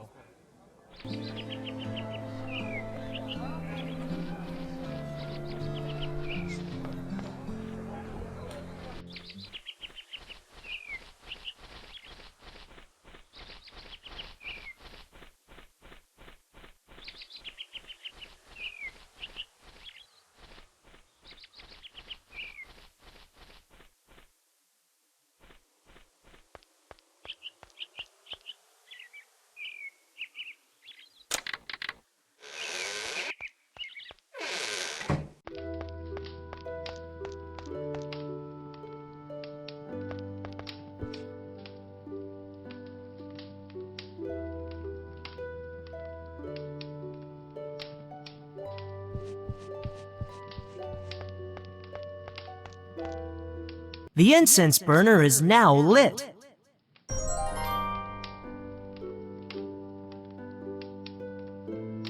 I've packed all the tingleberry powder that will fit. I'll keep the rest. I had better not breathe this too deeply. Certain incense can affect a mage's concentration.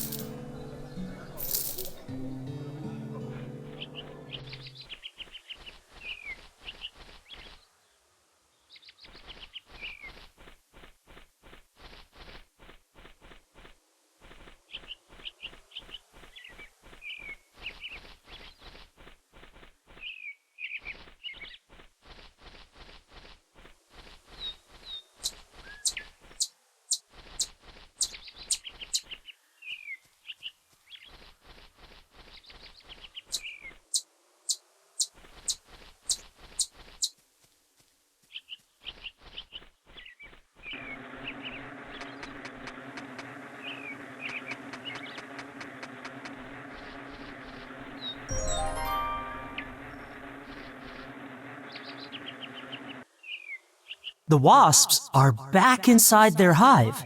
If Bort was right, they should be subdued. I'll still need a way to remove them.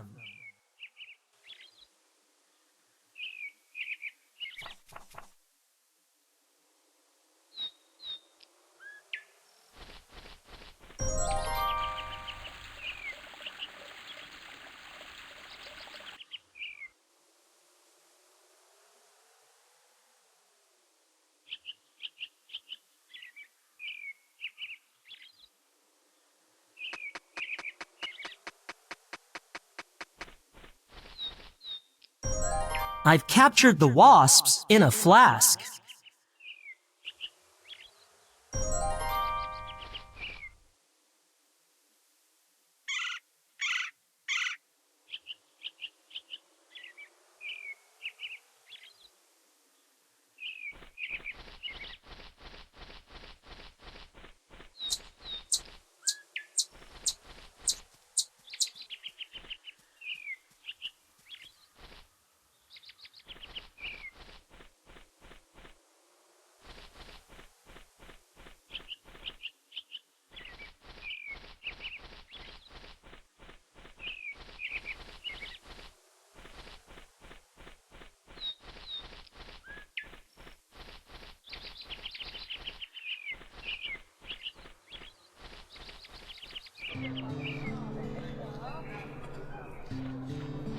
Your incense burner, as promised.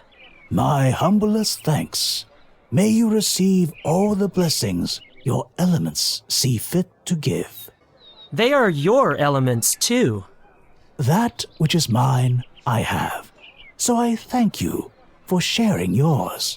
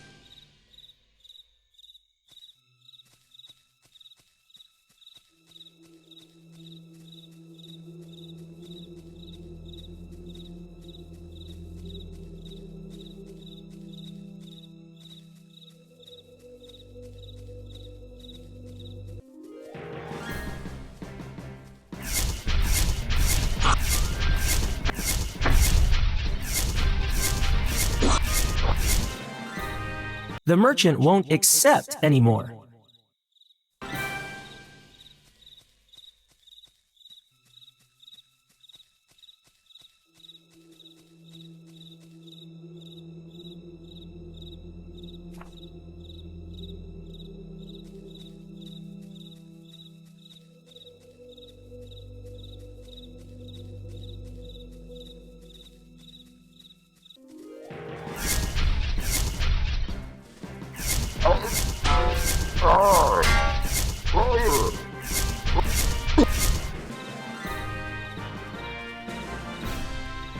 There's no...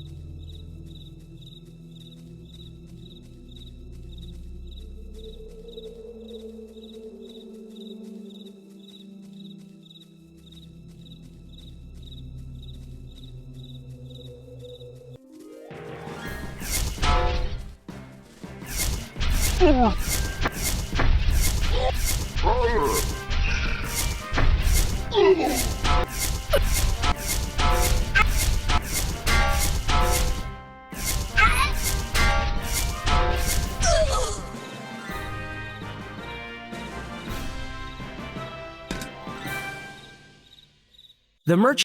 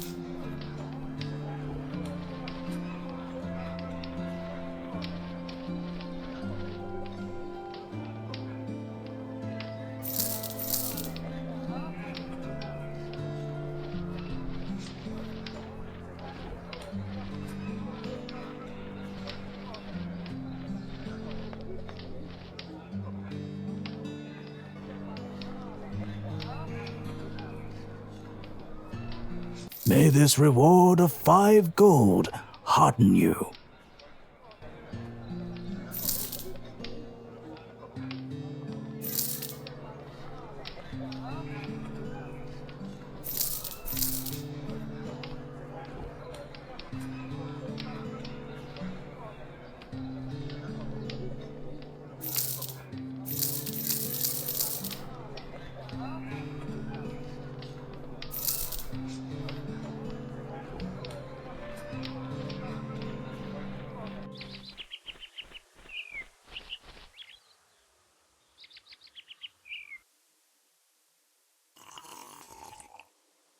The healing properties are taking effect. I feel strong and invigorated once more.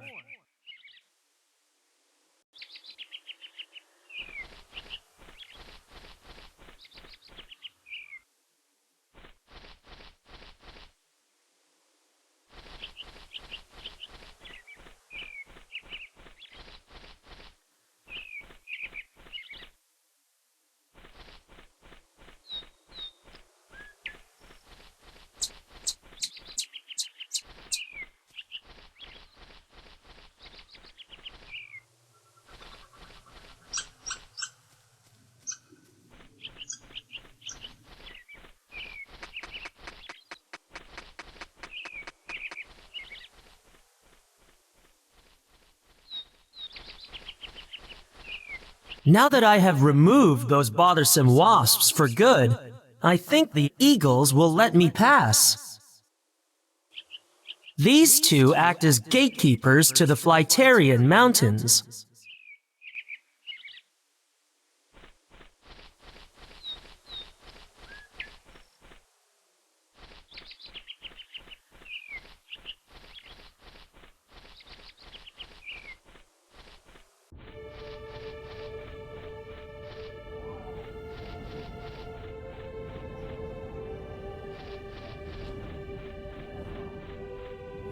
A pair of winged Flyterian guards. Hopefully they are as stony as they look.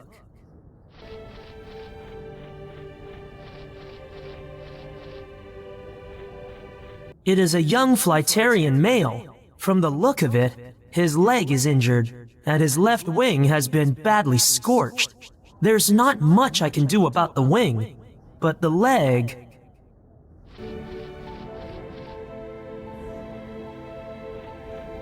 Stay away! I will hurt you, human! Go!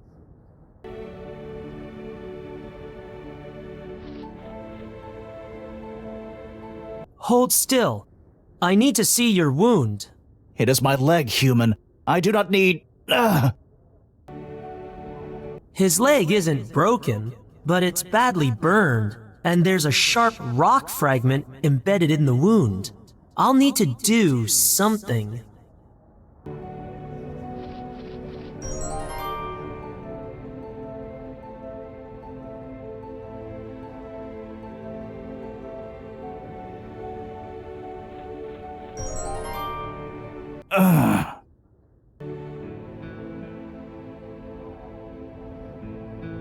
Thank you, human.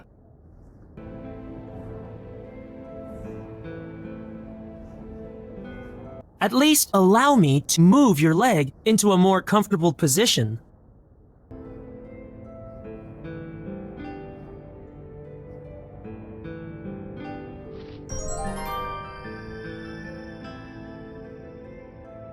I've bound his leg as best I can.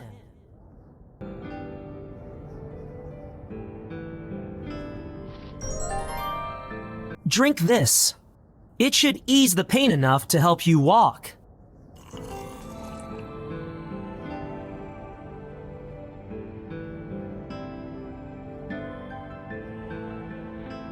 Come on, up you get. I am Dark, by the way. What's your name? Falk. Why are you helping me? I could not leave you to suffer. Your human friends thought otherwise. What happened? I was flying over the town. I know I am not meant to, but I like seeing it up close. As I passed over your lord's home, flame engulfed my leg and caught my wing. Flame? From an arrow? It must have been. I made it as far as the pass and landed here. I may never fly again. There is no greater shame for my people. If you permit me, Falk, I will return with you to your valley. I need to speak with your leader. He might be less hostile if you are with me. As you have helped me, that seems only fair. I will call for Chief Hawkane at the entrance.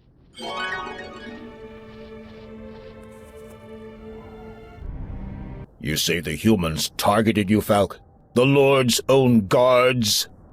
I saw only the direction the flame came from, the largest ground perch. Miguel's home, I think.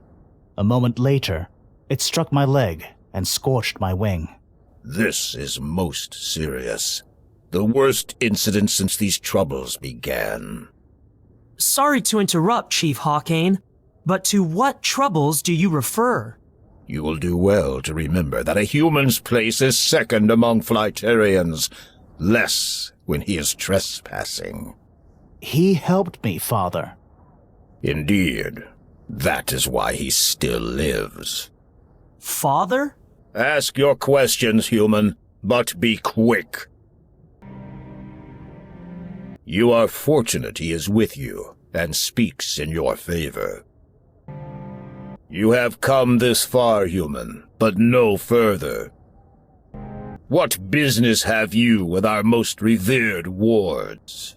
Maybe it's too soon to be asking for an egg. Perhaps if I were to gain their trust somehow. You mentioned troubles. Maybe I can help. I think not. Our relations with the humans are strained of late, and this season's envoys have not yet arrived. In addition, we have spied the Lord's own citizens entering the forest, where no human should dare tread. If Miguel is conspiring with the forest folk, as I suspect, and humans have formed such an impure alliance, we would have no choice but to cleanse this land of their tainted blood. More recent and pressing are the thefts committed against our own citizens. Only your kind would possess such frivolous items as those left in our perches. His envoys have borne lesser gifts in recent seasons, strange as the price of our protection has not lowered. We have never fully trusted them, with good reason, it seems. The goblins are long known to seek communion with the lower world. They should be purged from the wooded realm they despoil. Perhaps there is a misunderstanding. No, my sources are infallible. I have eyes on the ground. You need not know more than that. I am not wrong. Humans have entered our city without permission. Coupled with today's unforgivable attack, my options are few. An end to human insolence draws near. Have you searched your city for the missing property? Why would we? The perpetrators are obvious. I would like to see these perches for myself. You suggest we are capable of a ground dweller's dishonesty? That insult alone hardens my resolve. No human shall again pass beyond this. I will allow him, Father. What is this? You cannot— Is it not our law that any Flyterian, chief son or no, may grant outsiders passage through our territory? It is so, but know that you would be responsible for this human, Falk. Were he to abuse your trust, your life would be forfeit. I could do nothing to change that. I understand. Very well. You may see these perches, human, once you have shown respect and paid tribute. But remember, Should your actions compromise my son, you will suffer by my own talons. Yours would be the first blood in a war that now seems unavoidable. Sperrin, take Falk home. Condur, you shall escort the human around our city. Be vigilant at all times. Welcome to the city of Flyteria.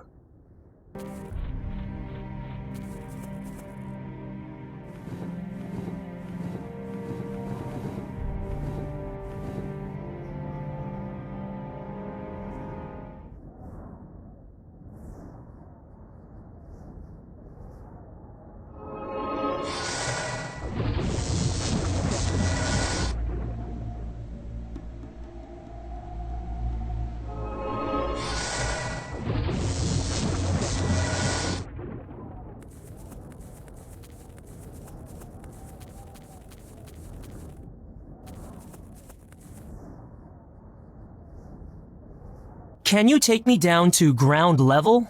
All right, hold on.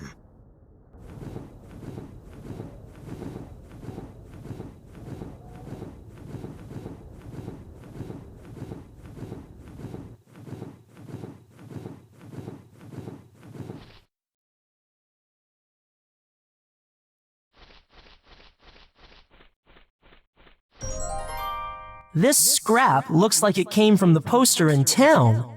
How did it get all the way over this side of the valley?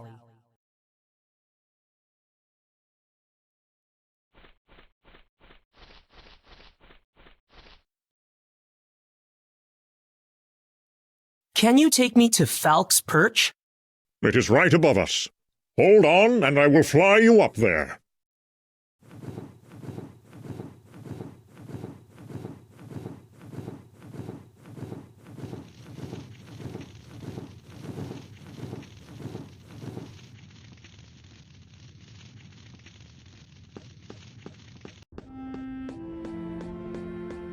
Hello again. I didn't thank you properly before. Please know I am grateful for your aid. I'm glad I could help. Tell me, is there any way to see your father? As an outsider, you will not be able to visit my father's perch without an offering of some kind. Humans are known for their tools and crafts, at least the ones you are permitted to use. Perhaps you could make something for him. The Flyterian heir appears a lot older than his 14 years. He masks the pain of his recent injury well.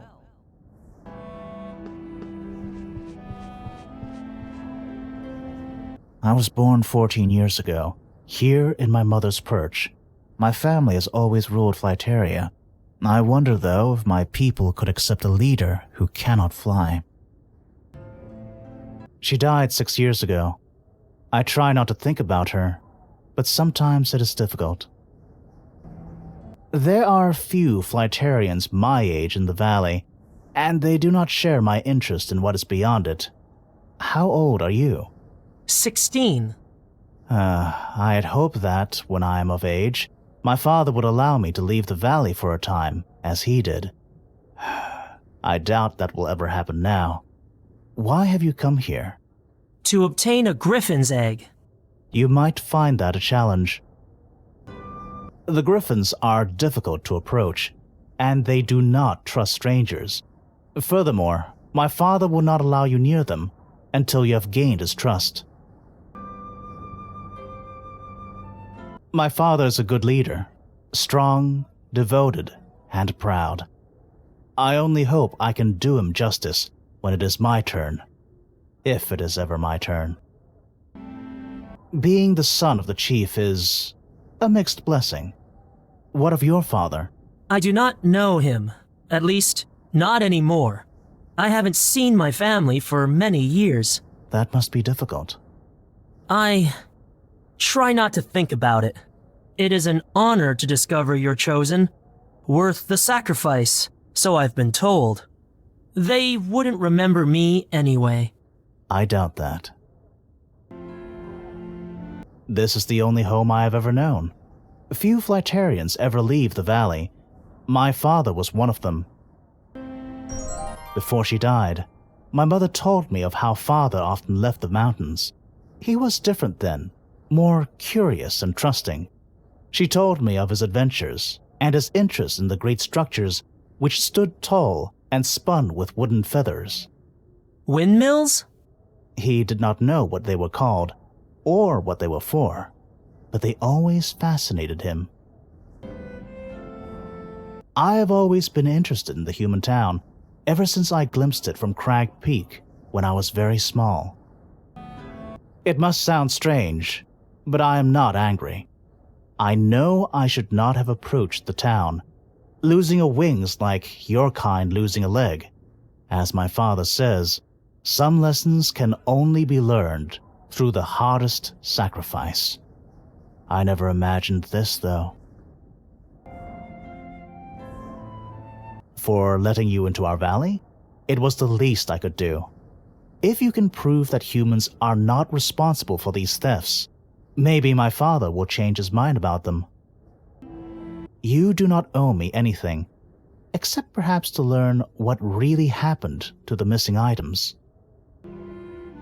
When you asked my father whether he had searched for the stolen property, I wondered how humans could get around unseen, unless they were mages. You are a mage, yes?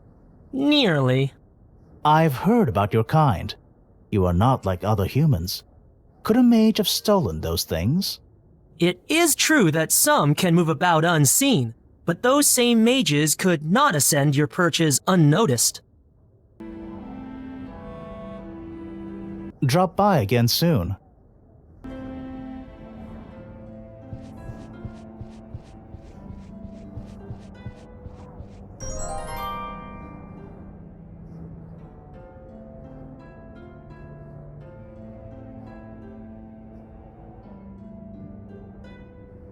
I tried to make one for my father, but I am unfamiliar with the strange object in the center. You mean the wheel? Wheel? Never mind. Falk keeps a wooden carving of a bird on his desk. This block of wood reminds me of something. Do you mind if I take this block of wood? Go ahead. I wasn't sure how to finish it anyway.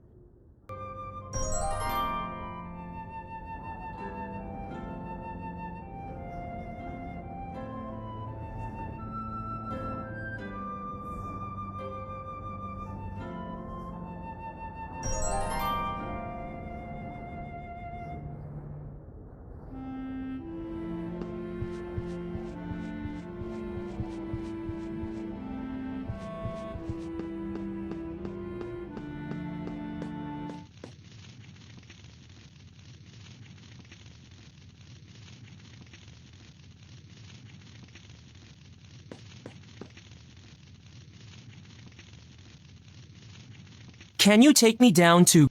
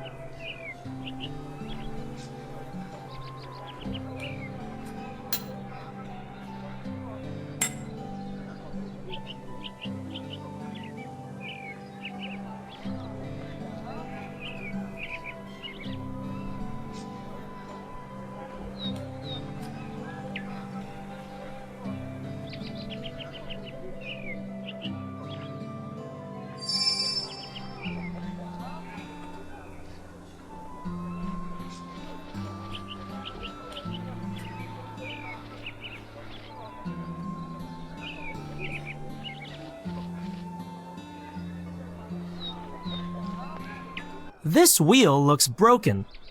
May I have it? You wouldn't take a girl's wheel without compensation, right? What did you have in mind? Make me an offer. You'll need to be a little more generous than that.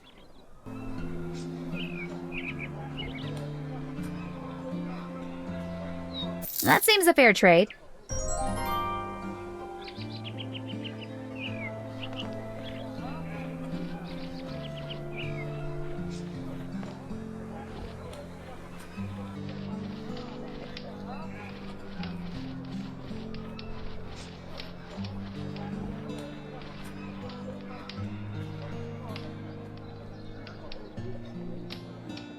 I can't attach them directly.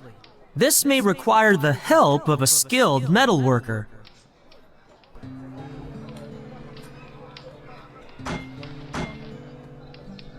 Good, blacksmith. Might you attach this wooden wheel and metal pole so that the wheel spins freely at one end? Is that enough?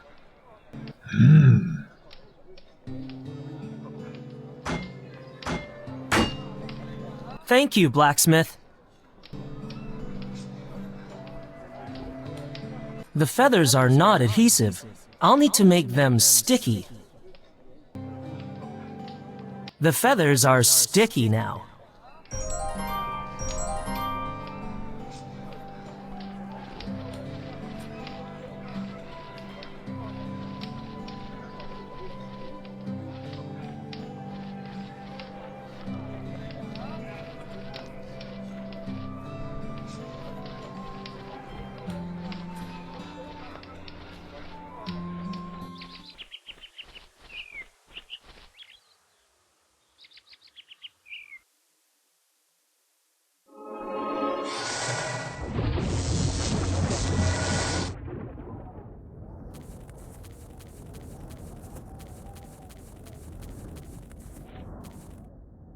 Can you take me to Falk's Perch?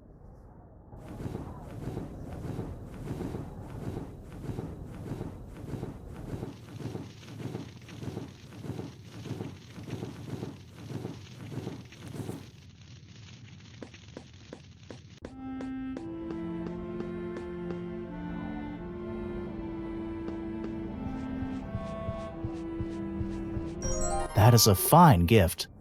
Are those my feathers? Yeah. Sorry. Do not be. My father will want to know you had my blessing to use them. Hold it still while I scratch my mark into the wood.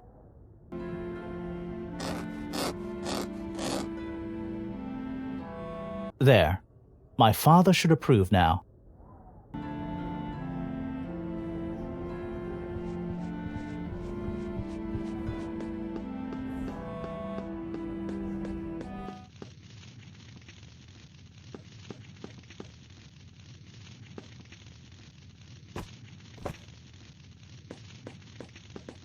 You may enter and present your gift.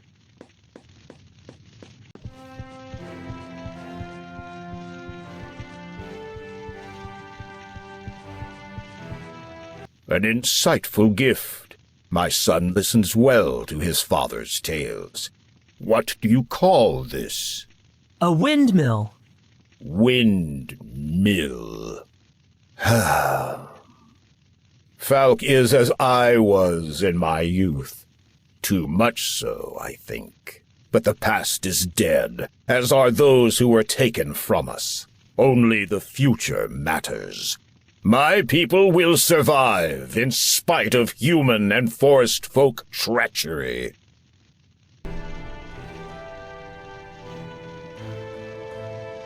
My son has paid the price for placing trust and curiosity in your kind, and will do so for the rest of his life.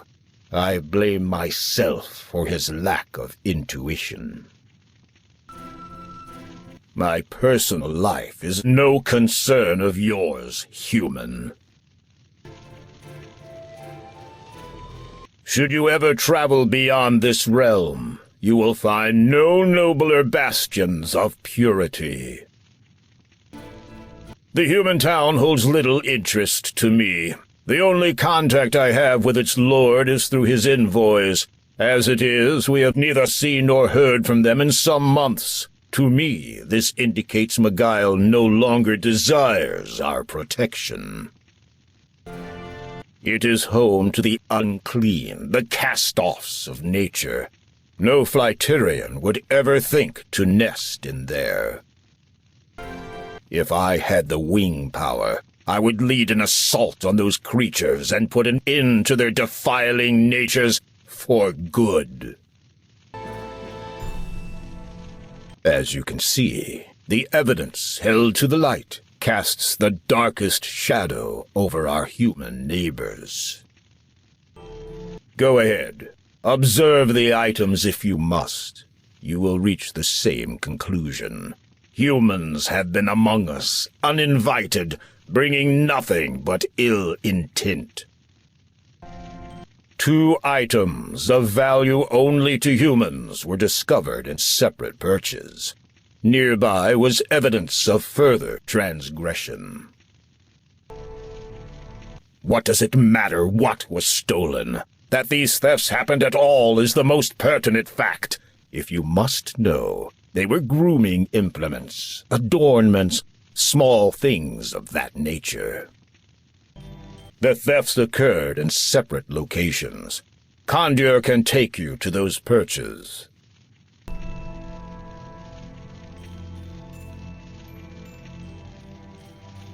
Evidence of the alleged thefts. Evidence of the alleged thefts.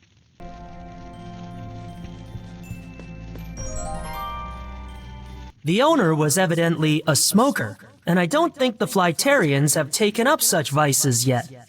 The mouthpiece is made of brass. A leather gauntlet with brass buckles and silver studs, made for a smallish hand.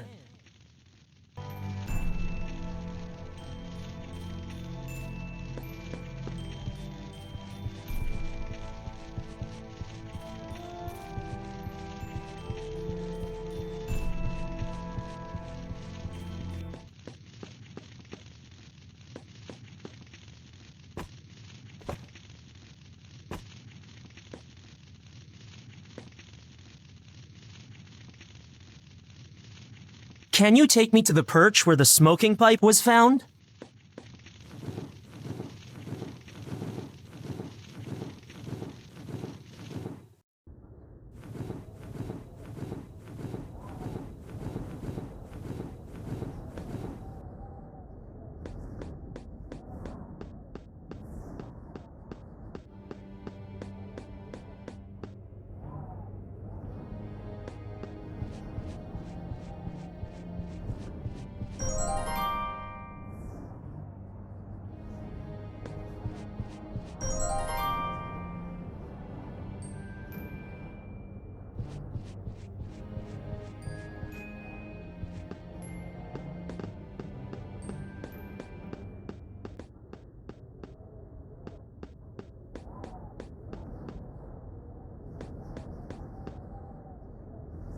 Can you take me to the perch where the studded gauntlet was found?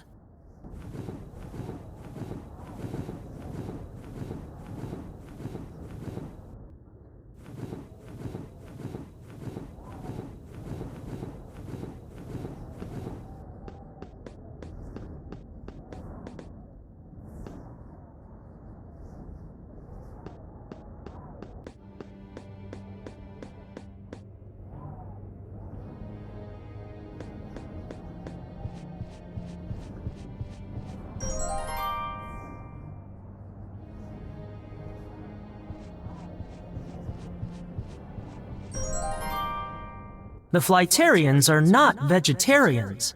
These scraps of fruit must have come from produce outside of the valley.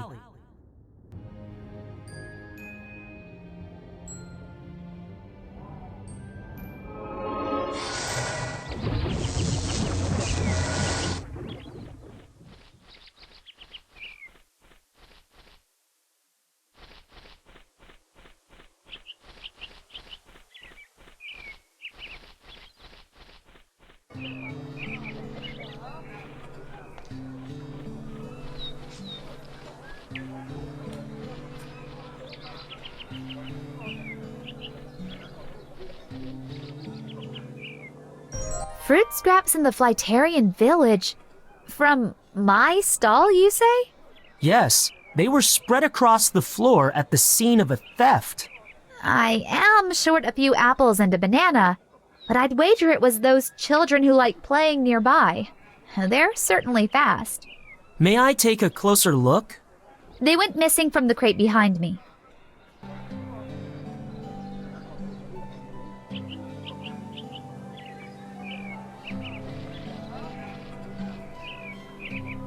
These are the wares of the fruit seller. Something is glinting in the light. The fruit scraps in the Flytarian perch likely came from here. Might this brass button have come from the Flytarian village somehow? I should ask around.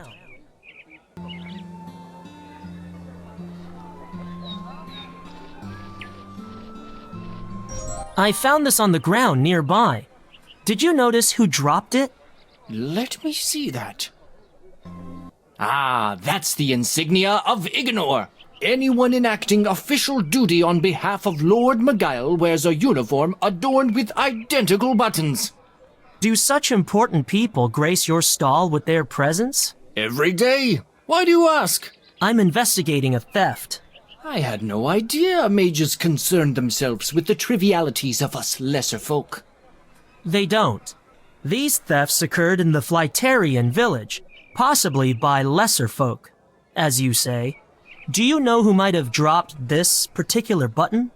Oh, well, nobody comes to mind, I'm sorry to say. Then again, I've never paid close attention to those of the favored quarter. No sense feeding one's envy. If there's a connection between the displaced fruit and button, I may find it in the Flytarian Valley.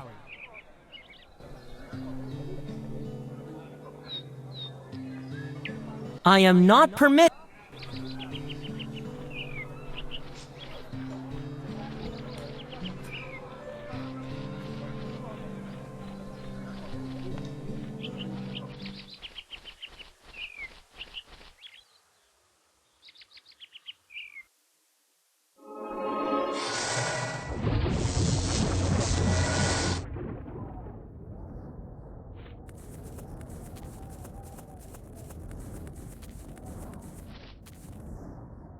Can you take me to Falk's Perch?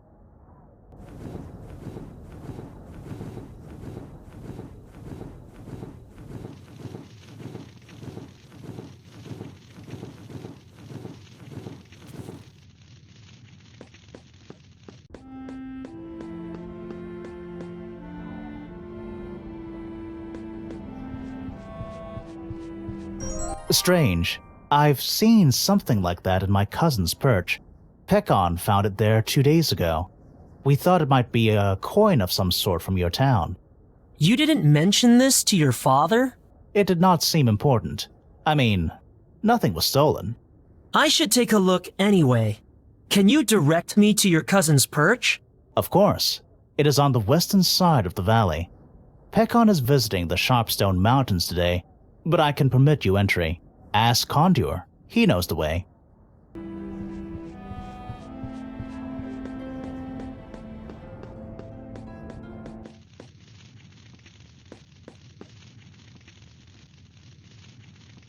Can you take me to Pekon's perch?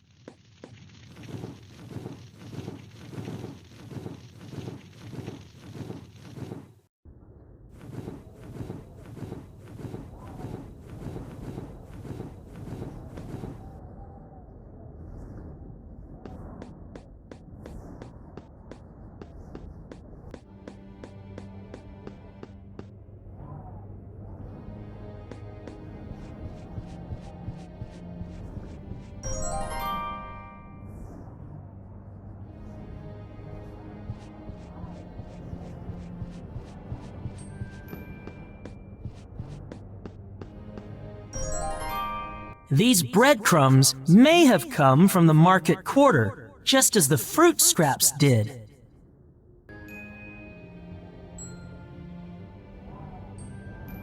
These scratch marks are too small to belong to even a Flytarian child. Curious.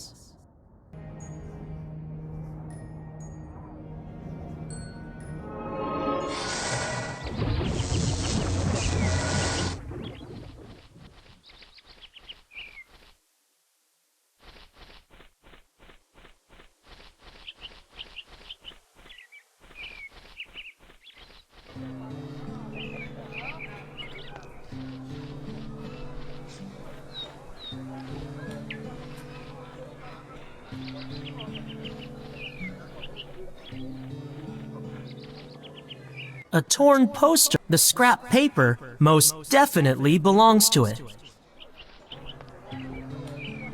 The pieces came from the torn poster, and the scratches below it are like those from the Flyterian perches.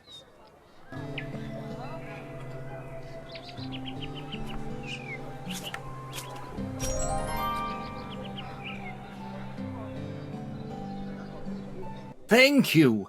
It's heartening to find that there are still decent folk left in the world. I think that's worth more than coin. I've no idea how valuable this feather comb is. Still, it's yours if you want it.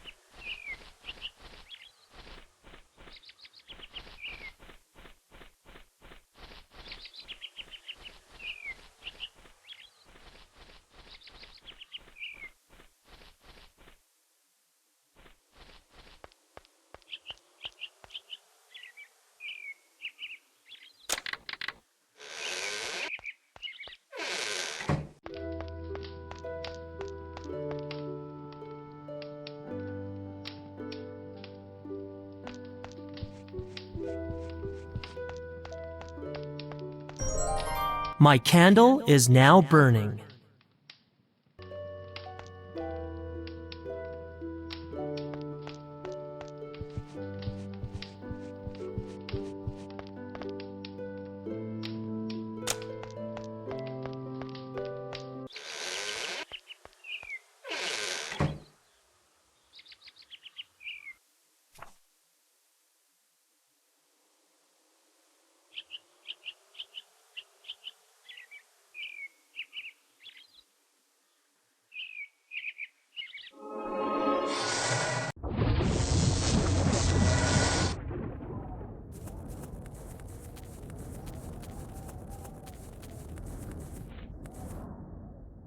Can you take me to Falk's Perch?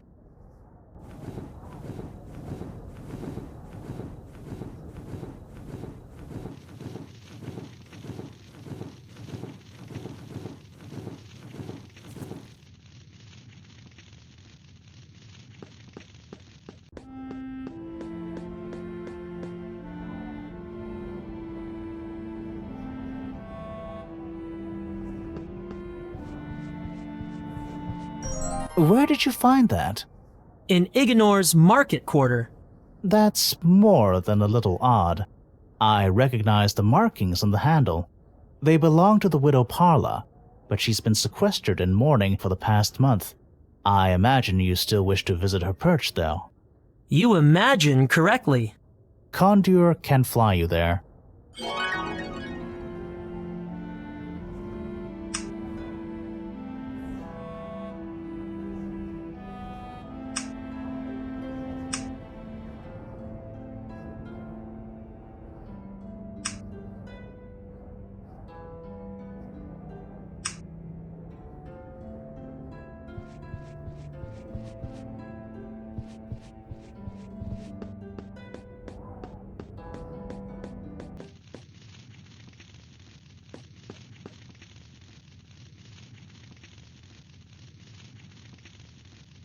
Can you take me to the perch of the widow Parla?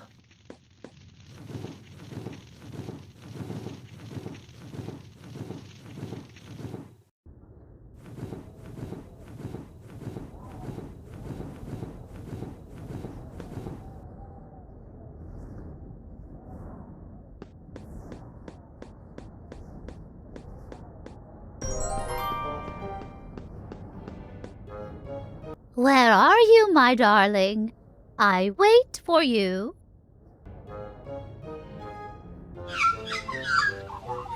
There you are. What have you brought for me today? Oh, thank you. I know you love me, but you must stop bringing me these trinkets. Where do you get them from? It is not safe, my darling, especially not now. I would never tell anyone it was you. It will always be our secret. We are good at keeping secrets, are we not? No one will ever know who you really are.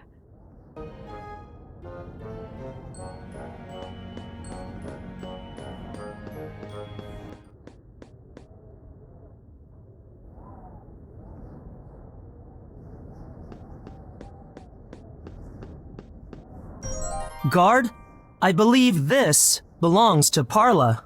Thank you, human. I will see that it is returned to her.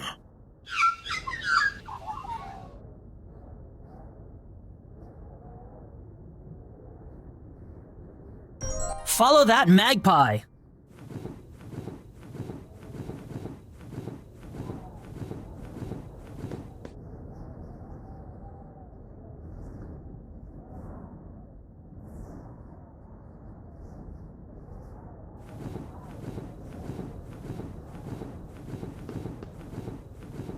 The magpie flew to an outcropping in the mountains. The smell of the area prevented me from investigating further. I can take you there, if you like.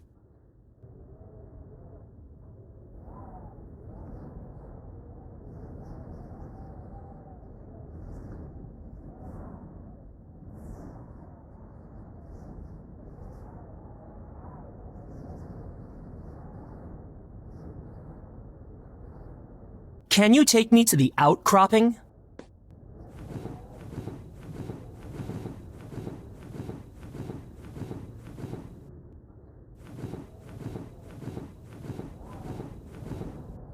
According to Condor, the stench from within the cave is too strong for him. Funny, I can't smell anything.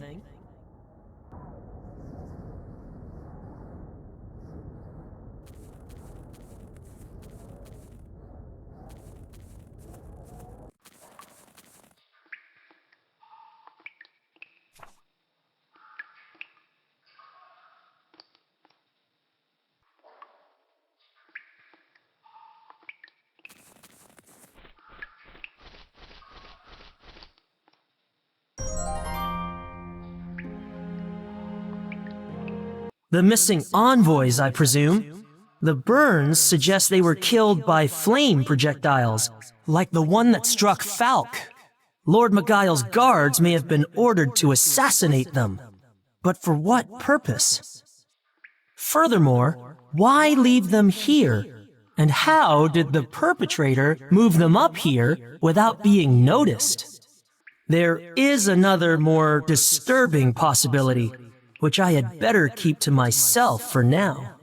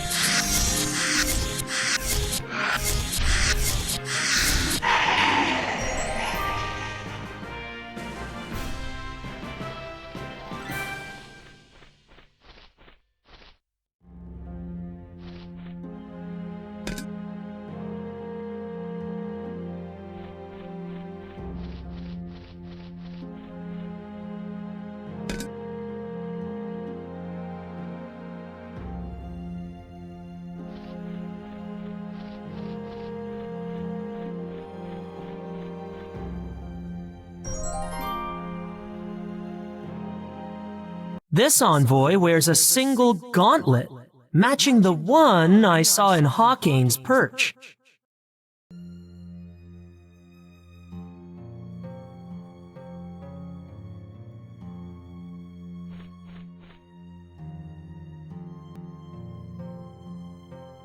What is this? A conductor? It's like mine, only it has a stylized symbol on it. 2 half circles slid apart along a dividing line.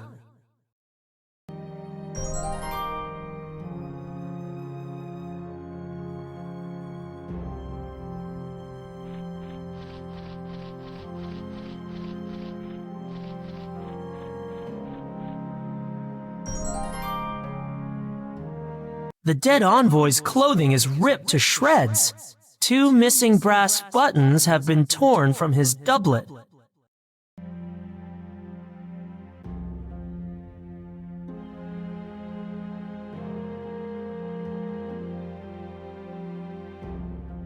I have found out all I can. I need to see Hawkane.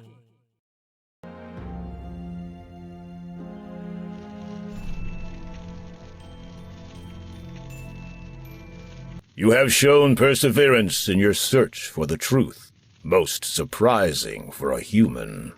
You have also brought proof that these thefts were but the acts of a mere magpie and its misguided caretaker. Guard, bring her in.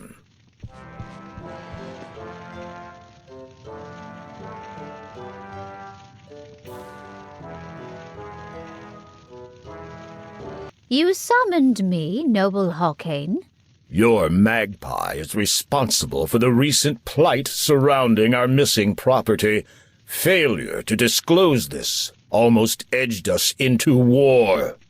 My darling is innocent. I know him better than you know your own son. Claw carefully, Parla. While every soul of flight may expect our care, your pet is just that, and no more than a scavenger. You will not speak about my husband that way! Your husband? Parla, your husband is dead, like my wife. While we both feel their loss still, there is no returning from the higher world. But he has come back to me. I knew it the day he died, when I first saw my beloved in his new form. We have heard enough. Guard, return her to her perch, and keep watch lest her pet return to cause more mischief. Do not hurt my darling. He must not be kept from me.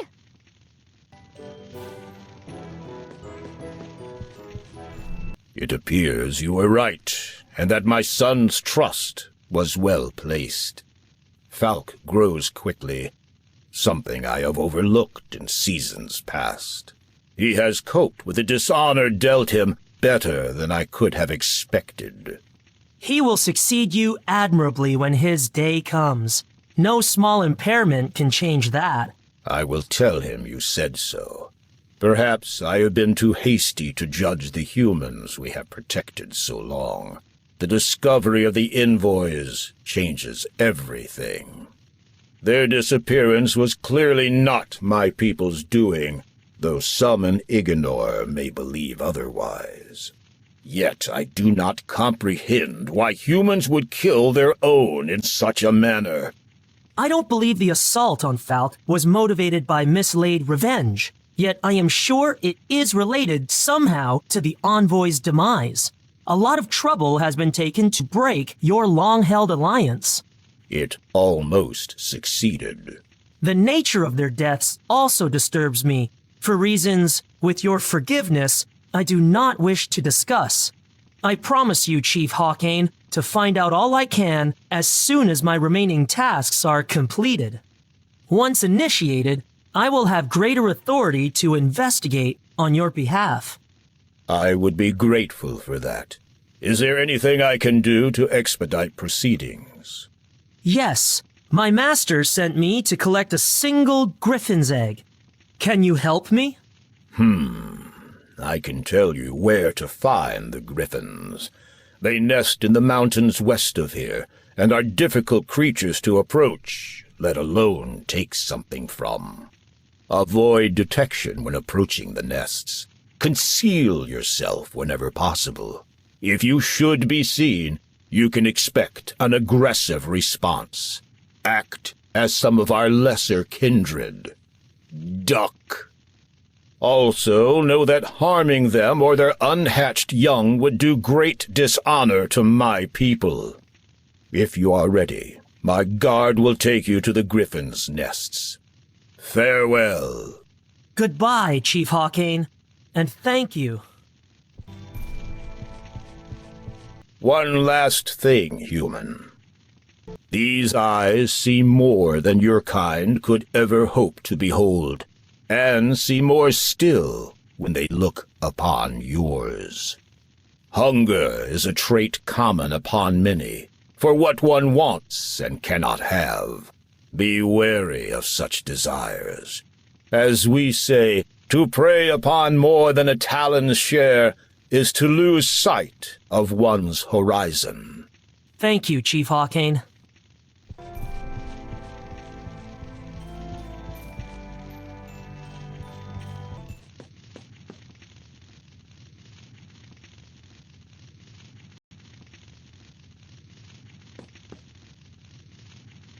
Can you take me to the griffin nesting grounds?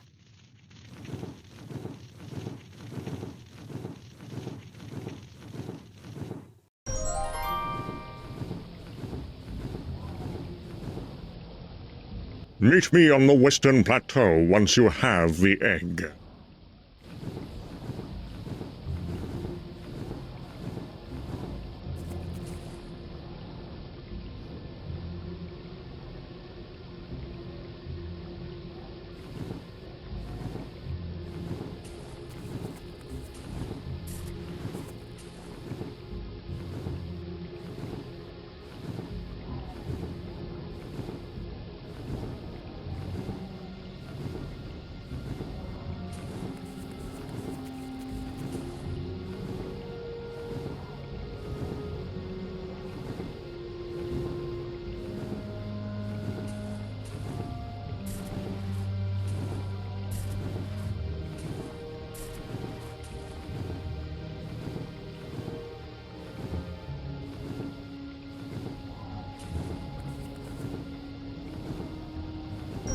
This empty eggshell won't be missed. It is still perfectly rounded.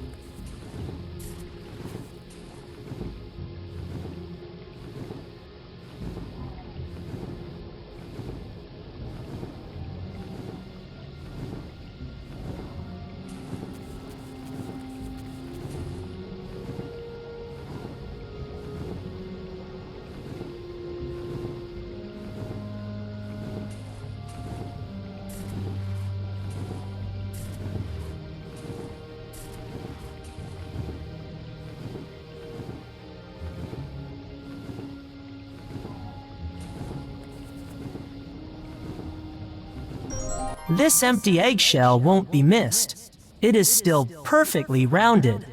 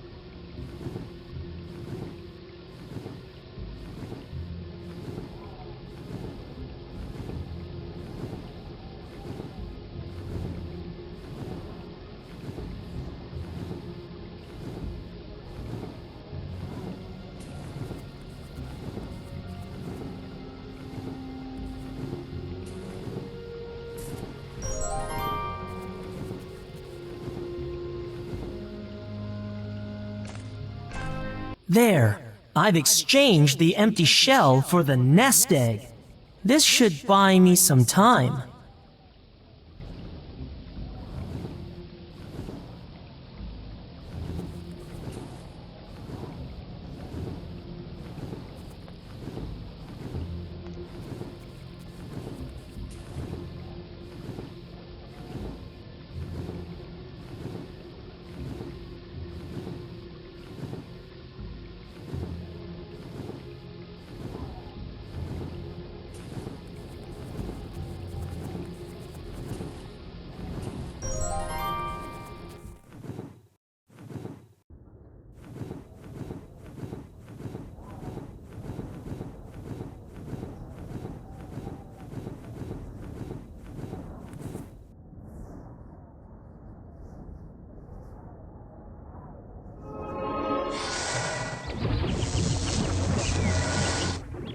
I could try to discover where this stylized conductor came from.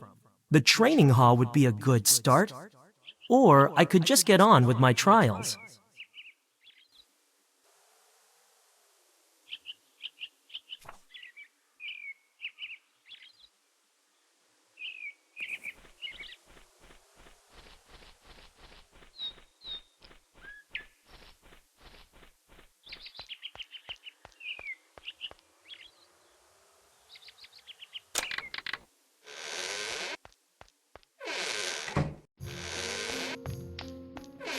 Were you looking for Varna, Initiate? So was I. It's strange. He doesn't appear to be anywhere in the tower.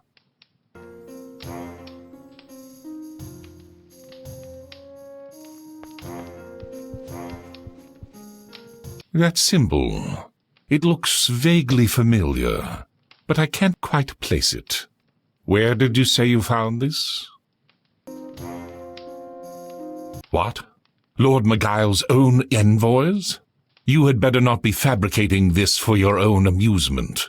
At my age, I do not take kindly to immature pranks. I assure you, Master Pyres, that I speak only the truth. If what you say is accurate, then one of our own. No, we must not jump to conclusions. Was there anything else? Someone attacked the Flyterian heir? In this current climate, that is tantamount to treason. Whoever is responsible, mage or no, will be severely punished. Young Dark, you have my full authority to investigate this and discover all you can. We must see this wretched criminal incinerated. I mean, brought to justice. I should not have spoken so. Forgive me. Though the flame may dwindle, it flares all the same. I'm afraid from what you have told me that the culprit is undeniably a mage, for none else could have used a conductor. Also, the deceased's injuries, as you've described them, and the telling choice of tactic used to cripple the Flyterian prince implicates a fire mage. Whoever is behind this, whatever the motives, I feel certain that this is not the end of it. I am sure you have reached the same conclusion. Enlist whatever help you must, but be selective. We do not yet know if this traitor to the peace had an ally or accomplice. Use caution. Why don't you show the symbol on the conductor to that young Earth Mage? He is certain to know something, or at least could point you in the right direction. Thank you, Master Pyres. I will not fail you. I have no doubt of that, but do not thank me. I fear this task, on the day of your initiation no less, will teach you more than you would wish to learn. Just remember what I have said.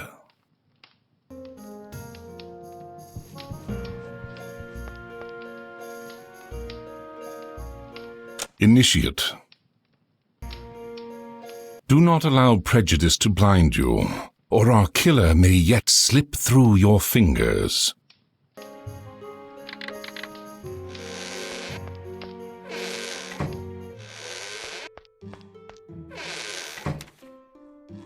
Made it through the second round? I'll have to change my bet. What? I'm joking, Dark. Of course you are.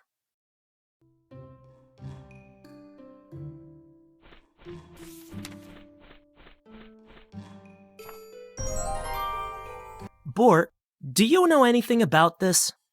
Now that symbol rings a chime.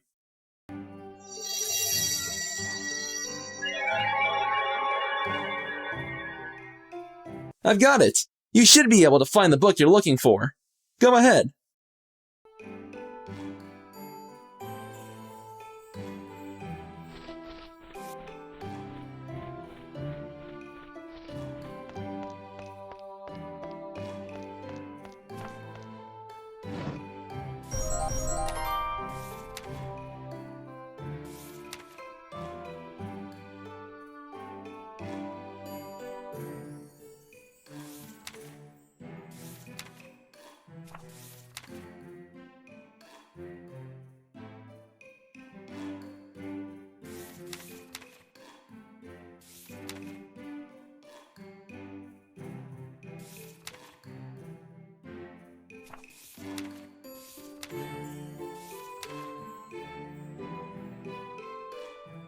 Not all of them moved on, it seems. It's a shame the members of this group are not listed. Who was this ringleader?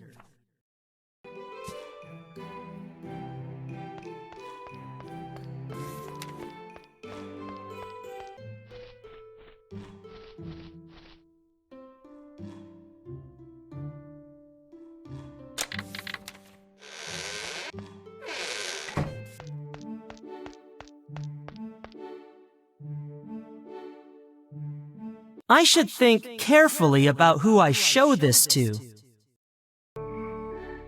I should...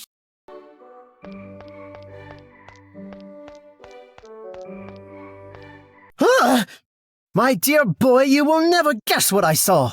A young Flytarian over Ignor? I must have told you. Poor brave child. Wait, you saw what happened?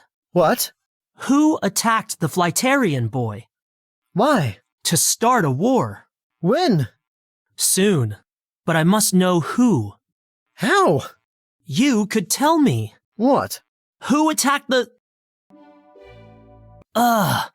Never mind. I should think carefully about who I show this to.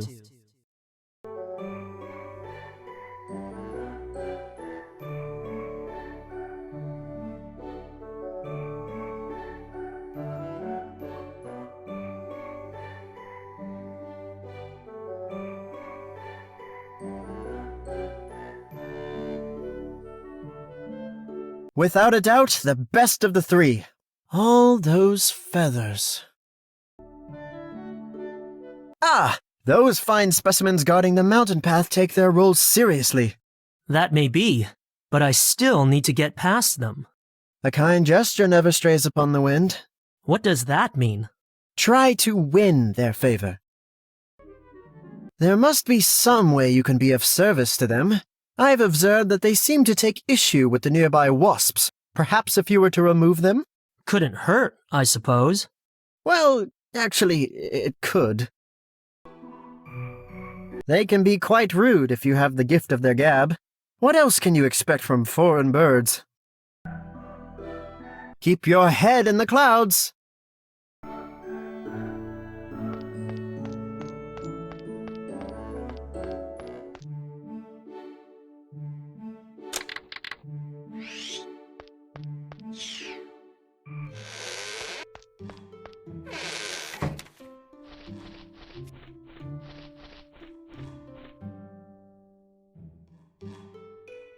To be honest, I do not know much more than you do. There's a twist. I haven't read everything, you know. Not yet, anyway. Tell you what, why don't you ask Jonas? He would certainly have been around back then. He might remember something.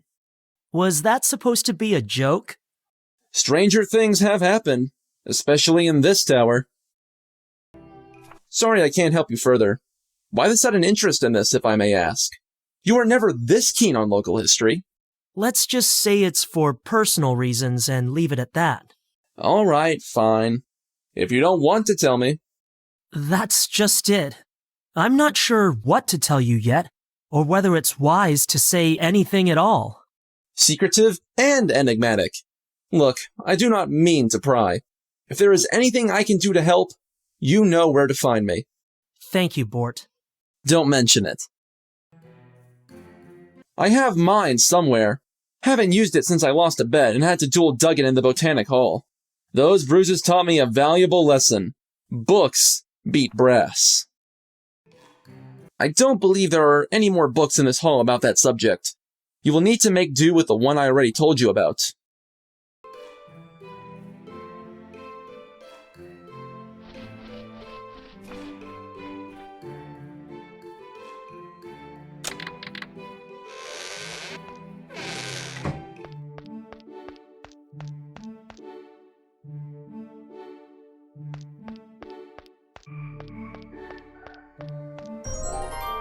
Great mists of Marleyeen! Recognize something? That symbol. Have I seen it somewhere before? Many years ago. You were here when a group of young mages tried to break away from... I've got it! It was many years ago. A group of young mages tried to break away from our order. Not a bad memory, Second to none, Jonas. Is there anything else you can recall about them? Perhaps the ringleader? He was never found by the... I seem to recall that the ringleader was never found. What was his name? A bearded chap? But then the fire types do like their beards, don't they? Something along the lines of Brasham, that's it. Brasham? What else can you tell me about him? Who? Please, Jonas, concentrate. Brasham. Shireen. What? No, we were talking about... She knew him. Really? Quite well, I think. You would have to ask her, though. I will do that. Thank you, Jonas. For what?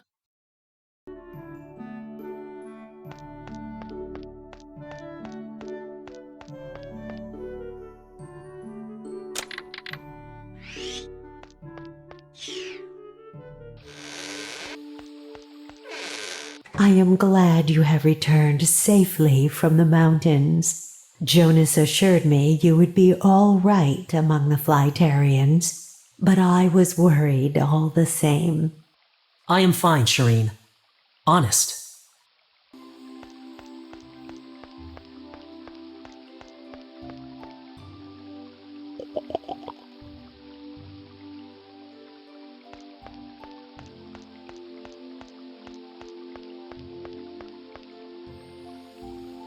Why would I... That was long ago, and I was a very young initiate at the time. But you remember something about it? I have no specific memory, I'm afraid. Of course we all do foolish things in our formative years, though most don't push the boundaries to that extent. To what extent? I thought you said you didn't remember anything. Only vague recollections. If you don't mind, I would rather discuss other things. How do you know about... No, I cannot help you.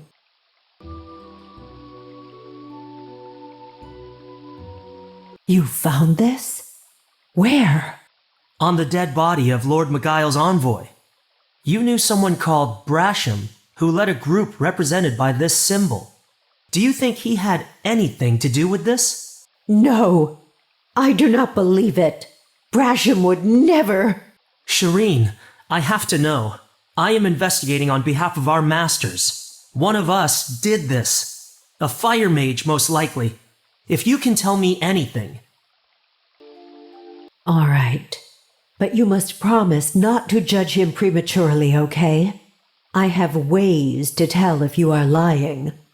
I know that well enough. And yes, I promise. Very well. Where shall I begin? He and I... No, it starts long before that. Brasham had a troubled past. Even at the age of 6, setting foot in Igenor's tower for the first time, there was anger in his eyes. Yet, from the moment we met, I felt a connection. I saw him as the younger sibling I never had. As years passed, we grew closer. Our relationship changed. I could sense the burn of his anguish waning. By the time we were both initiated, well, let us say the wisdom of our forebears blinded them to the success of such pairings. It was around this time that Brasham had involved himself with a group of like-minded men. Boys, really, who believed the old ways were the better ways. You know our history, from a time when mages ruled with harsh words and harsher magic, before giving that awful task over to our giftless brethren. The Nogs. Dark! I'm sorry. Non-mages. That's better. It was not long before this company, young minds veiled by pride and recklessness, began planning a breakaway from the Order of Dominatra. They petitioned the initiates, even the younger ones, to join their cause, allowing their message to spread to nearby towns. They barely spared a thought for what might follow. Yet, even here, so far from the capital, their activities were noticed. The authorities arrived without announcement or fanfare, and like a silent whirlwind, rounded up the guilty parties. When Brasham found me, his face full of fear, I saw the once sunken anger resurfacing in those beautiful eyes. I had to help him, lest he cause harm to himself or others. I used my powers of deception and influence, the most potent of water gifts, to shield him from any who might seek him out. As per the limitations of my magic, he would be forced to stay within the boundaries of Igenor. Nor could he draw near our tower, for those who watch on our High Master's behalf would surely detect him. Were you not suspected of aiding him? Few knew Brasham and I were. Let's just say we were discreet. Of course, I was questioned along with most others, even required to gaze into a sphere of truth, normally reserved for those dreadful interrogations. I passed their flawed tests. How could I confess to having helped a criminal when I had never known anyone I'd termed such? Very clever. A fluid mind cannot be broken. Remember that well, student of water. Where is Brasham now? The only place he could find solitude and relative safety. Bloodbark Forest. Can you be more specific? I cannot. My magic conceals him, but it works both ways. So long as he stays within my field of influence, he is hidden from my sight, as from all others. How can I find him? You will need the most precious of gifts, your senses. Great. If you do find him, remember your promise to me, and tell him that I... What? Nothing. It doesn't matter. I wish you luck, and may you discover who is truly behind these horrible events. Brasham is innocent. I know him better than we do our elements, and may mine forgive me for saying so. Brasham had one, as did all those who belonged to that group. Just the one? To the best of my knowledge, yes.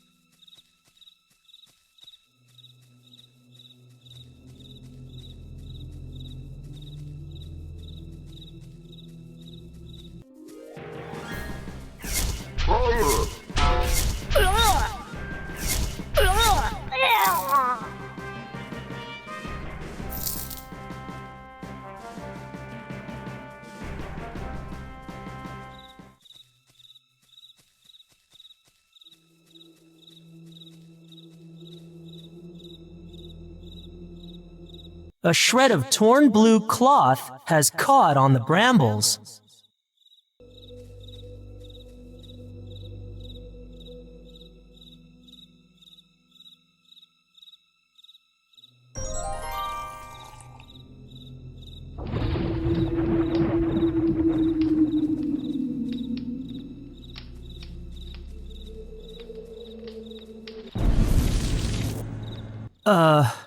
Brasham, I presume?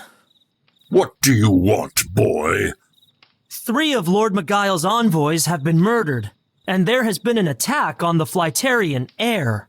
And you think it was me? Well, Go on then, speak quickly.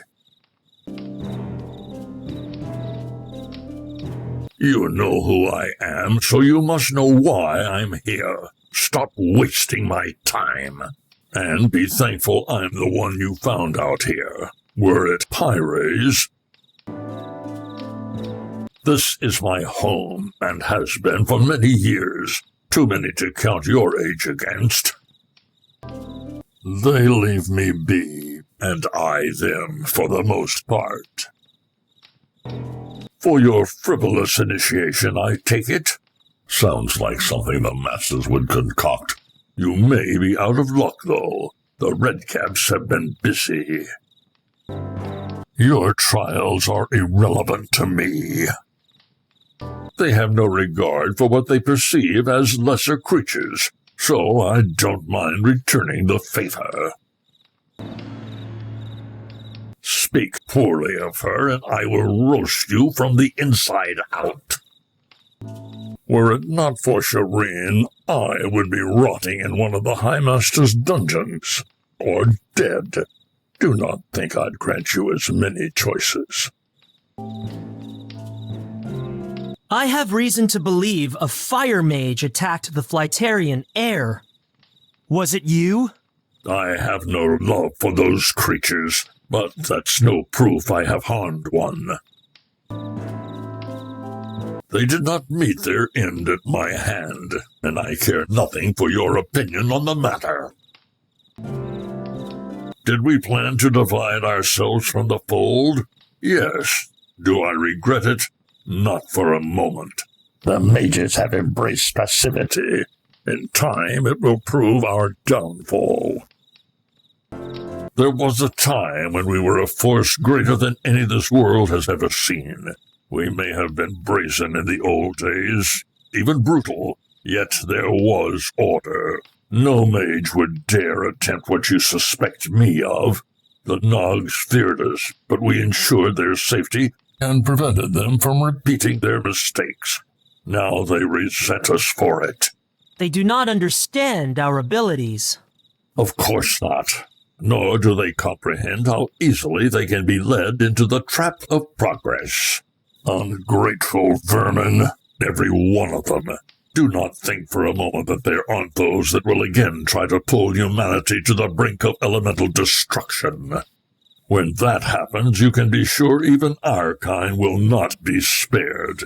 The elements shall respond as before, only this time they will take all of Eliwald's children with them. You seem certain of that. I know my element, boy. Far better than a mere initiate could hope to. You want me to list names? They would do you no good. Most would have left Ignor after their interrogation. Only one or two stayed behind. Who are they? From what I hear, let's just say they are in a competition of sorts, for the position of Firemaster, no less. Varner. And Phileum? Shared history isn't always beneficial. Don't trust me yet? Perhaps you are not the imbecile I took you for. You want proof of my guilt or innocence? Find it, if you can. Touch the wrong thing, and you will leave this world an ashen cloud.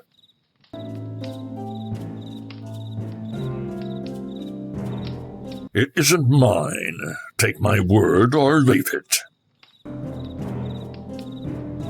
I should examine these more closely.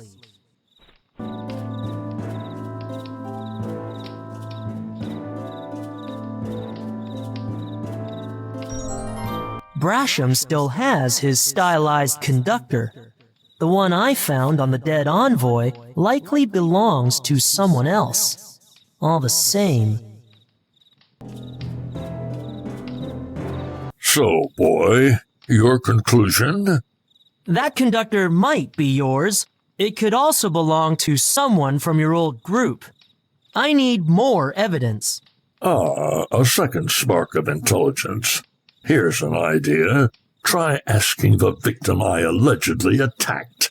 See what he remembers. Leave me. Believe it or not, I have better things to do. Run. What? I said run.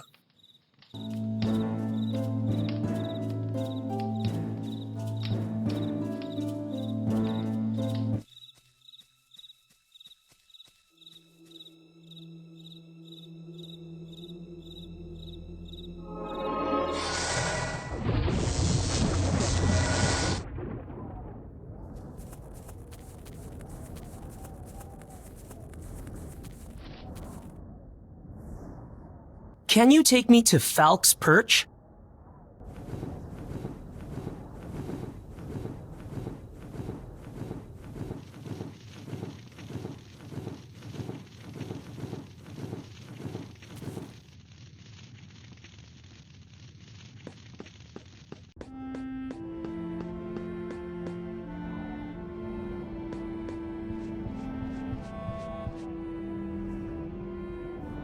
I have been trying to remember.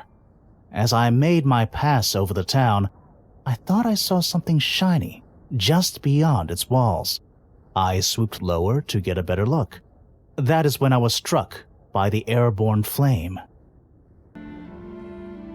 It was glinting in the sunlight. At first, I thought it was a human tool, but it was sparkling too. How could I resist? I had not seen anything like that near the town before. Before? You led me to believe it was your first flight over Ignor. Please don't tell my father. Forgiveness is not one of his strengths. I commenced my secret visits many months ago. At first, they were occasional and very brief. Later, as I gained confidence, my forays became more frequent. Early mornings were best, before the valley came to life. Soon, I found myself craving the freedom. And why shouldn't I? I love Flyteria, but a home one never leaves, however beautiful, is no better than a cage. This desire is my inheritance, the price I pay for being my father's son. I saw it the instant before it hit my leg, just as the flame seemed to leap across to my wing. Now that I think about it, I recall seeing a shape on the ground, a figure. It was crouched between two bushes, as if hiding. I am fairly certain the flame came from that direction. I do not Wait, there was something. As I saw the glint, the figure raised an arm, and a robed sleeve fell back. I glimpsed a mark on its right wrist, a scar in the shape of an eye. I can't believe you were able to see anything at all. We Flyterians have exceptional eyesight. I just wish I could be more precise. But then, I was falling out of the sky not long after. Drop by again soon.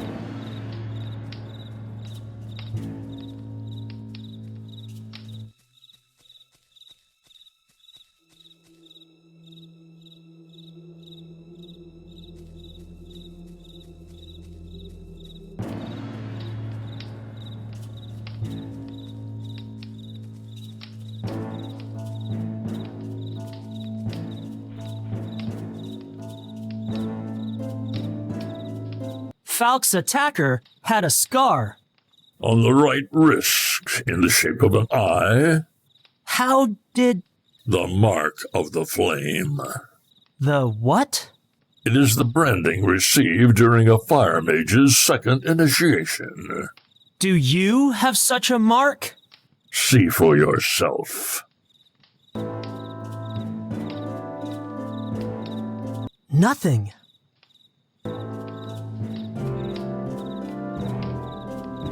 I am not surprised you haven't heard of it. It is a rite of passage performed in secret among our own, kept from the uninitiated and other castes. I was soon to receive my branding when I was forced to relocate myself. I only know that it involves a fuller commitment to the flame beyond what is stated publicly, and that fire mages must bear the mark if they are to be accepted among their brethren. The scar never fades, but I suspect that is the point. It is a shame I missed out. The conductor I found among the bodies of the envoys, does it belong to Varner? Either him or his rival. You will have to ask our mutual friend.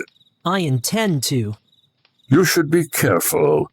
I trusted him once, and I'm still paying for that mistake. What do you mean? No, I've answered your questions. No more. Dusk is approaching. I had better get back to the hallowed hall.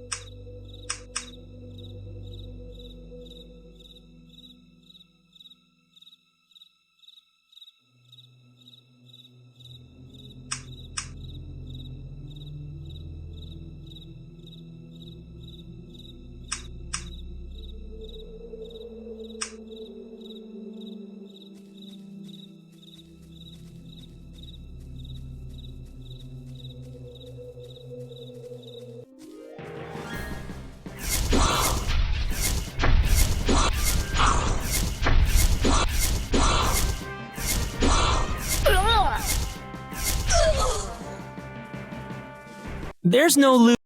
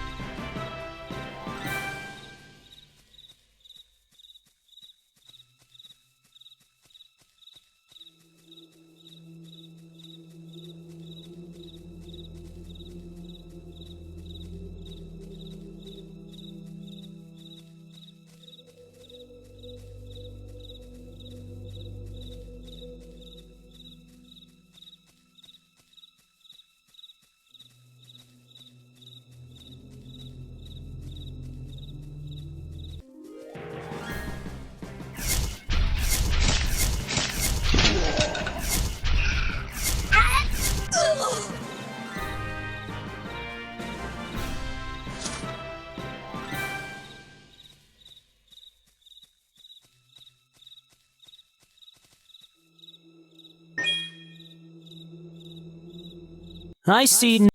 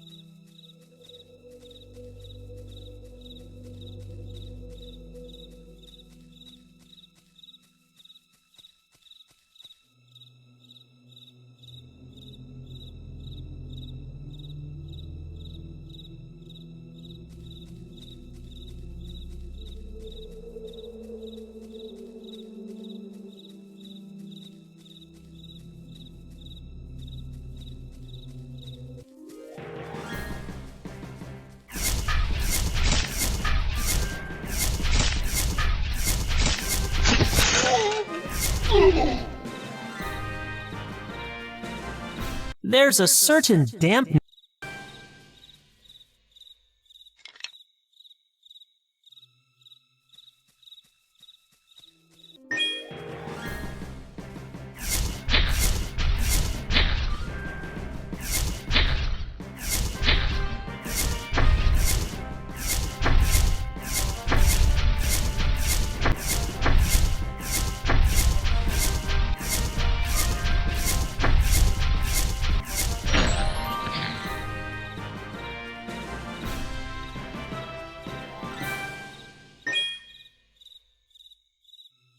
There's nothing I want from it.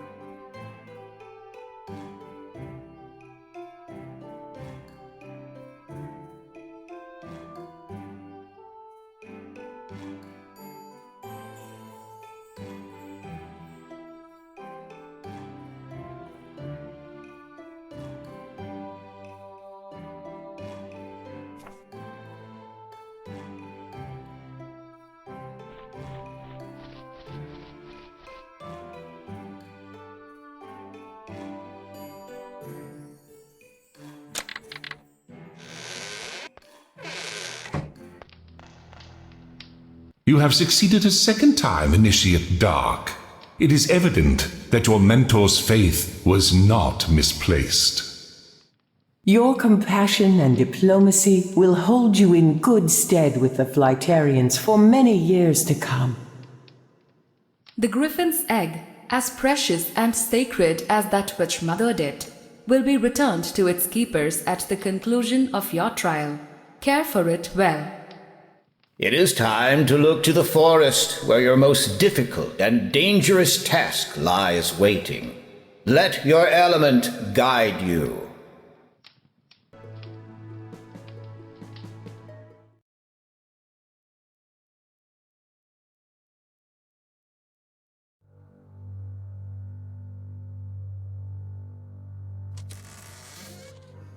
I came like you asked, Pug. What is this all about? I wanted to introduce you. This is... Names are not important at this time. Please, sir, sit. Have a drink.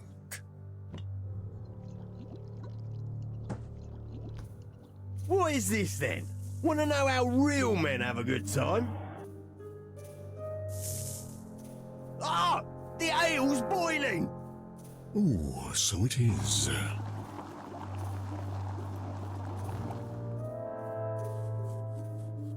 Let me pour you another. A good time, you say? I would think you've more pressing priorities. Such a regrettable history deserves recompense. Do you not think? What do you know about me? Only what your friend Pug here has said. Pug? He wants to help. Yeah? How? You are an opportunistic man, Fend. One who has lost much to the likes of Ignor's lord. As you seek in vain to recover a life taken from you, the gambler in you senses his chance. Change rises like smoke from a smoldering ruin. Tell me, how much would you risk for a change, say, of occupancy in the Lord's mansion? Ha! Talk is fine, but it makes no difference. The king chooses his lords. Such choices can be reneged, especially when said lords become unpopular. Have you not heard the rumors? About Maguile making friends with those forest cretins? Sounds like something he'd do. Risk his people's lives by letting those things in town, just to get hold of whatever they've got stashed away. Greed is among your kind's greatest traits. And I hear he's planning to sever ties with the mountain folk. Who will protect us then? Not you mages, that's for sure. Ah, but like yourself, I have a greater interest. Revolution. What's in it for you? Let us say, personal satisfaction. Accept this as a show of good faith. We have a deal in the interest of change. That's a lot of change. Sure, why not?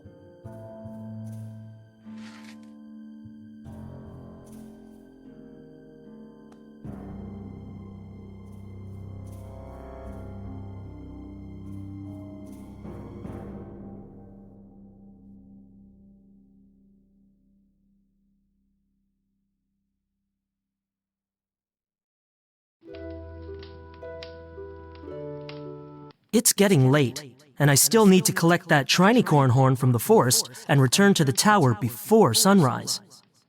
Time to revisit the Sphere of Knowledge.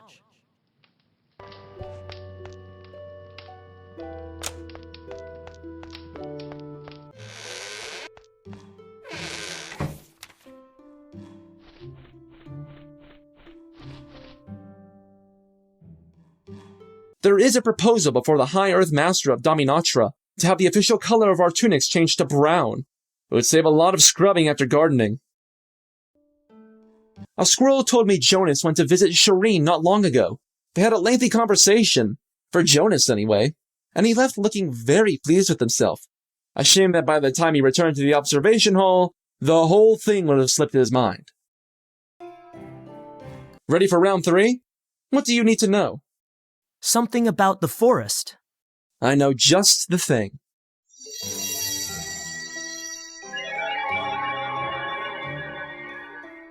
You should be able to find it now. I have made the trip numerous times, and cannot recommend it to you enough. However, I would avoid it after dark if possible. While I am on good terms with the green cap goblins, the red caps, not so much. To say they have little regard for nature's balance is an understatement. The path to their camp is only accessible at night. To locate it, head as far into the forest as you can, then travel right until you see twin archer platforms. The camp lies beyond them. It's our fault that the goblins are now fractured and scattered all over East Elliewold. But if they hadn't formed an alliance with other races to rival us, we would not have had to take drastic measures to control them. That was a long time ago, though. None of us can be held personally responsible. I have never seen one, but I have read they are gentle beasts at heart. It is said they will drop one of their horns to those who show them great kindness. Don't worry, they grow them back.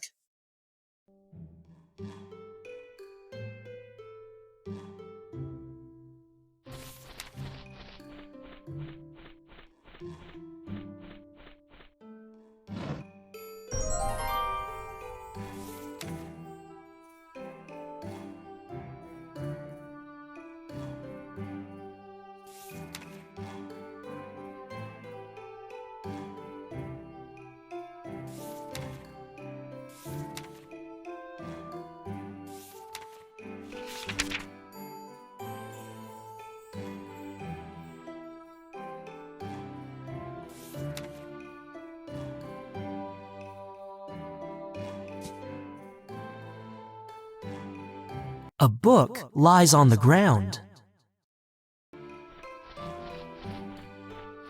The Ancient Arts of Arson.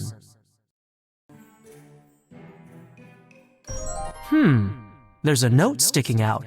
It doesn't appear to have come from the book.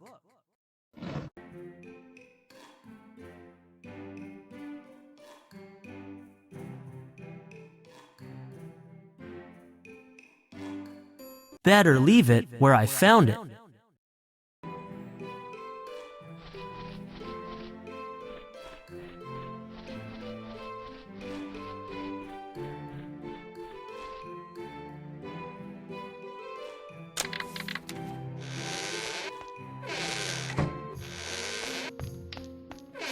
Dark, I hear you have completed the second of your trials. Congratulations. Thank you. Is there something you wanted to see me about?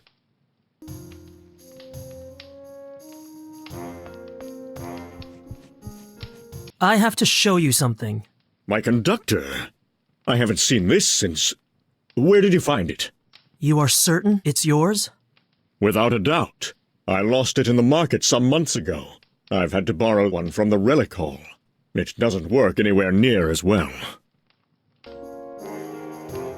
Do you remember anything about the day you lost your conductor? I seem to recall I was short on polish that day. For the armor displays and so forth, it's much more effective than Shireen's cleaning spells. But don't tell her I said that. I assumed I had been pickpocketed in the market. How did you come by it? It was in the possession of some giftless. 3 of them. They looked official, and a bit cold. Perhaps they traded their coats for it. I've never fully understood the giftless. In any case, thank you. Why would you need a conductor in town? I am sure I do not need to tell you that it is a dangerous world beyond our walls. Can you honestly say that you haven't carried your conductor everywhere? Well... There you go, then. I came looking for you earlier. My apologies, I was needed elsewhere. Where? I beg your pardon? I meant, what took you away? An errand, a trivial matter. Needless to say, it took a sizable chunk out of my day. What can you tell me about the symbol on your conductor? Oh, just something I made up years ago. I must have been about your age. It was either that or put a V on everything. I grew out of using it after a while. It doesn't mean anything? Why should it? Like I said, I made it up. Don't you scribble symbols all over your study parchments. They don't mean anything, do they? No. So there weren't any other conductors that looked like this? That's a curious question. Why would there be? As you say, curiosity. I did not make copies, if that's what you mean. Did you ever know a Brasham? Where did you hear that name? Jonas happened to mention it. I asked him whether anything exciting had ever happened in Ignor. He mentioned something about some troublesome boys who ran afoul of the authorities. Brasham was one of them. You should notify the events hall. Jonas remembers. Perhaps they'll celebrate it during the Air Mage's Autumn Festival. Do you remember him at all? Brasham? I'm not sure. Yes, I seem to remember a boy with that name. He and I went through our initiation around the same time. I remember now. It turned out he was the head of a small rabble group the city authorities didn't appreciate. No one knows what happened to him. You were not involved with this group yourself? Who told you that? No one. I was just asking. I might have attended the odd meeting.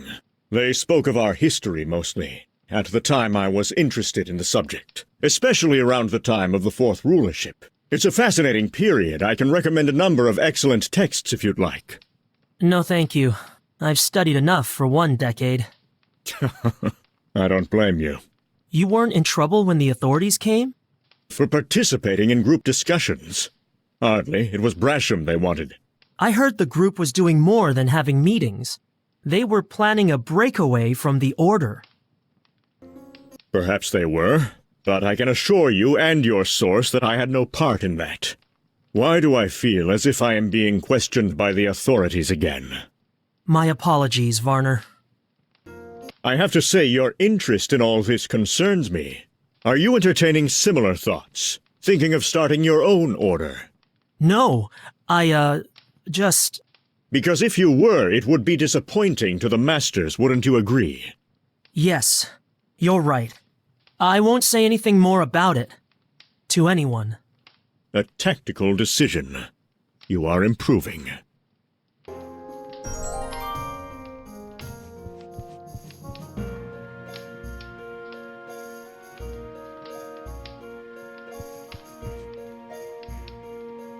Seeker of power, master your element. Use your gifts in the hall most sparse. Reveal the scroll.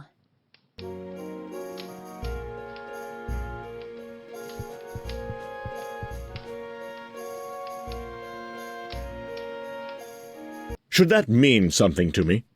It sounds like a retired group of fanatics. What are you novices allowed to read these days? I shall have to speak with Bort. I would be honored to assist you. This hall was once... It is. No one knows where they came from, but it is believed these green-skinned marauders have traveled far, for the sole purpose of killing whatever they find.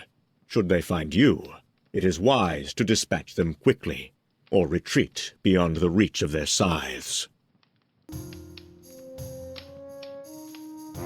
I am beginning to wonder if the Masters thought these tasks through. But who am I to question? You should be on your highest guard there. What the goblins lack in stature, they more than make up for with bloodlust. Do not try to reason with them. At best, the Redcaps will regard you as a walking dye vat. It might sound a silly name, but it is given for good reason, and makes even my stomach turn.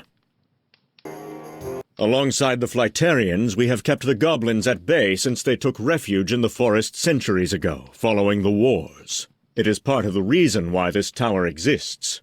The townsfolk have yet to thank us, of course. I saw one, many years ago. It came right up to the forest's edge and allowed me to approach. I reached out my hand and was about to pet it, when guards from the town came rushing up, frightening it away. The fools. That's the spirit.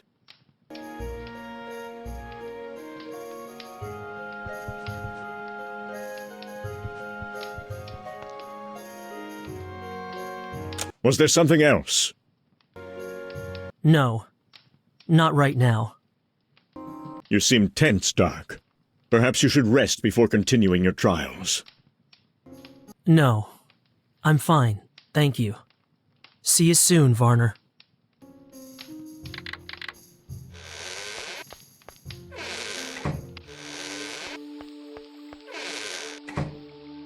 Why didn't Varner admit greater involvement in the Severed Circle? What is he hiding? Did he attack Falk and murder the envoys? If so, why? Phileum, Brasham, either could still be involved, somehow. This is making my head hurt. In any case, it's getting late. I should get a move on. You may be right, Shireen. Brasham is likely innocent. Of course I am right. I never doubted him. In a way, I wish I could prove him guilty, because the alternative... We cannot know what we know until we know it. Pardon? All will be clear in time. Thanks, I guess.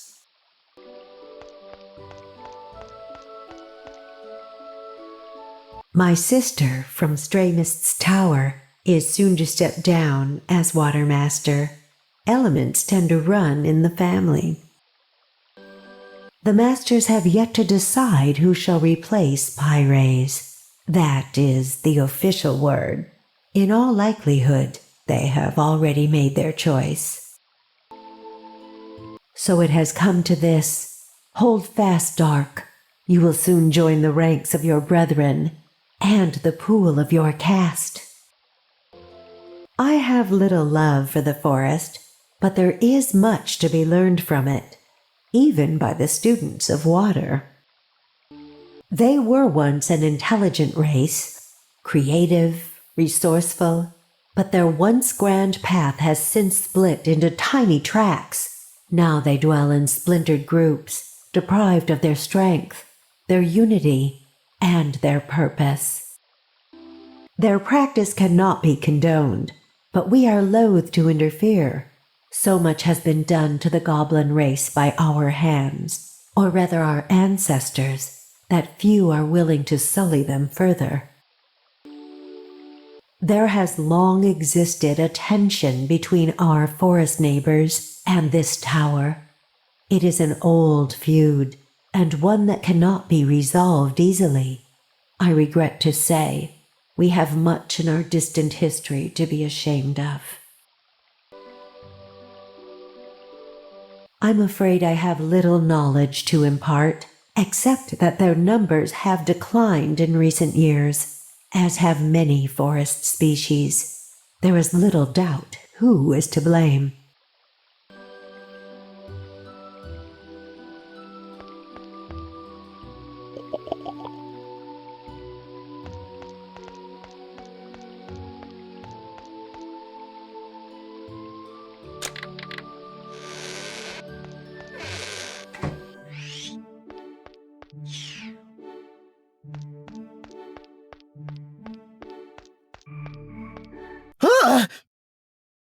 I trust no griffins were harmed in the capturing of that egg?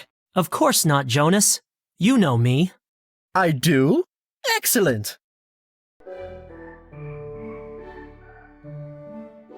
Keep this between us, but I am working on an incantation that will propel the caster into the sky. Then we can discover what it's really made of and why it changes color. Surely that's for the elements to know. I suppose. Still, it would be fun to see for ourselves. Some of the town's children have been borrowing the blacksmith's tools after dark. They are building a secret fortress in one of the back streets. That does not sound appealing. Perhaps you can skip it? I don't think it works that way, Jonas.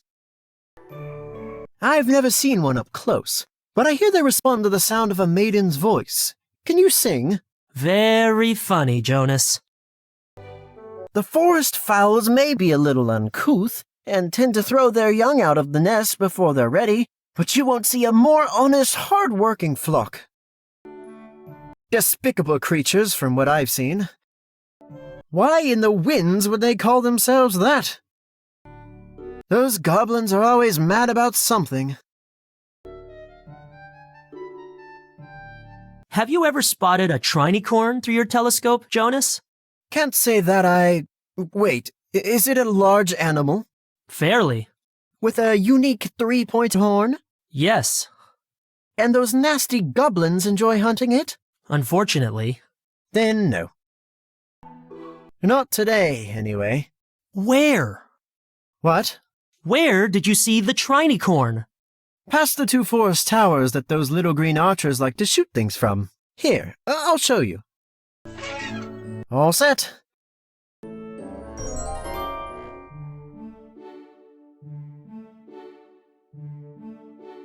Near the Red Cap camp. Perfect.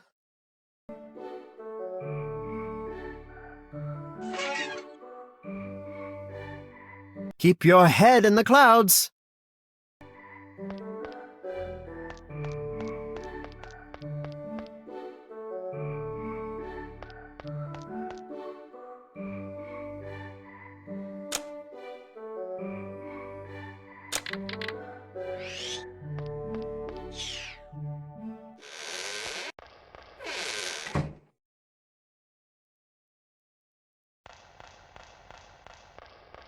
It's a very deep hole. There's a wooden box at the bottom.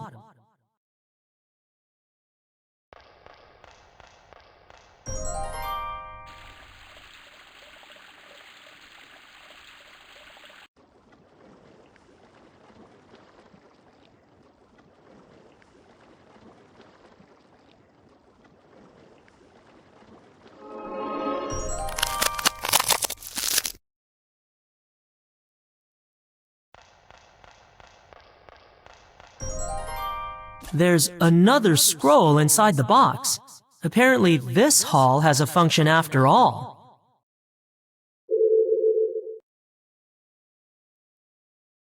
I should show this to the...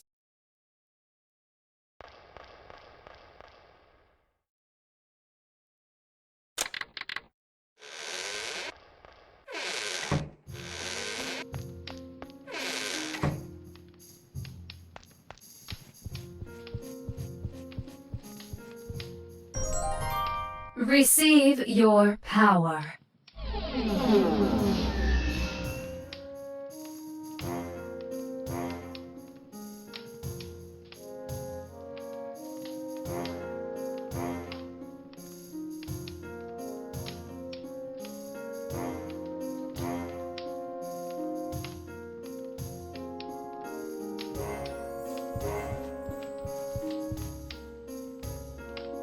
Ready for some one-to-one? A challenger for Dark!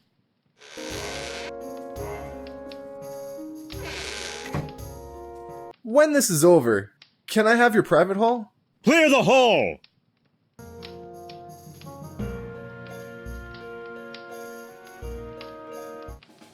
The Replenish spell grants a water mage the means to self-heal during battle for the cost of some mana. My apologies, but in order to demonstrate, a minor wound must be inflicted upon you.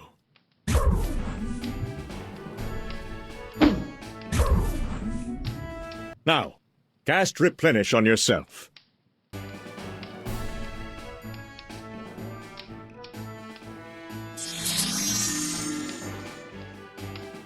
As you just witnessed, your battle wounds cleansed and healed themselves the moment the spell took effect.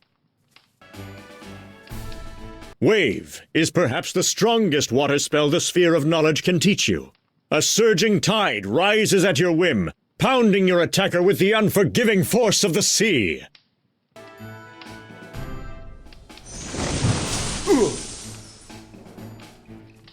Spectacular! I do so enjoy seeing that one in action.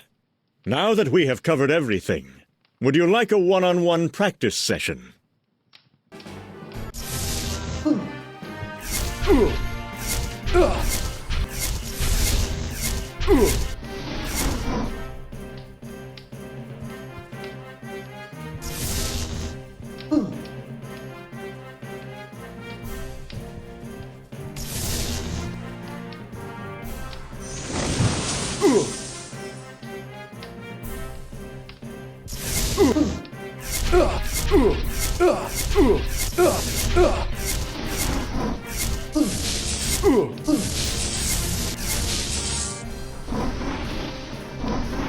Well done, Tyler.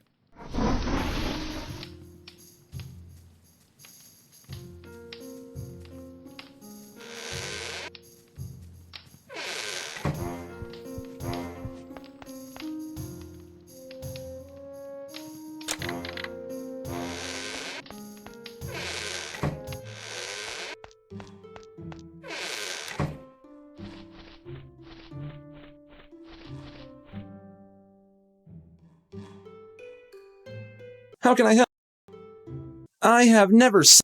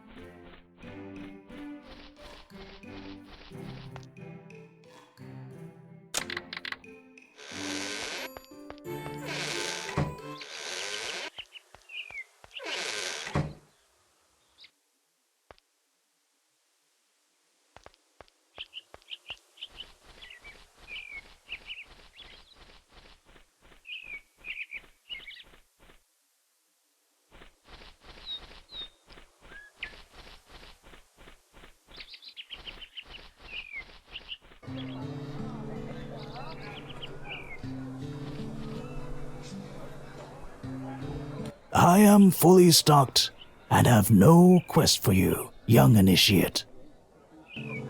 He who stands before the bluster of words may find himself adrift.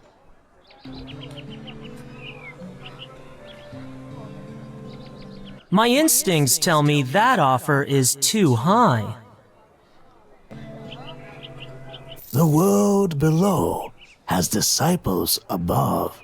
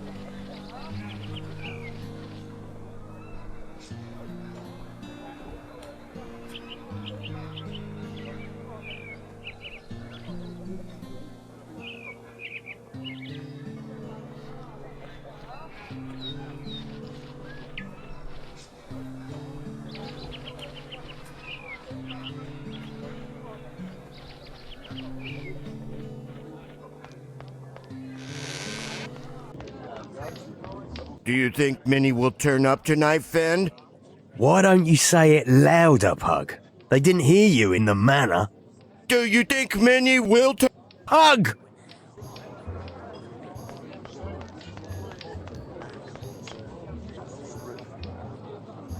You couldn't pay me to go in there. I don't think that's true for some, present company included. It wouldn't be too hard to smoke them out of the forest. I'm surprised McGuile hasn't tried it. Actually, I'm not. The effort to give the order might be too much. Nothing you need concern yourself with. Watch your back out there. I don't trade with those who can't keep up their end of a bargain.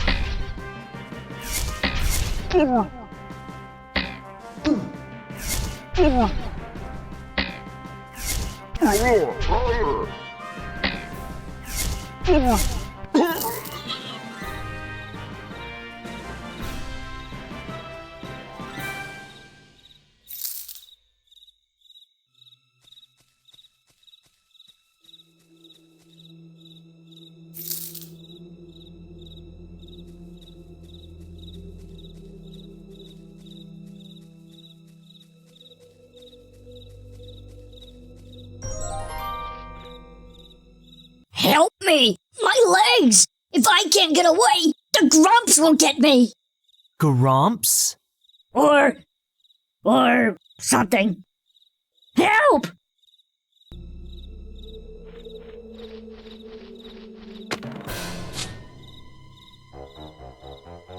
Hey! Come back here with that egg! I need that!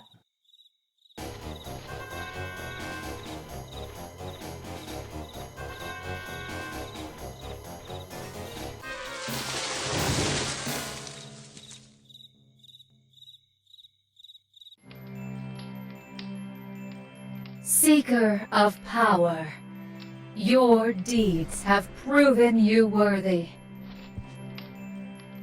All knowledge contained within this sphere is now yours. You will become the... Just get on with it! Receive your power. I am. You were the mightiest of mages.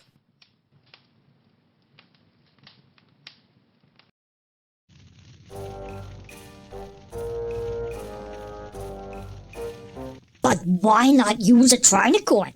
Their blood is much richer for cap dyeing. Because, you fool, we slaughtered the last of them yesterday. Besides, I need human blood to commune with the lower world. There are only so many peasants Megile can send me before the townspeople start asking questions. What happens if the you-know-who agree? Then, you skull rot, everything we've been promised will be ours. What about a promise to the fat human? The town's lord? We can go back on that later. Remember to bring out the human when I'm ready. I need time to properly attune myself. That sounds difficult. For you, thinking past the next meal is difficult. Now don't let me down.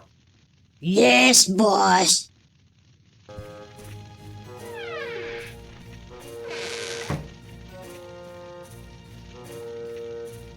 The outer wall is made from heavily compressed mud.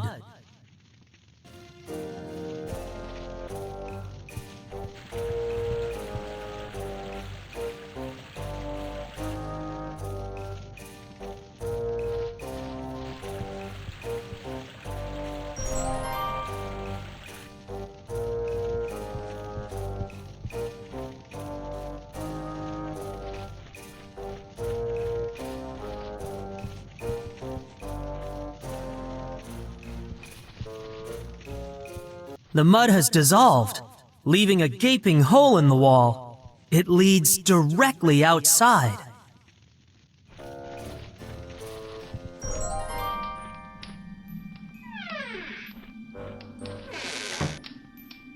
All things considered, this might have been a lucky turn. If a trinicorn wandered too close to the camp, there's a good chance I'll find its horn somewhere around here. Better take a look. I should also try to find my belongings while I'm at it.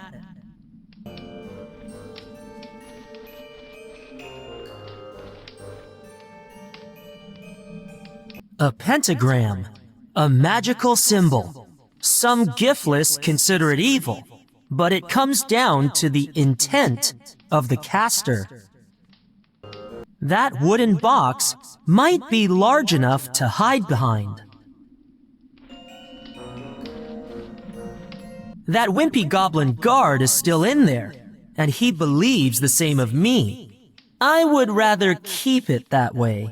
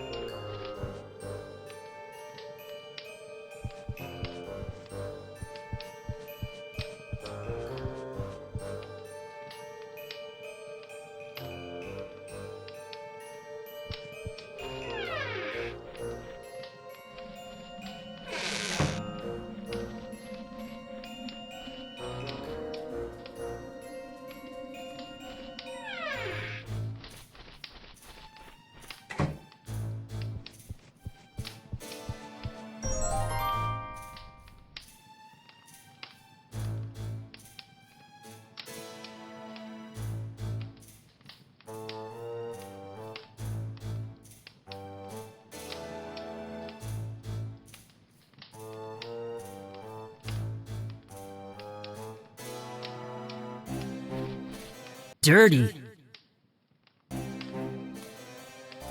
The ground remains reliably flat. The desk of a would-be Goblin King. There's something small and shiny behind the glass. An intricately carved oak cupboard.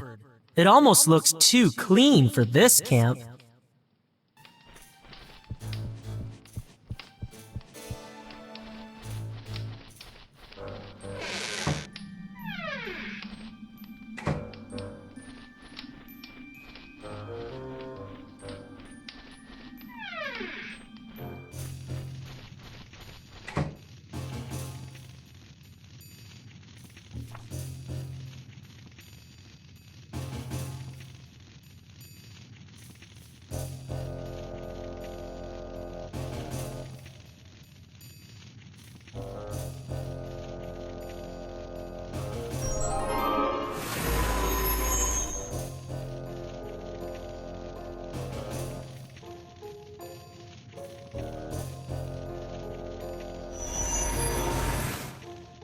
He's beginning to stir. I can't stand close enough to lift the key without waking him.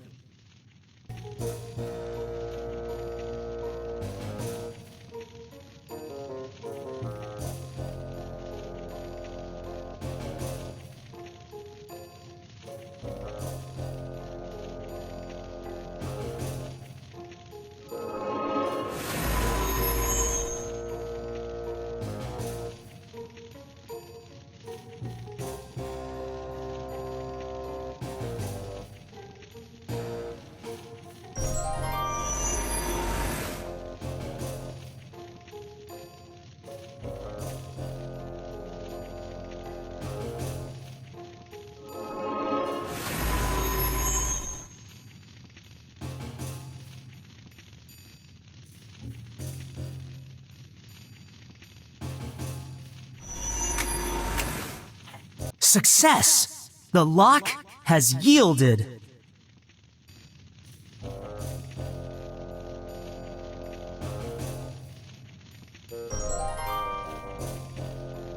That should stop the creaking.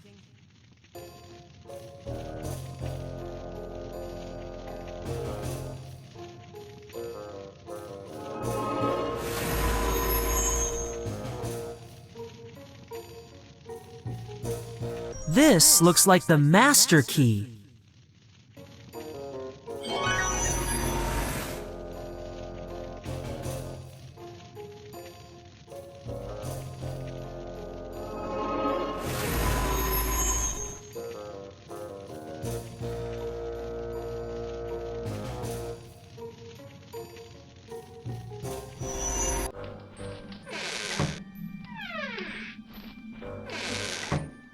I won't have much time before the Redcaps notice I've escaped.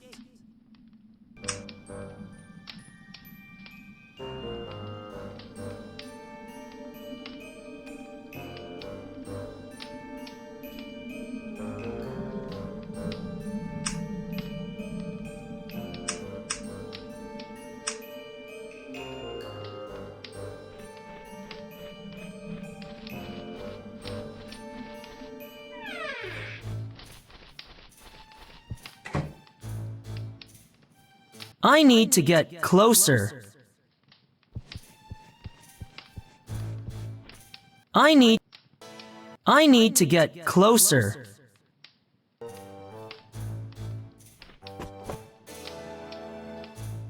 I need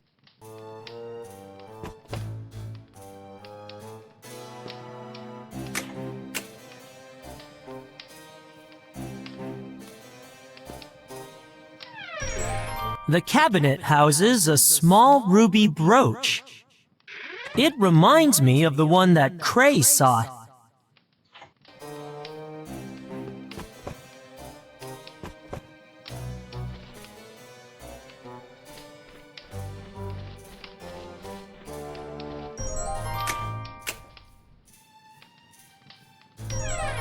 Here are my belongings.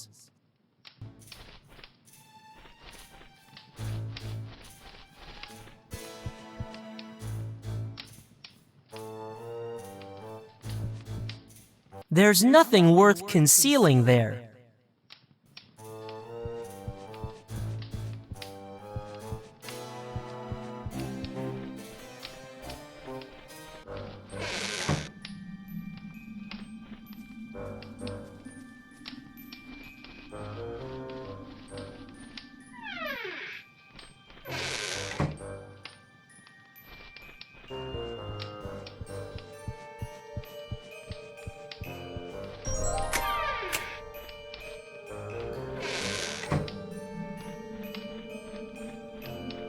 There is a sizable mound here. It appears to be covering something. When it comes to piked heads, the Redcaps don't discriminate against species. There's nothing worth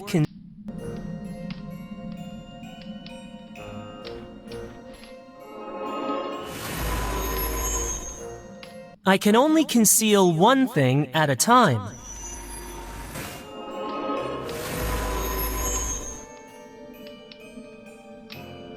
There is a sizable mound here. It appears to be covering something.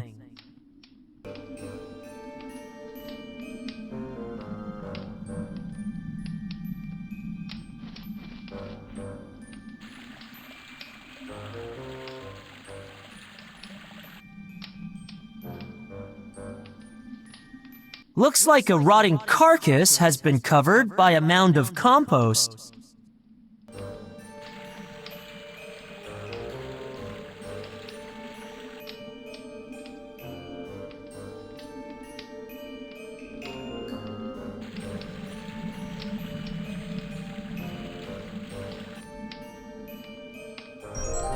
Here lies the last of the trinicorns. Its horn is intact.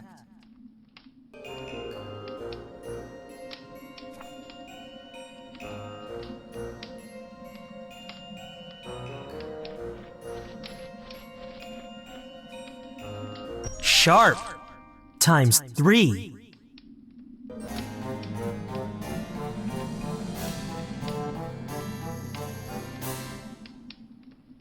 Now I just need to get back to the hallowed hall by sunrise. Sounds like I'm being missed. Time to get out of here.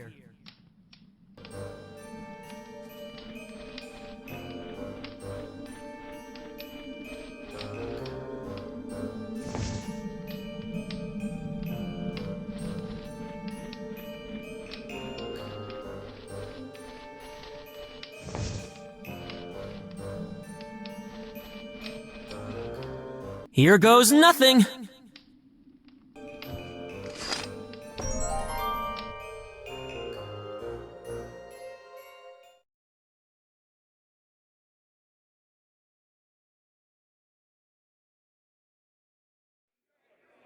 even now, the forest goblins remain unchecked.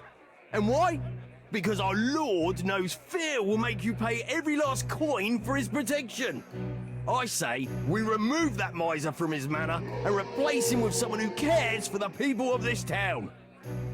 But you said you only cared about... Shut up, Pug. I know I have not lived amongst you long, but I see the pain in your eyes, the hardships you endure. I know them well. It's true I've strayed, more than any of you could imagine, never knowing a home or purpose. But here, in Ignor, I have found both. Miguel, who takes all and gives back naught, cares nothing for you, but I do. What about your new friend? He's a mage. They don't help us.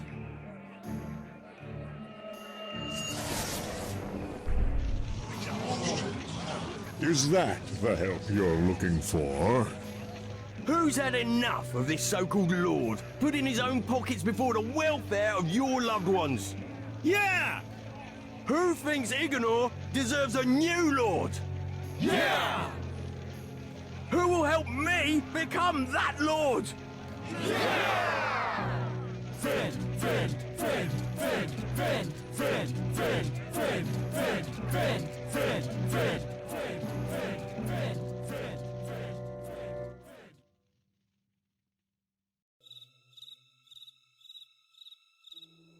I think it's fair to say I'm lost.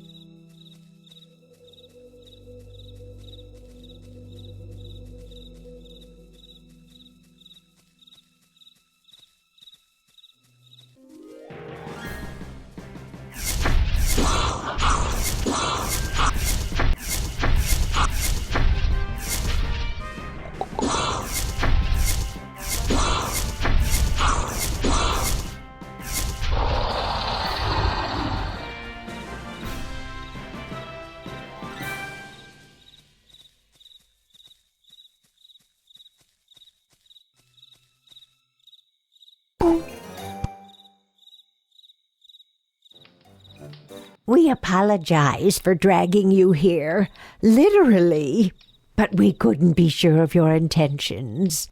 What you've told us confirms our suspicions. The Redcaps are planning to abandon the forest and live in the town as humans. Good riddance, you might say, but that will not be the end of it. Mark my words. They will return with their human slaves to wipe us out, or worse, make us wear their red caps again. We will not let them. He will help us. Child, you will return to the Redcap camp and stop Stroth from raising the lower world inhabitants. Me? Why? 2 reasons. 1, we're holding this nice egg and horn until you return. 2, it would be bad for everyone, human or goblin, if that dolt manages to summon anything from down there. And 3, I wasn't going to mention the wars, but it's about time the mages made up for what happened to us. So, if you are planning to leave this forest with your possessions, want a town to go back to, and care about righting more than a few wrongs, you will do exactly what we say. Anything else? No, that was all. Then listen up. None of us can go, as we would be recognized, so we will send you back disguised as a goblin.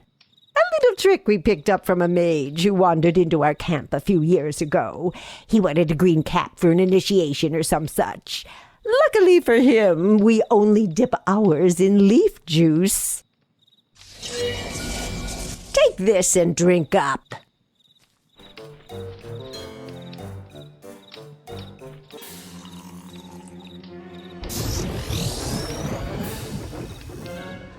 You look better already. Now listen, you won't be able to cast your human spells in goblin form. Besides, you'd just look silly. We'd also appreciate it if you could bring Struff back with you. He has some serious re-education awaiting him. Well, off you go then. One thing. How am I supposed to stop Struff from raising anything from the lower world? Ha! How humans have managed to get this far, I will never know. Improvise, of course. Getting hold of Struff's summoning book would help, too. See you, if you get back. You mean when? Sure I do. Goodbye.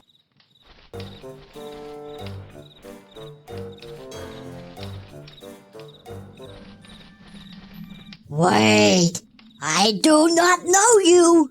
You must be the new chef. What's your name?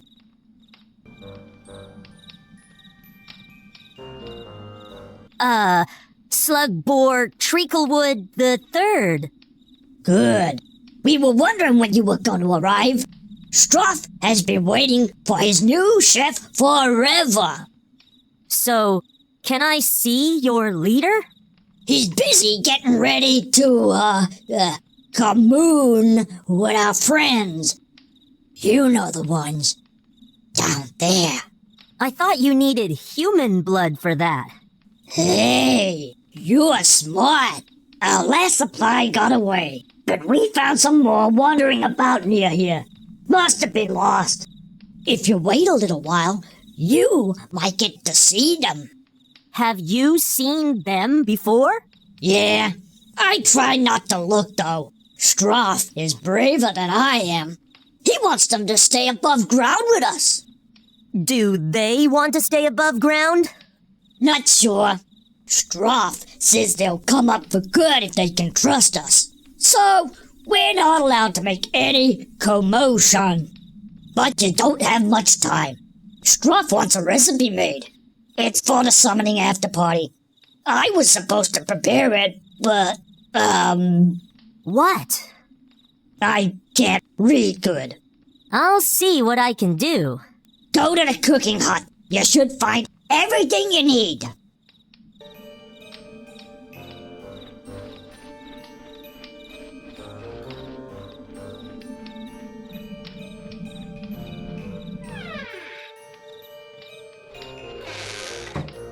Okay, time to prepare a red cap dish. How hard could it be?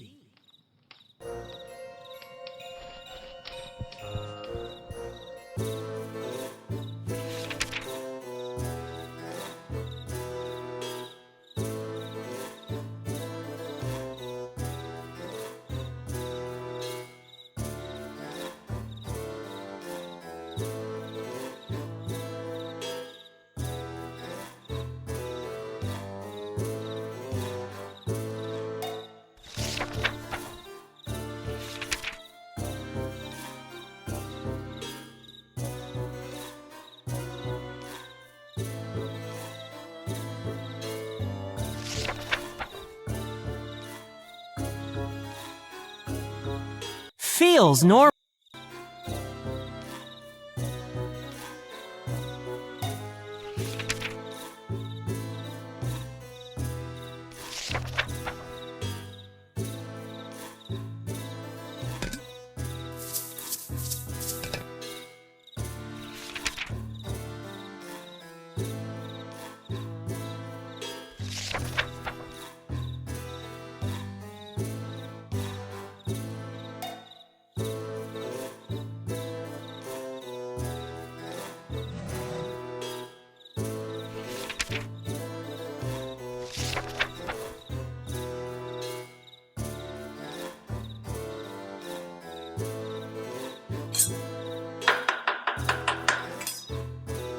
Oops, that wasn't right.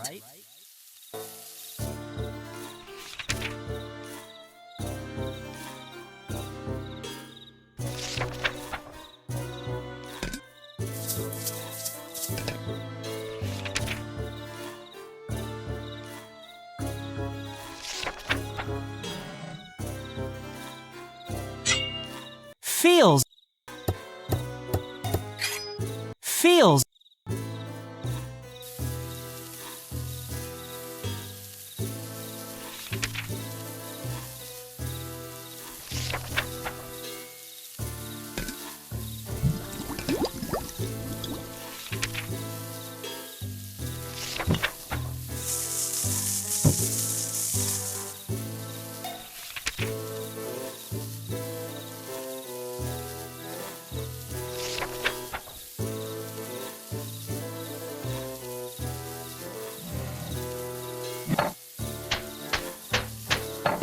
Feels.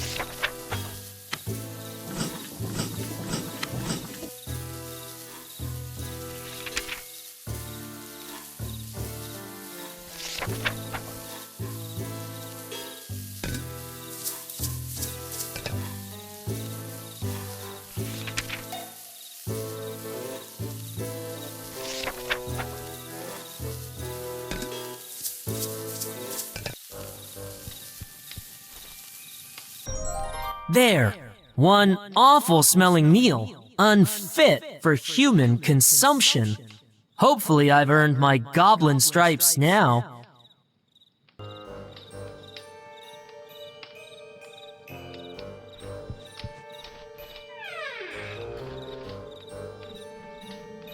You idiot! I told you not to skimp on the candles! I couldn't find any more. I don't want excuses! Either find 2 more candles for the pentagram, or else stick wicks in your thumbs instead!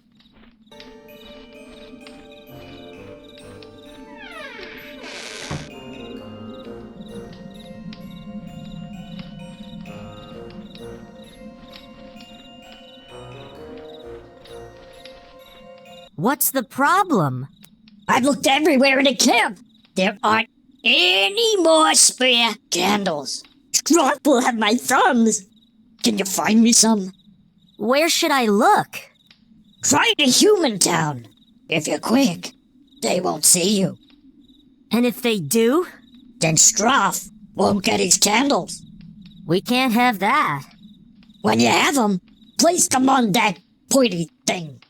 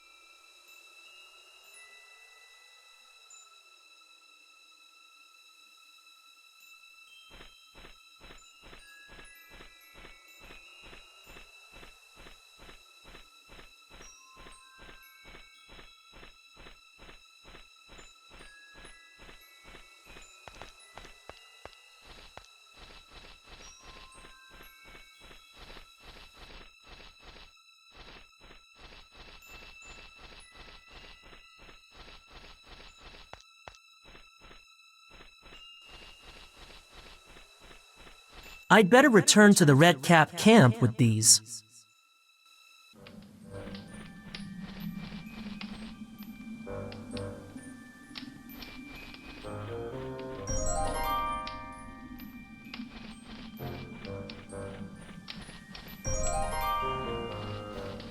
I am ready. Have all the red caps assemble. Okay, boss.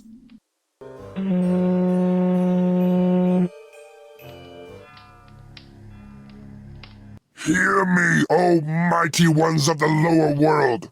Enter this horrid, glaring realm of humans and spread your darkness across their land.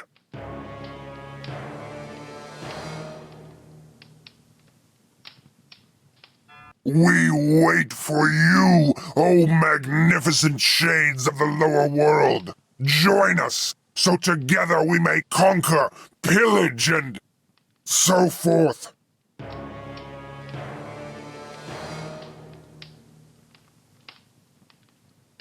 If this is a bad time, O fearsome denizens of the lower world, then show us a sign, and we will call upon you again tomorrow. Maybe they're not in. Shut up! I'm trying to.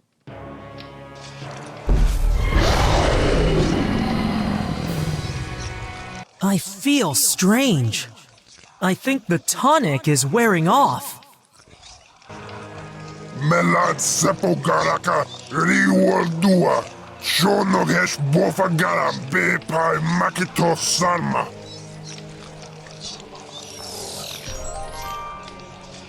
That was lucky. I need to stop the ritual. If I could just get Stroff to drop that summoning book.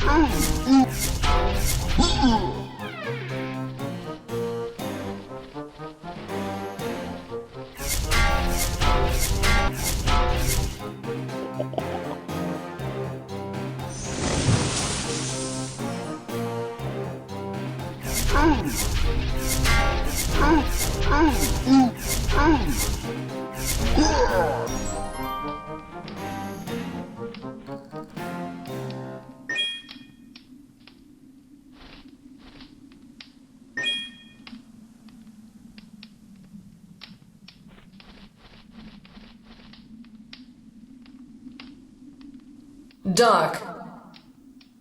The priestess. You have found the tome.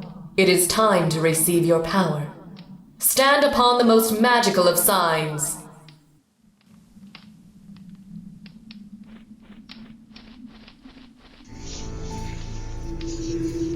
I don't understand. You promised... Power. It stands before you. For sparing me, I will give you what you desire. Complete the summoning. Draw me from my prison, as you draw water into your body. How? I am bound to the dagger you still carry. Through it we may speak. The blade serves as a conduit, linking us in our locations. Place it upon the most magical of signs, but do not leave the circle.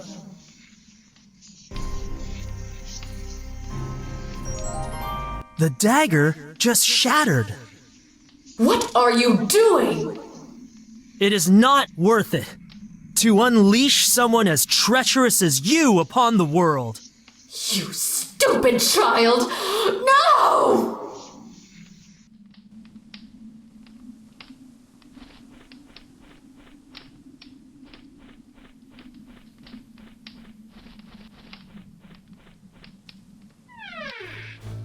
I knew I should have locked the door. It's over, Stroff. Yes, you won. I get it. What do you want? You will accompany me back to the Green Cap camp. They put you up to this? I might have known. This has their sticky, stinking leaf juice all over it. Will you come? Or do I have to make you? Ugh, fine. After you. So good to have you back with us, Stroff. You have our gratitude for bringing him to us. With the summoning book out of Stroff's greedy hands. Hey! He will be unable to raise anything anytime soon. Good job. Yeah, brilliant. Looks like a page is missing. Don't look at me. The book was already falling apart when I got it. Which raises a valid point. Why would a human like Miguel send Stroff a book on how to summon demons? Where would he even get something like that? Well, Stroff? How would I know? I didn't ask. Besides, I only dealt with his messenger. And you simply trusted this human? We had a deal. He'd give me the book, and in exchange, I'd let him command a few demons. Command? The Giftless couldn't hope to control a demon. They can't even speak their language. Stroff, this messenger, what did he look like? As if I'd notice. You humans all smell the same. Stroff. Fine. Tall, thin, beard, wore a gold mask and hood. Had one of those brass knuckle protectors like this kid does. Oh no. What is it? I may know who gave Stroff the summoning book, but I am hoping my intuition is misplaced. If you have no objection, I would like to keep the tome. It may prove useful. Very well. Brave human, you may have your belongings back. And the summoning book. Oh, and take these potions. Your magical friend left them behind. We prefer our own natural tonics. Yours give us a rash. As an extra token of our thanks, allow me to present you with this ancient, mystical emerald. Apparently you mages go nuts for these things. Thank you. Don't mention it. We've got a whole box of them we're trying to get rid of. When you are ready, you have but to exit our camp, and you shall find yourself in a familiar part of the forest. Tell me, what will become of Stroff? He will be treated well, I assure you. We have great plans for his re-education.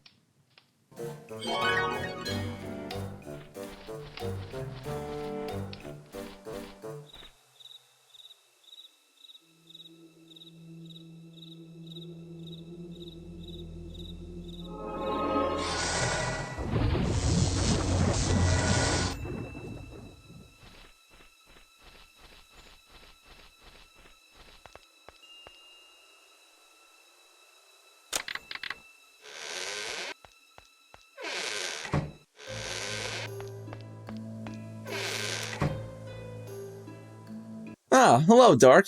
Finished your 3 tasks? Yes, I am ready to be initiated. The Masters and all the other mages have retired for the night. Looks like your ceremony will have to wait till tomorrow morning. Oh, why are you still awake? You know me, nocturnal tendencies. Besides, there are less distractions at night. It means I can get more reading done. I should have known.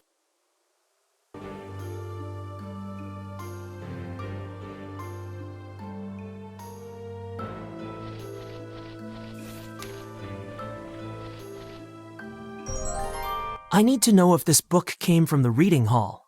Summoning, yes, I know it. There's only one way to take a book from here, and that's to borrow it. A protection spell of my own design. Not that you would know about the lending rules. You read enough for both of us. Can you tell me who borrowed it? I will have to look it up. Got it. How do you do that?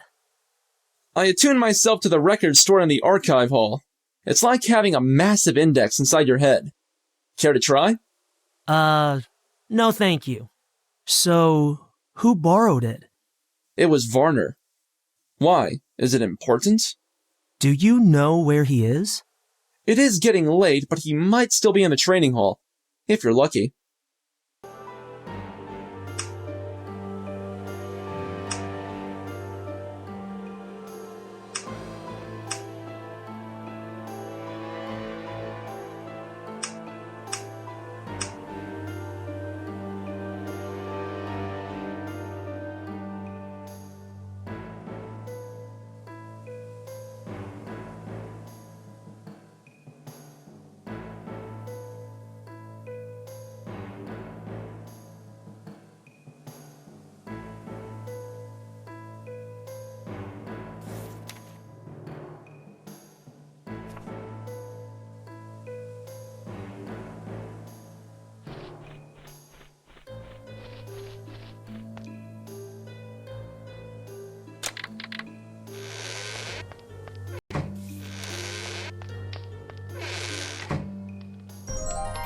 He isn't here.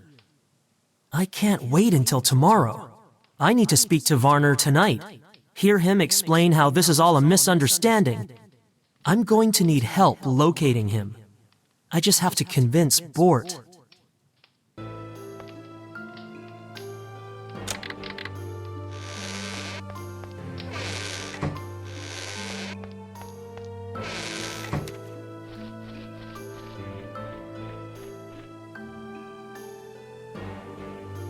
Bort, it is vital that I see Varner.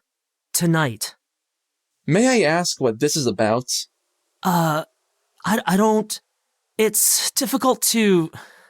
Dark, what's the matter? It's only circumstantial, I know, but... Go on. I believe Varner may be responsible for assaulting a Flytarian, 2 near attacks on Ignor, and at least 3 giftless deaths. What? Are you sure? Elements guide us. Your reluctance to accept this is understandable. I mean, Varner? I know, but I can't ignore the signs when they all point in the same direction. I have to see him, hear the truth in his own words. Can you help me? Well, I would lend you my finder amulet, but if you recall, it doesn't work. I'd need a special emerald from...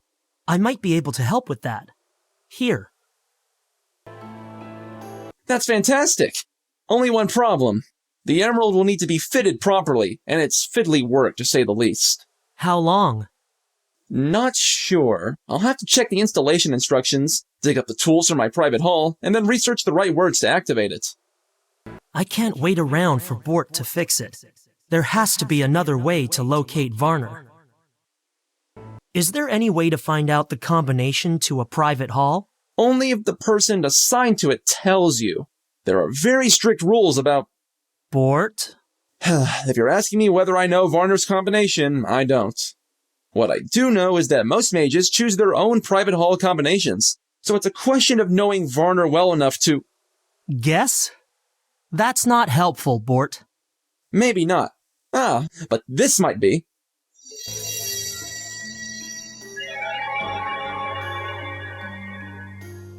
Check the bookshelves. What for? The title Varner borrowed 4 days ago. How is that supposed to...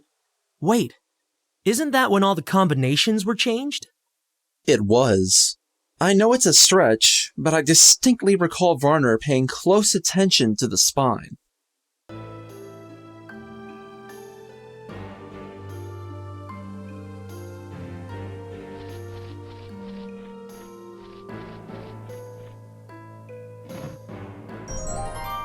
This is the book Varner borrowed.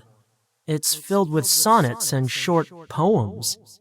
I can't see anything meaningful written in these pages.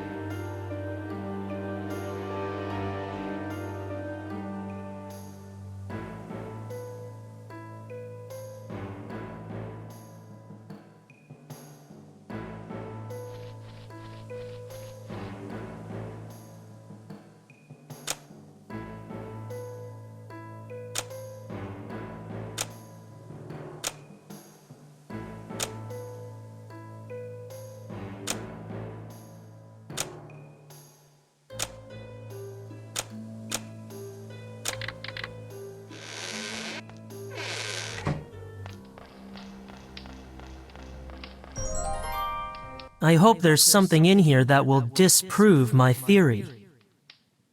Where are you, Varner?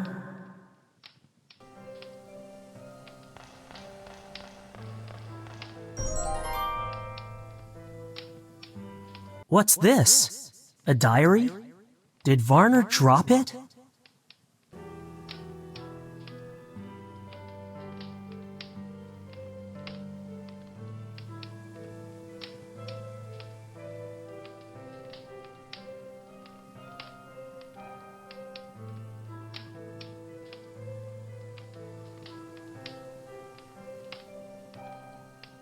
Varner must have written this a long time ago.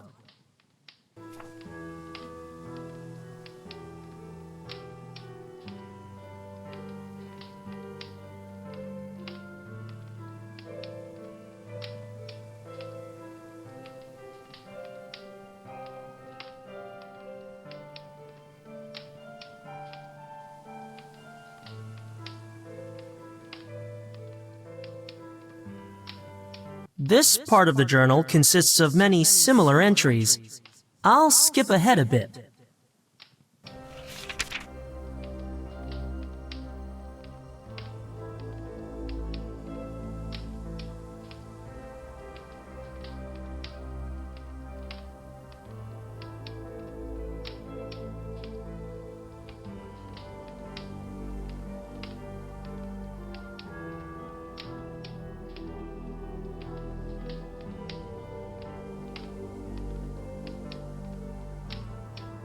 Elements guide us! The journal's covered in blood. I'll leave it here.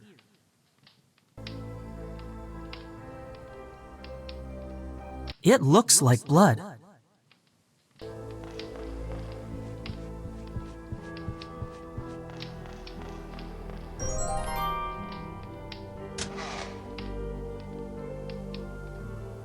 A note of some kind, written in Varner's handwriting.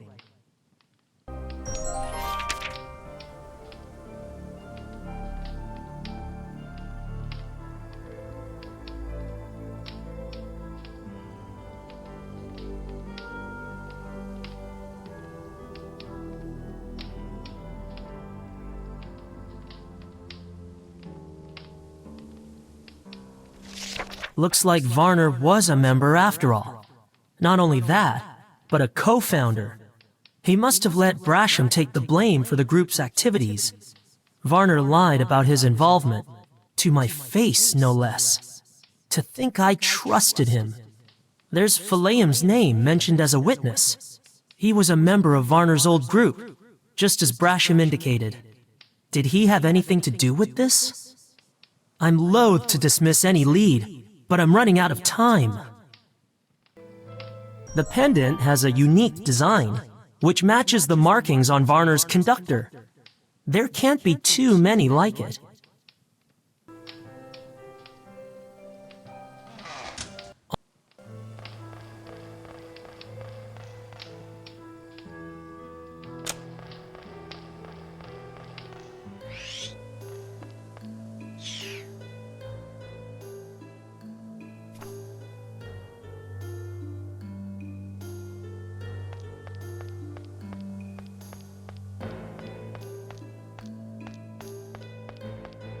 From this elevation, I can see a large number of people amassing in the favored quarter. I'd better take a closer look. I see something. A crowd assembled at the gates of Lord Magail's manor. And what's this? Fend is standing in front of them giving a speech. There's a hooded figure nearby. Varner.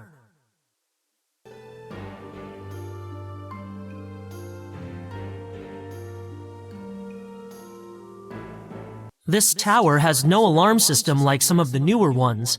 There's no time to work out the combination to every hall. I must stop whatever is transpiring alone.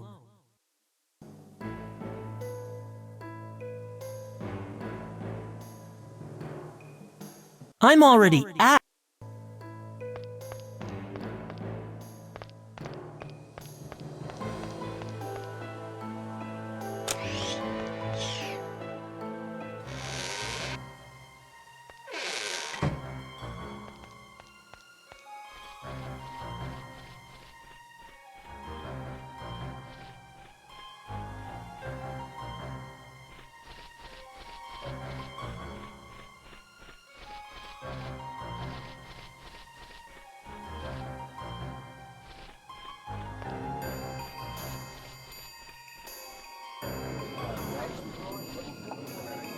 It is time, my fellow citizens, to end the rule of this treacherous and misguided fiend who calls himself our Lord. Lord MacGuile! Yes, Pug, they know that. Can I count on you, friends, to help me this night? Then let us begin! The lock, Mage, if you please.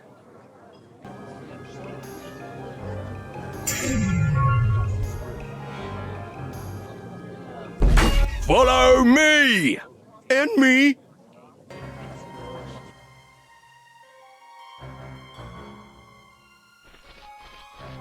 I have to get to Lord McGuile before...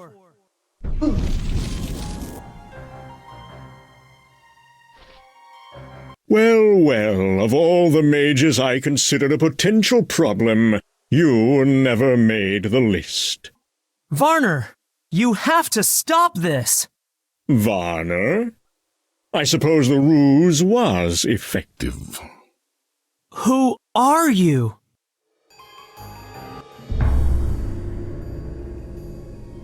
Pyres? I don't... Understand? Let me help you. Imagine being born so immeasurably gifted that you incinerate your entire family at the age of 4. Now imagine how that felt. All that power, that purpose. Then to grow up revered, even feared, with the greatest expectations placed upon you, only to fall short of them all, peaking as master of this insignificant province. And finally, to realize that no one, not a soul, will remember that boy, that child who tasted power beyond reckoning, who knew his name should last. This world is meant to burn, and I was meant to burn it. Varner would comprehend, were he conscious. What have you done with him? Where is he? Where he can do the most damage, as his element intended. I consider it his penance for interfering. Varner knew? Yes, though our confrontation was too rushed to learn how. Now come. I sense you wish to waste time asking me pointless questions. To ignite chaos, light as many fires as you can. McGuile's envoys set off on schedule. It was easy to arrange a meeting. Unfortunately, their absence lacked the reaction that I had hoped for. I should have known McGuile wouldn't care. I teleported all 3 to that cave without detection. You didn't have to kill them! What was I supposed to do? Keep them caged in the fauna hall? He confided in me long ago, and I learned of his full involvement in that errant rabble. His confession presented an opportunity. I planted it, an obvious link to our tower, in case those feather-faced flockheads managed to find the bodies. Not that they would have lasted long if they'd attacked the tower, but I do enjoy roasted wings. It signifies stupidity of the highest order. How like most students of fire to allow common sense to evaporate. One does not oppose the great tower without penalty. Not openly, at any rate. The fire mage that got away? How curiously resourceful. I wonder who assisted him. Enough prattle. I read your diary. Then you comprehend. This is my purpose, my destiny. I will live on for all time. You cannot be our fire master forever. Of course not. But I can be the last. They always remember the last. Pyres, the master who stood at the fall of Ignor. We both know this insurrection is doomed. When the king's army arrives, the dissidents will be quashed, and our tower disbanded. Varner was to be blamed, but he has a greater purpose now. Curse you, Pyres! Where is Varner? Temper? I've got a better question. Do you have time to search for him and save your precious lord? Better still, will you live to do either? Bort! I got my finder amulet working. After you left, I asked it to show me Varner, and it led me into town. Then I heard the commotion and came here. Quickly, take it. If he's in danger, there's not much time. Find Varner. Remember, the faster it flashes, the nearer you are. Watch out! Not bad for a bookworm. Now go. The amulet is pulsating slowly here. I had better find Varner. Who knows how long Bort can hold out? As for Lord Beguile...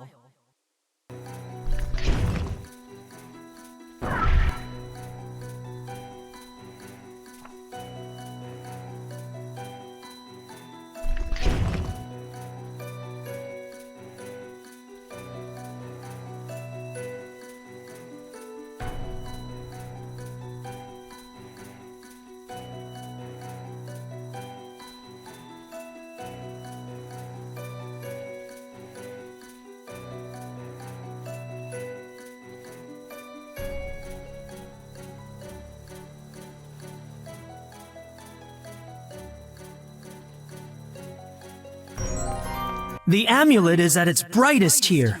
Varner must be close.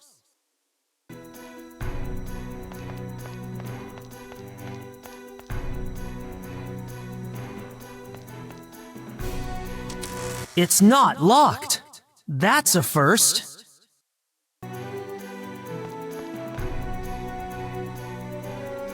The strategic position of that box in the center of the room can only mean one thing. An explosion is imminent. It appears to be drawing its energy from Varner.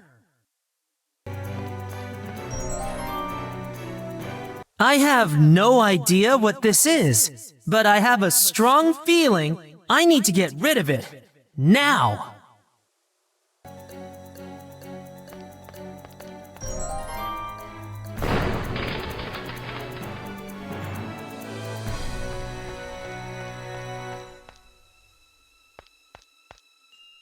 Varner appears to be out cold. He looks weakened, drained.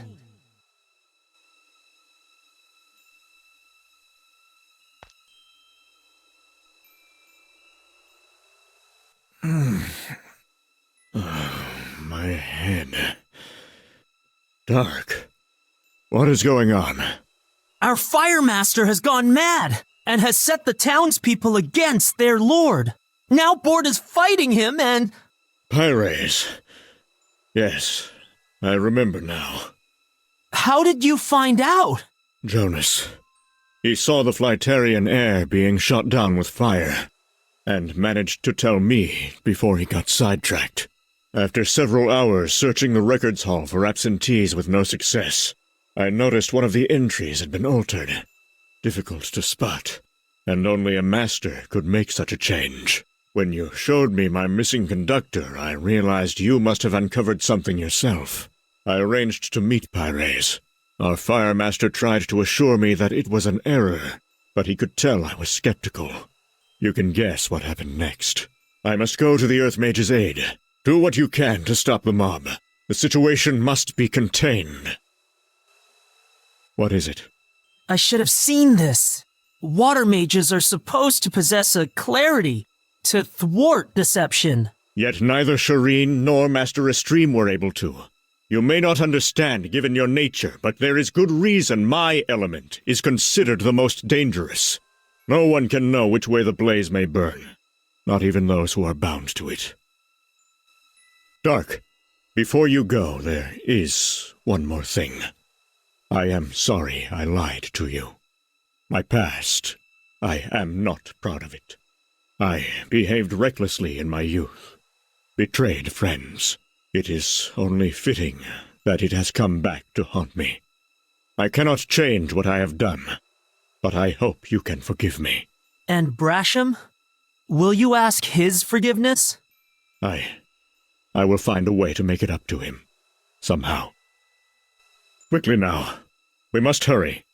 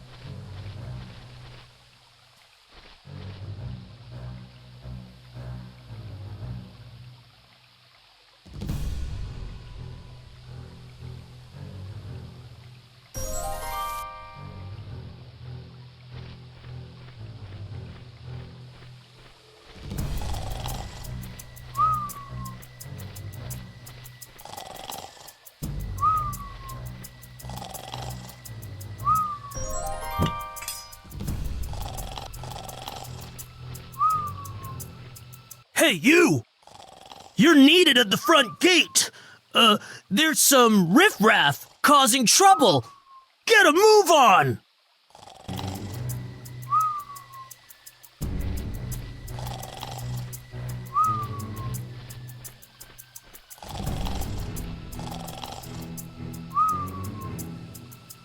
I might be magical, but I am still a man. Well, near enough.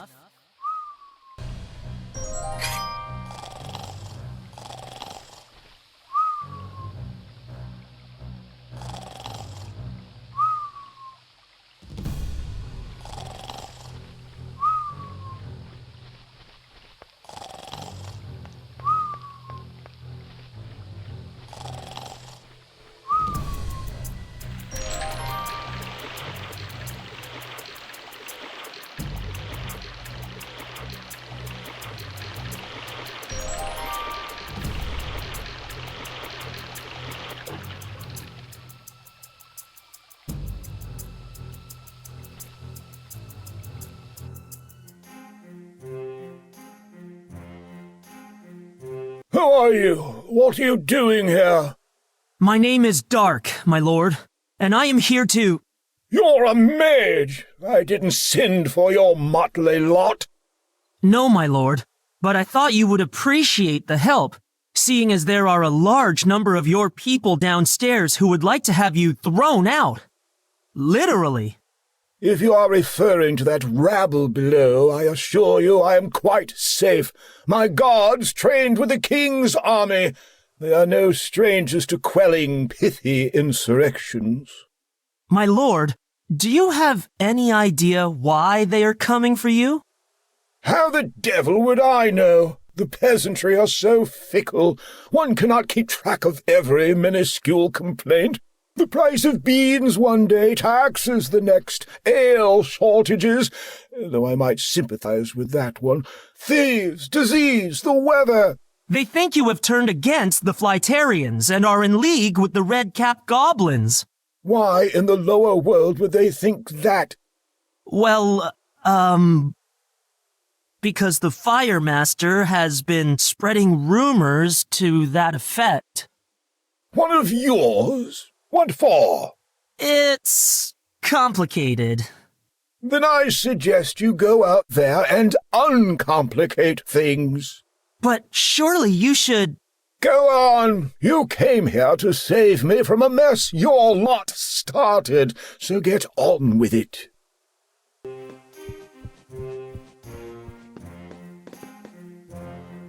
At least lock the door. I will, but just to keep you from coming back in. That is a difficult man to care about.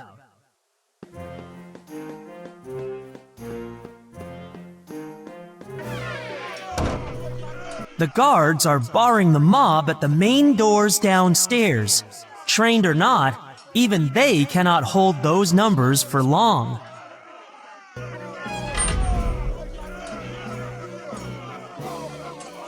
There's McGuile's room, Finn, at the top of the stairs. Yes, I can see that, Pug. Citizens of Ignor, you have to stop this madness! This is no business of yours, Mage. Step aside. Lord McGuile is innocent of your accusations. You lie! All you have are rumors, fed to you by the Fire Master. And all you have is your word. I have been to the Flytarian city. They remain your allies and protectors. I have also been deep inside the forest. Its folk will not bother you anytime soon. Why should we believe you? Show us proof that you've been there.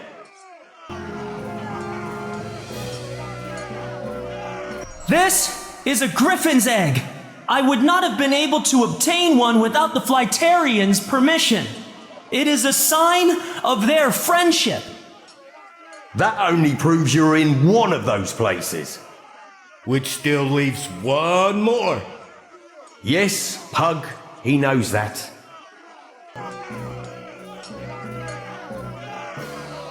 This is the horn of a trinicorn, which the red-capped goblins have hunted to extinction. That I stand before you with this is proof that they are in no position to attack you. This is a trick! He's conspiring with the Lord and his cohorts! Press on, my friends! He is only a boy! Do not let his puny spells stop you! Time for Plan B. Bolt!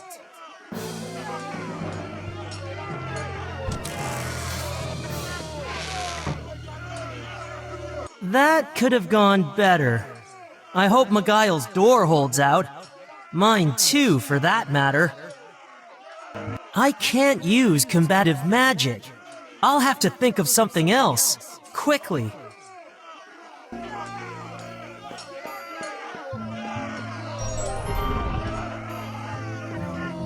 The chair has wedged under the handle.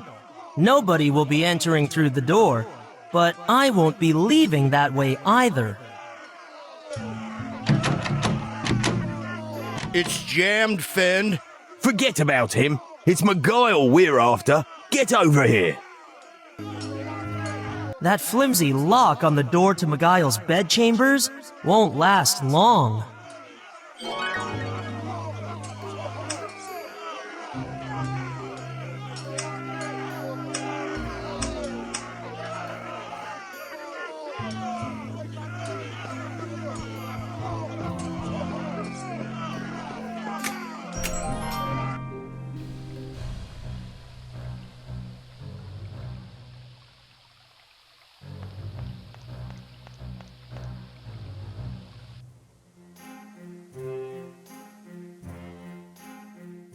Why have you returned?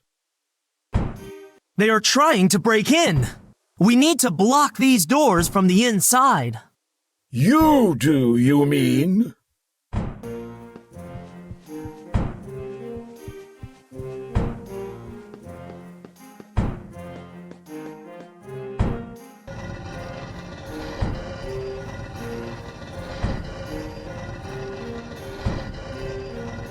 That should do it.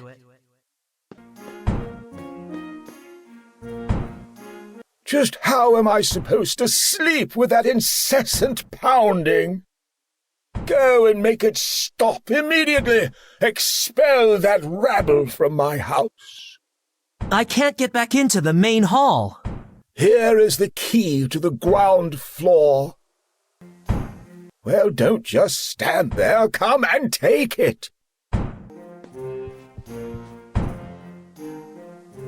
Now, for goodness sake, go!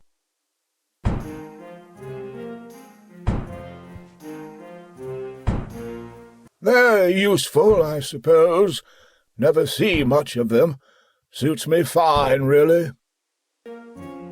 My envoys tell me he's arrogant and prejudiced. What else would one expect from a bird man? I can't imagine what's keeping them, lazy sods. I don't need rescuing, thank you very much. What I need is my sleep. I have to be up by noon tomorrow. What in Eliwald am I supposed to be grateful for?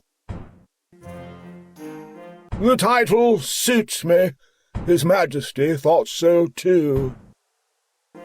I was personally appointed by His Grace to represent him in Iganor.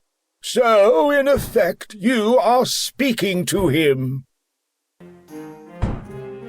I may be a specimen, but it's rude to stare.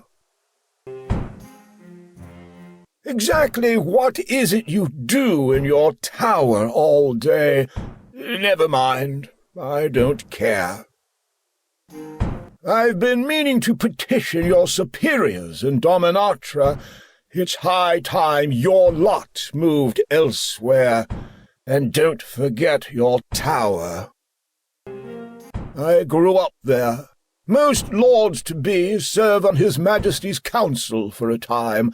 I was something of a trusted advisor. So much so that he sent you out here. Precisely. What?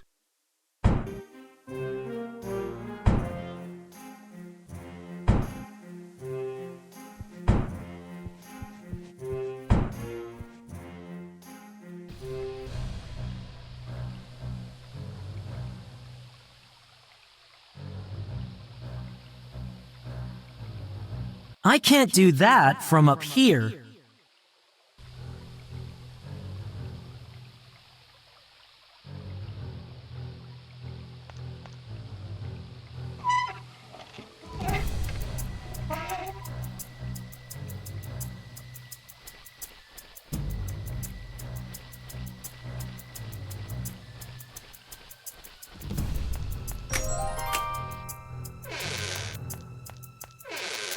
With the mob gone, this might be my best chance to deal with Fend and Pug.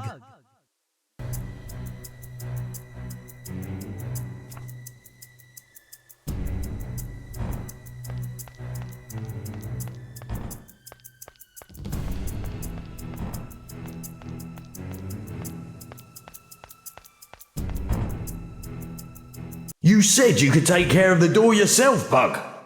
You said that, but there's something heavy in the way. It's probably Miguel. For once in your life, be useful. Why did you have to send the mob away to ransack the Lord's office in town? They could have helped.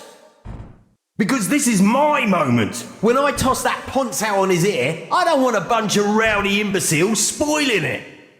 Or making off with your future property. Shut up, Pug, and put your back into it.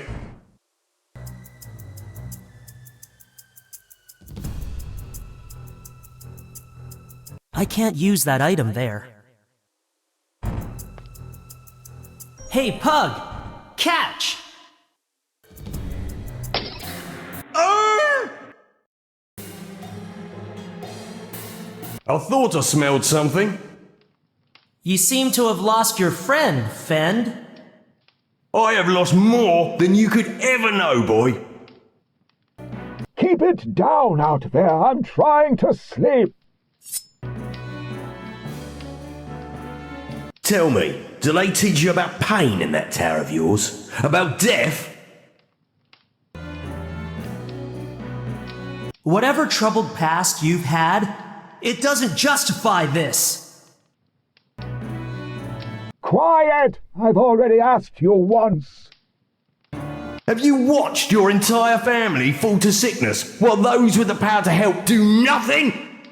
Have you grown up alone, hungry, while the likes of Miguel enjoy their third helping? Have you gone a day in your life wanting for anything? They took me when I was 6. You're really testing my patience. No apologies. no explanations, except to tell my family I was special, that I needed to be with my own kind. I would be treated well, better than if I had stayed, but I would not be allowed to see them again until I was initiated. That was 10 years ago. I don't even know if they're still alive. And what? You think this makes us the same? I do know about pain, and uncertainty, and wanting what you can't have. I'm warning you, don't make me come out there. I'm supposed to believe any of that? It's up to you, Fend. Just don't tell me you're the only one who deserves his share. Or more. If you're not careful, you'll get more than you bargained for. I thought I told you to. Who the devil is that? I'll let him sleep it off.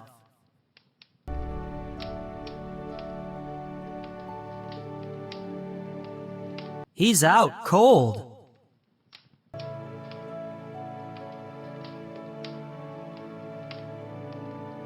That's the man who would be Lord. Lord? And what of the mob? Ransacking your town office, I believe. I'll have it sorted soon. You do that, and clear that heaving lump off my balcony. Maybe now I can get some sleep. You've dealt with our revolutionaries, I see. Well done. A bunch of humans? Easy. Pyres? Bort and I.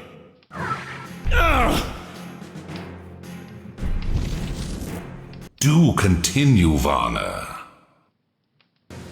No? Then allow me. Both of your friends managed to lose me in the heat of battle. When the fools split up, I made my move. Now what? You'll kill all three of us? I don't see why not.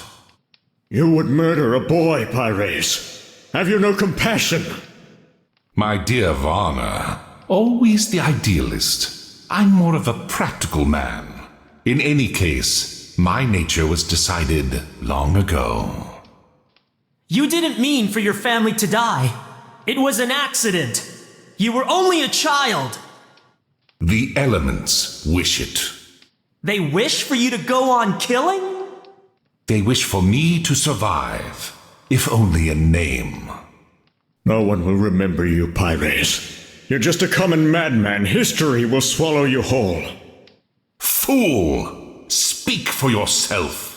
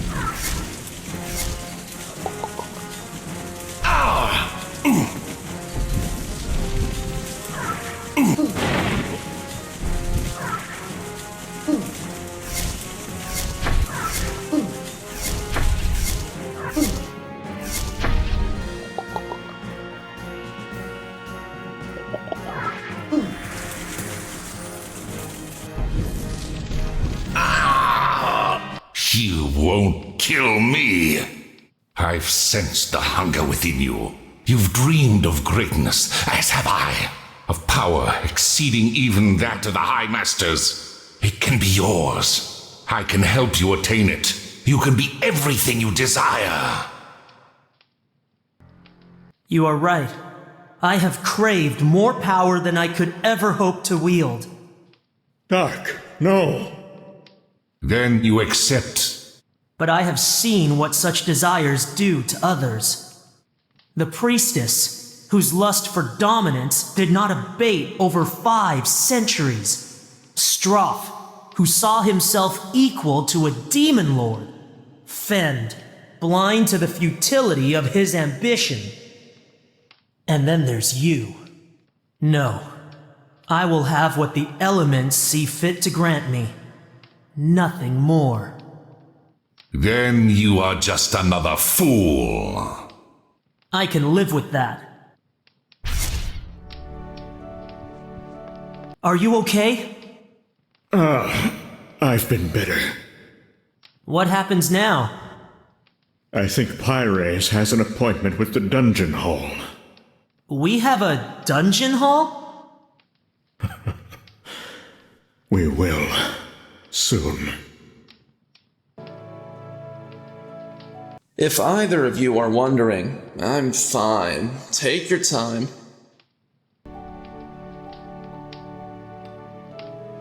The morning came, and with it, many changes. Through our tower, the High Masters of Dominatra were apprised of the previous night's events. The king would reassess Lord Magail's posting in Ignor.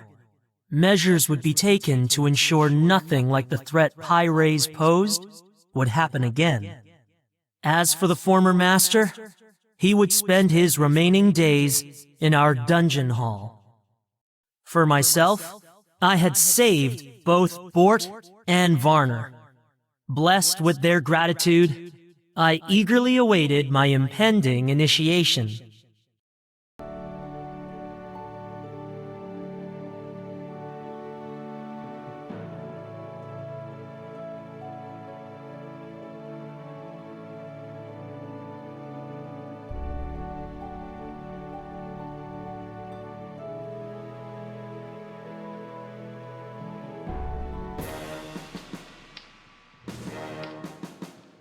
Initiate Dark, you have successfully completed your tasks using your considerable intelligence and skills.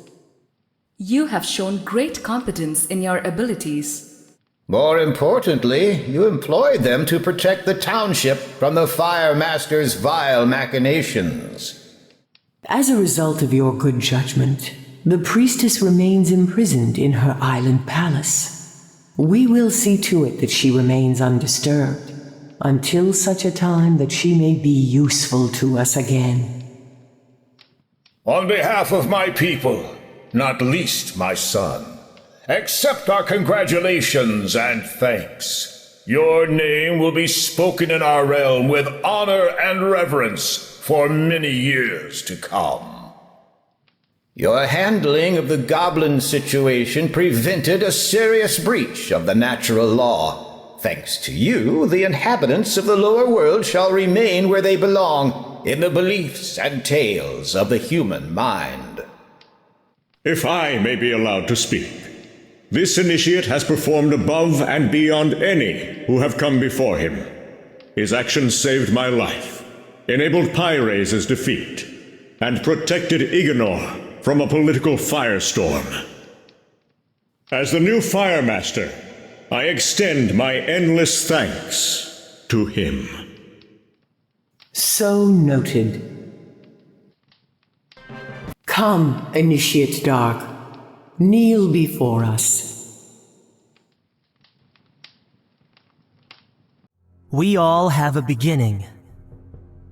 A moment that defines us, shapes us into something new. For some, that moment is painless, unnoticed. For others, it is a sharper turn, one that comes at a cost, a loss. Change is inevitable. I know my beginning. I know where it has taken me. The future becomes history, some remembered, most not. As I go forward, two things are certain. I am dark. I am a mage.